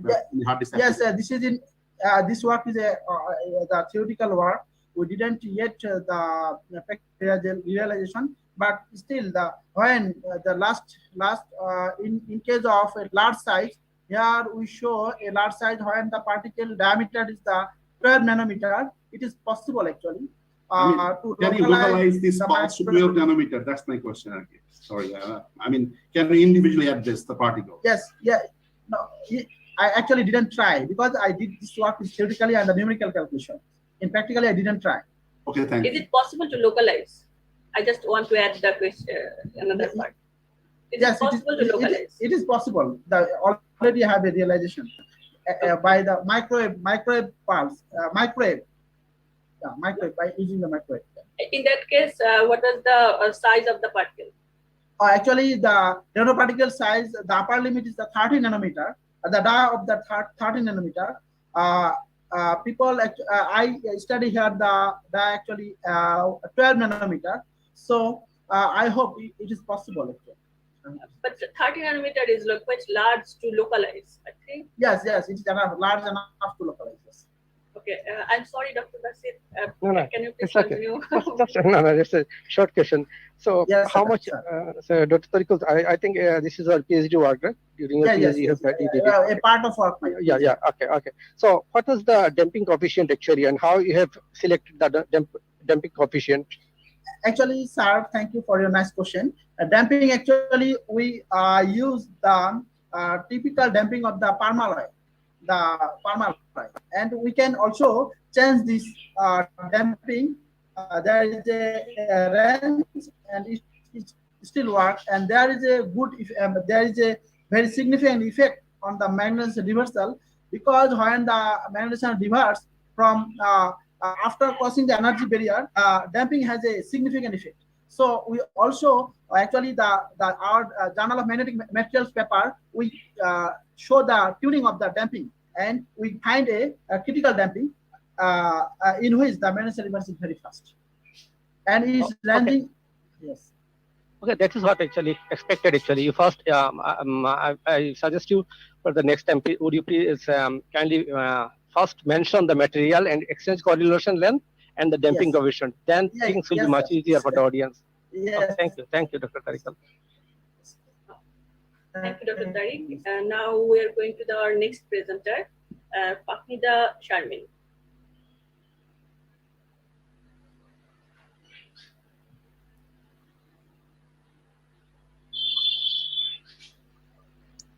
Hello.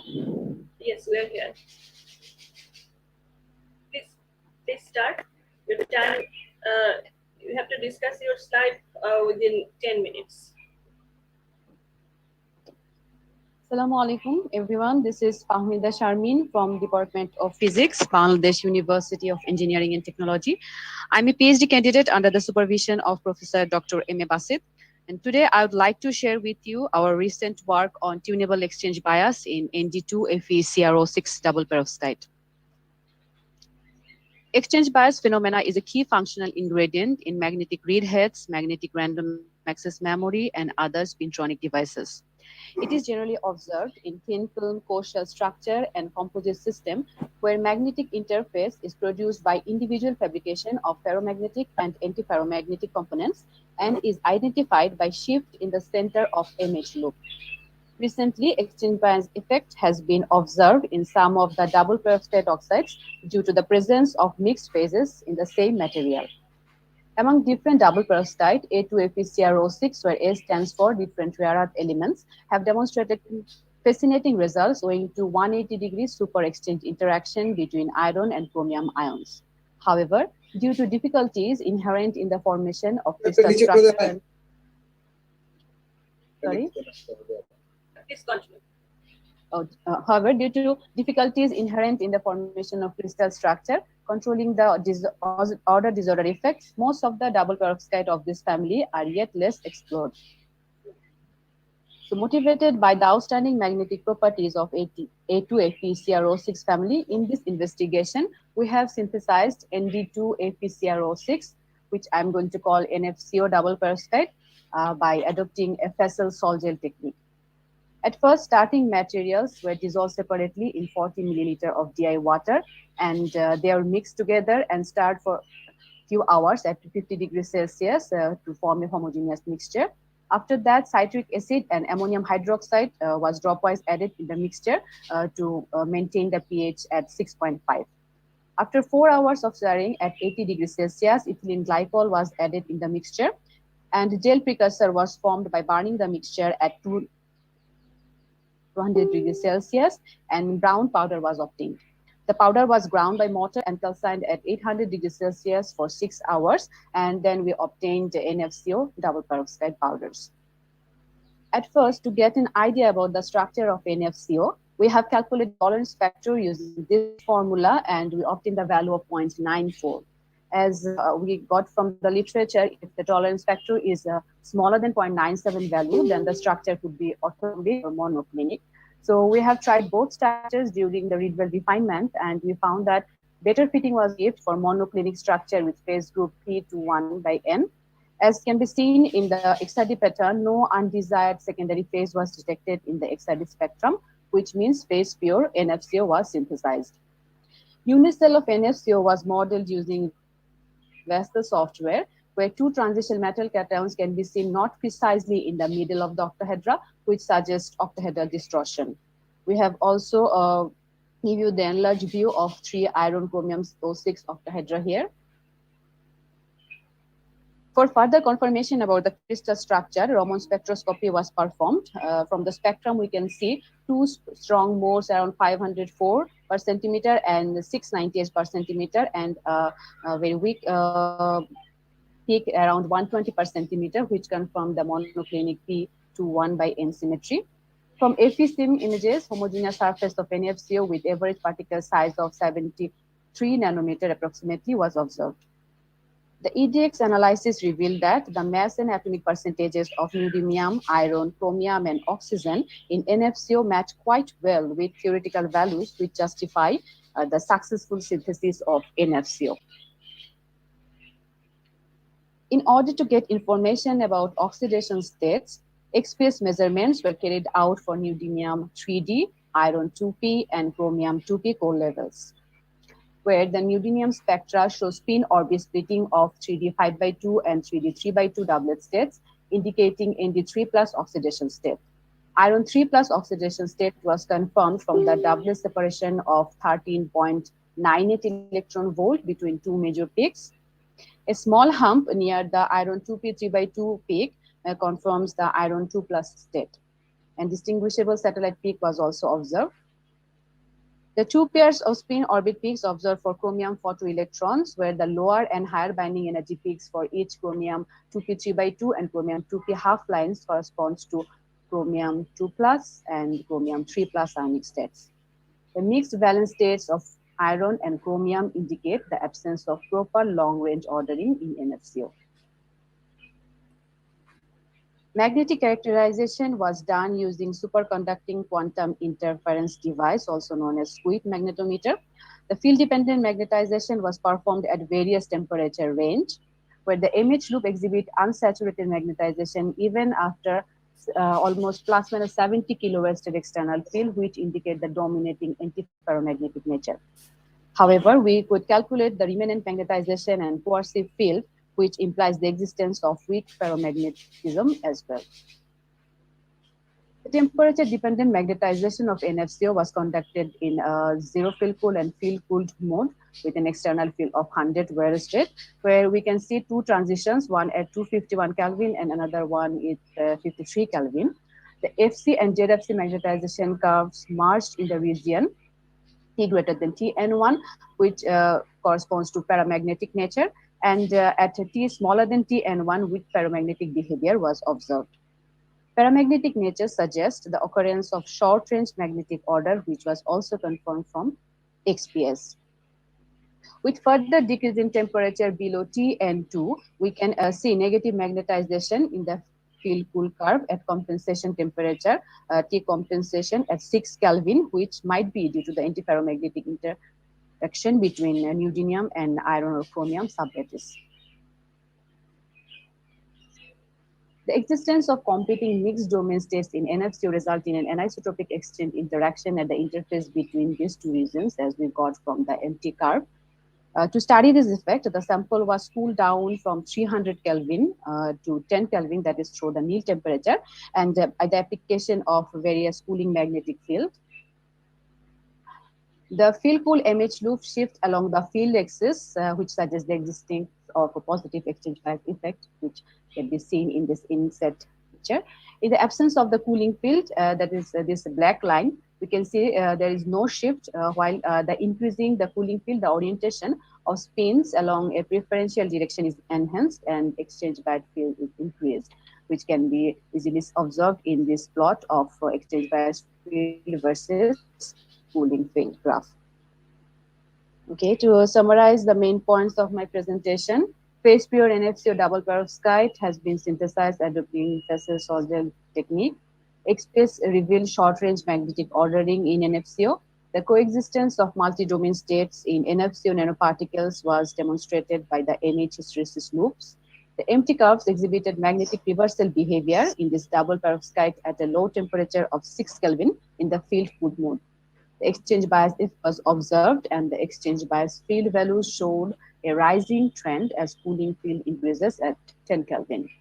We can anticipate that understanding the exchange bias and related phenomena in NFCO will be helpful to tune the anisotropic magnetic properties of exchange-coupled nanoparticle systems for potential applications in innovative multifunctional devices. Further, we are going to conduct the optical characterization and photocatalytic dye degradation ability of our newly synthesized double perovskite for their potential application in the field of photocatalysis and other related fields.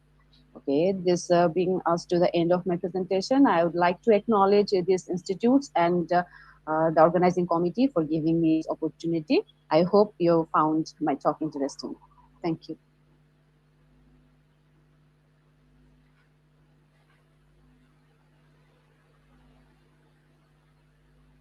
Unique presentation exchange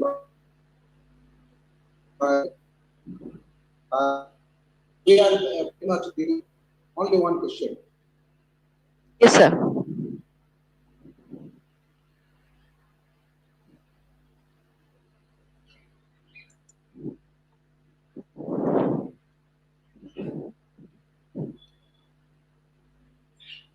Okay. Hello? If there is no question, then we'll go to the next presenter, NM03. That is structural and magnetic characteristic exploration of trivalent aluminum 3+ ions substituted for nickel, zinc, cobalt, nanoscale. Presented by Nusrat Jahan, J.I. Kandakar, Omen Dash, and M.N.I. Khan. Welcome. আসসালামু আলাইকুম, শুনতে পাচ্ছেন আমাকে? Sir আমাকে শুনতে পাচ্ছেন? আপনি শোনা যাচ্ছে। আপনি আপনার স্লাইড শেয়ার করে শুরু করে দেন। 8 মিনিটের মধ্যে প্রেজেন্ট করবেন এবং আমরা 2 মিনিট প্রশ্ন উত্তর করব। জি ম্যাম, প্লিজ। জি। You have 10 minutes, but you have to finish very quickly. Do not delay. Otherwise, you will stop.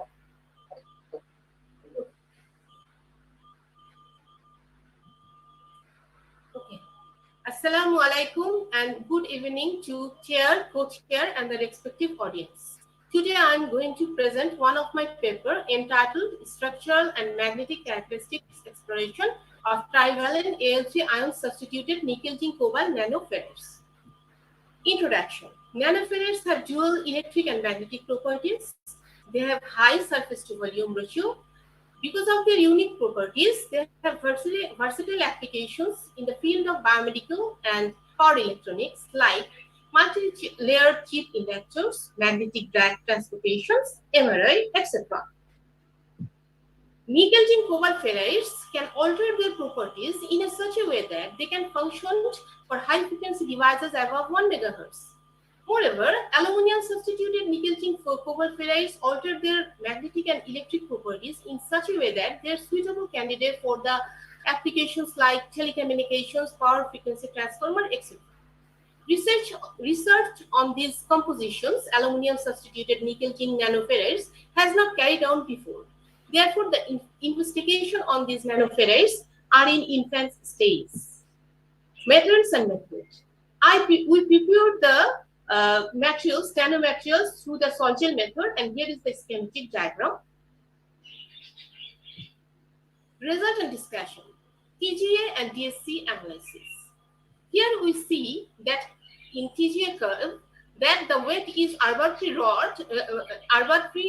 fall down at a temperature range 229 degrees centigrade to 280 degrees centigrade. Around that temperature, the residual ammonia is released from the compositions. As a result, the crystal is formed inside the material and the phase temperature is around 270 degrees centigrade. So this arbor weight loss and the exothermic peak is indicated that crystallization is formed inside the material. X-ray diffraction analysis. Single-phase cubic mixed spinel nanoferrites with phase group 3GFD3M were confirmed through the Rietville refinement X-ray data. Reflection peaks from the atomic planes 2 to 0 331, 400, 422, 511, 440 are recognized by Miller indices of these nanofarads. This is the crystal structures of these nanofarads, and in the table, the cation distribution inside the tetrahedral and octahedral void will be displayed. The crystalline size is showing a declining trend with the compositions because after aluminum substituted, the crystalline size is showing a declining trend. And also see that the lattice constant obtained from experimentally and the lattice constant obtained from radial refinement is closely matched to each other. The lattice constant variation are explained on the ionic radii differences between the cations, which is distributed inside the sublattices. Microstructure exploration is observed through the TEM microscopy, and we see that the particle sizes will decline after Al3 ion composition, after Al contents, after aluminum content, with compositions. So, and we see that the compositions with x equal to 0.12 has the lowest particle size 5.25 nanometers. The actual reason is that after aluminum doping, the aluminum, iron, and oxygen, or aluminum, oxygen, aluminum type of thin layer is formed around the grain, so the grain growth is hindered. Particle size is reduced with compositions. The shade pattern indicates that the atomic planes and the strong crystallinity stand the nanomaterials. Raman spectrostatus. The characteristic peaks indicate that the metal-oxygen bond is present inside the compositions. Here, the A1G1 mode indicate the symmetric stretching vibrations of iron and oxygen bonds inside the tetrahedral wires. A2G2 bonds represent the symmetric stretching vibrations inside the vibration of metal and oxygen bond in the tetrahedral wires. T2G2 bonds represent the asymmetric stretching of metal-oxygen bond in the B site. T2G3 bonds represent the asymmetric bending in iron, nickel, cobalt, and oxygen in the B site. T2G1 represents the translational motion of the whole tetron, and EG, symmetry bending of anion, represent the cations and or anion bonding in S site. The band gap is estimated through the torque plot that is obtained from the ultraviolet visible absorption data, and that is measured through the UV visible spectroscopy. And we see that the particle size and the band gap are inversely proportional to each other. And this phenomena inversely proportional to each other, and this phenomena is explained through the quantum confinement effect. The band gap is varied with the compositions, and it is indicate that another reason is that the oxygen deficiency is present inside the compositions, and this is another reason the variation of band gaps with compositions. PPMS analysis. This is image plot, and here we clearly see that our saturation magnetization is varied with compositions. Actually, when we dope the aluminum, the extent of the super exchange interaction between the cations are varied. As a result, the saturation magnetization is varied from composition to composition. And another reason, structure distortion is occurred, the crystalline size is reducing, or the particle size is reducing due to high surface to volume ratio. And because of this surface distortion, the super exchange interaction inside the wires are varying. As a result, the saturation magnetization is varied with compositions. Now, the S-shape image loop and the very low value of cohesivity and immerence indicate that the materials are superparamagnetic. Conclusion. Single-phase nanospinel cubic ferrites identified through the Rietville refinement XRD data. TEM morphology confirmed the particle sizes decrease with compositions. Metal-oxygen bonding is present inside the material, and this is identified through the characteristic peaks of the Raman spectrum. Particle size and band gap energies followed the inverse relationship, and this can be explained by quantum confinement effect. S-shaped image plot with low coercibility reveal the superparamagnetic nature of the samples. Overall, the particle size distribution around 6 nanometers and the superparamagnetic behavior of the newly made nanoferrites indicate that maybe the materials will work effectively for high-tech biomedical devices. Acknowledgements. I have to thank the Ministry of Science and Technology for NST Fellowship, which they're giving me to conduct my PhD research. I thanks to my supervisors for their cordial supports, and I also thank the Material Science Division for their equipment facilities, and I also thanks to the audience, chair and co-chair to listen my presentation. Thank you. Thank you, Nusrat. Now there is a question. Please, Dr. Basit sir, continue. Okay. Can you please go to the TA micrographs? Obviously. 10 photographs show the Yes, slide. I'm just going.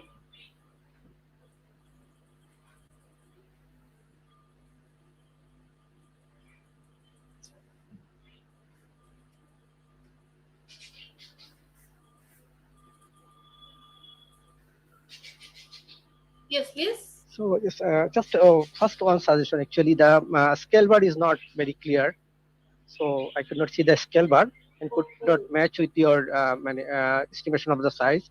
Second point is that even by using the aberration corrected TEM, which is the most prominent TEM in the world, you cannot calculate 0.25 nanometer. So it is actually not necessary to write 5.25 nanometer because this is within your standard deviation, right? So 5 nanometer is sufficient to write instead of 5.25 nanometer. Thank you for suggestion. Thank you And very much. another thing, just I could suggest that to take some high magnification image, HRTM images, to look at the surface of the particle, because when you deal with the magnetic nanoparticle, the surface of the particle is very dominant, because if the surface roughness is prominent, then actually magnetic property would be degraded. So I think next time you'll see the surface of the particles by taking some HRTM images at very high magnification. Many, Thank you very thanks much. for your valuable suggestion. Next time I obviously do it.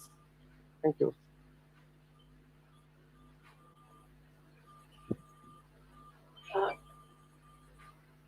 Yes, please, Dr. Imtiaz.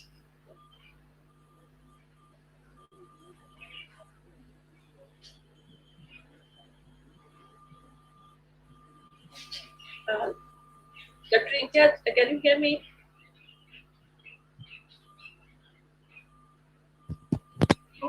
Yes, hello. Yes. Okay. So my question, the question is, you mentioned about this oxygen deficiency or vacancy in your sample. So is there any way to experimentally measure your sample has some vacancy? Actually, when we prepare the samples, then it is not possible. We are not flowing the oxygen from the outside. So definitely the defects or other mechanisms come from oxygen vacancy. But direct measurement, it is not possible actually. We can't do. Thank you. No, if you can do some XPS analysis, actually, you can clearly see the oxygen vacancy, because in that case, you'll get the code peak for the oxygen, and you'll get some other extended peak for the defects. So by XPS measurement, you can do. Okay, next time I will do it. But No, actually, it's very difficult to find out the oxygen deficiency, because the sample is on the silicon plate, and silicon oxide itself has some oxygen peak. So maybe there is some other factor. It can Yields something like electron energy loss spectroscopy. Pardon? Electron energy loss spectroscopy. Energy loss. No, we have not. Electron energy losses. Okay, Dr. Samirullah has some question. Thank you for your presentation. Did you calculate the anisotropy constant for your sample? No, I am not.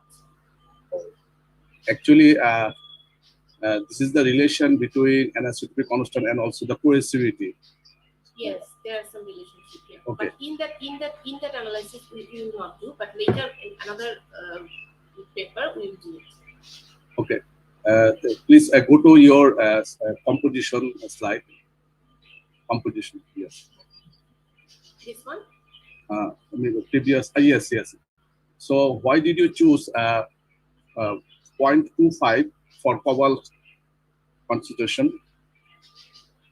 Because cobalt is a very high positive anisotropy constant. Yes, I know. On the other hand, nickel ferrite also a negative anisotropy constant. Yes. So in order to compensate so in that case, it is very much necessary to reduce the value of the cobalt concentration.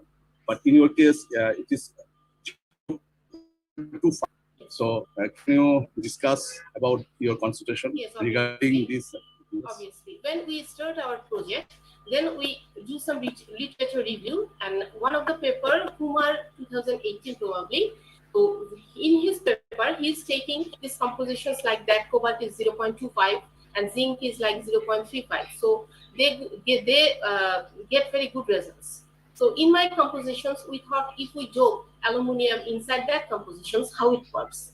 So because of literature review, we saw the good results that we take that value of cobalt like that. Okay. My last question. Did you measure the permeability? Yes, I measured, but in that analysis, we are not discussed. Better we in my future paper, I will do it. Okay. Thank you very much. Okay. Thank you very much. Okay, thank you. As we are running short of time, I cannot allow any more questions, please. So we are going to our next slide. Or is there any Thank you organizer? very much. Thank you, Mr. Is there any organizer? Doctor Maria, Hakim sir সম্ভবত নেটে ঢুকতে পারছেন না, network problem. আপনি continue করেন। হ্যাঁ, Is it possible to take 10 minutes break as is the prayer time? As you wish, chair, you can take this. So I want to take, and please there is a 10 minutes break, and after 10 minutes please come forward. I think okay. Thank you.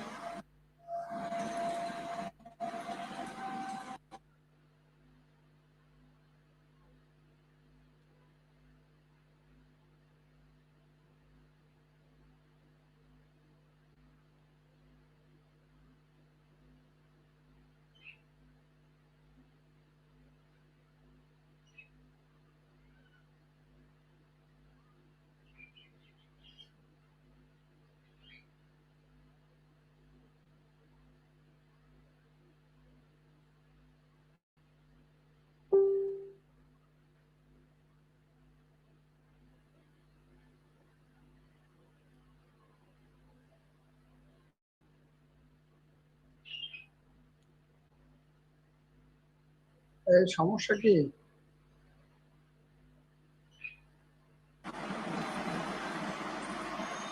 Sir নামাজের দেয়া হয়েছে। ও নামাজে দেন না? ঠিক আছে। 10 minutes break. Sir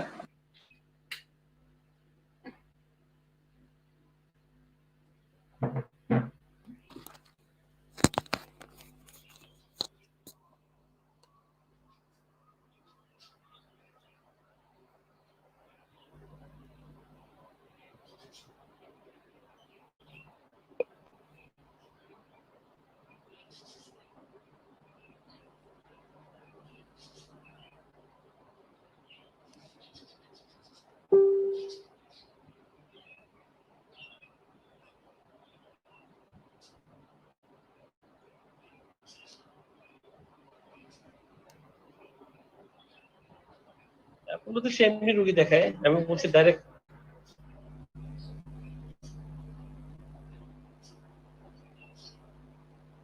খেলা হচ্ছে না, আল্লাহই জানে।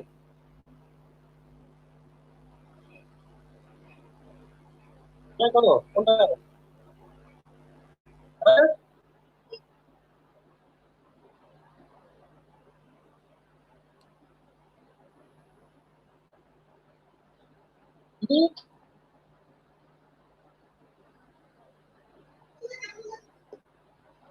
আমি কি বন্ধ করে ফেললাম মনে হয়।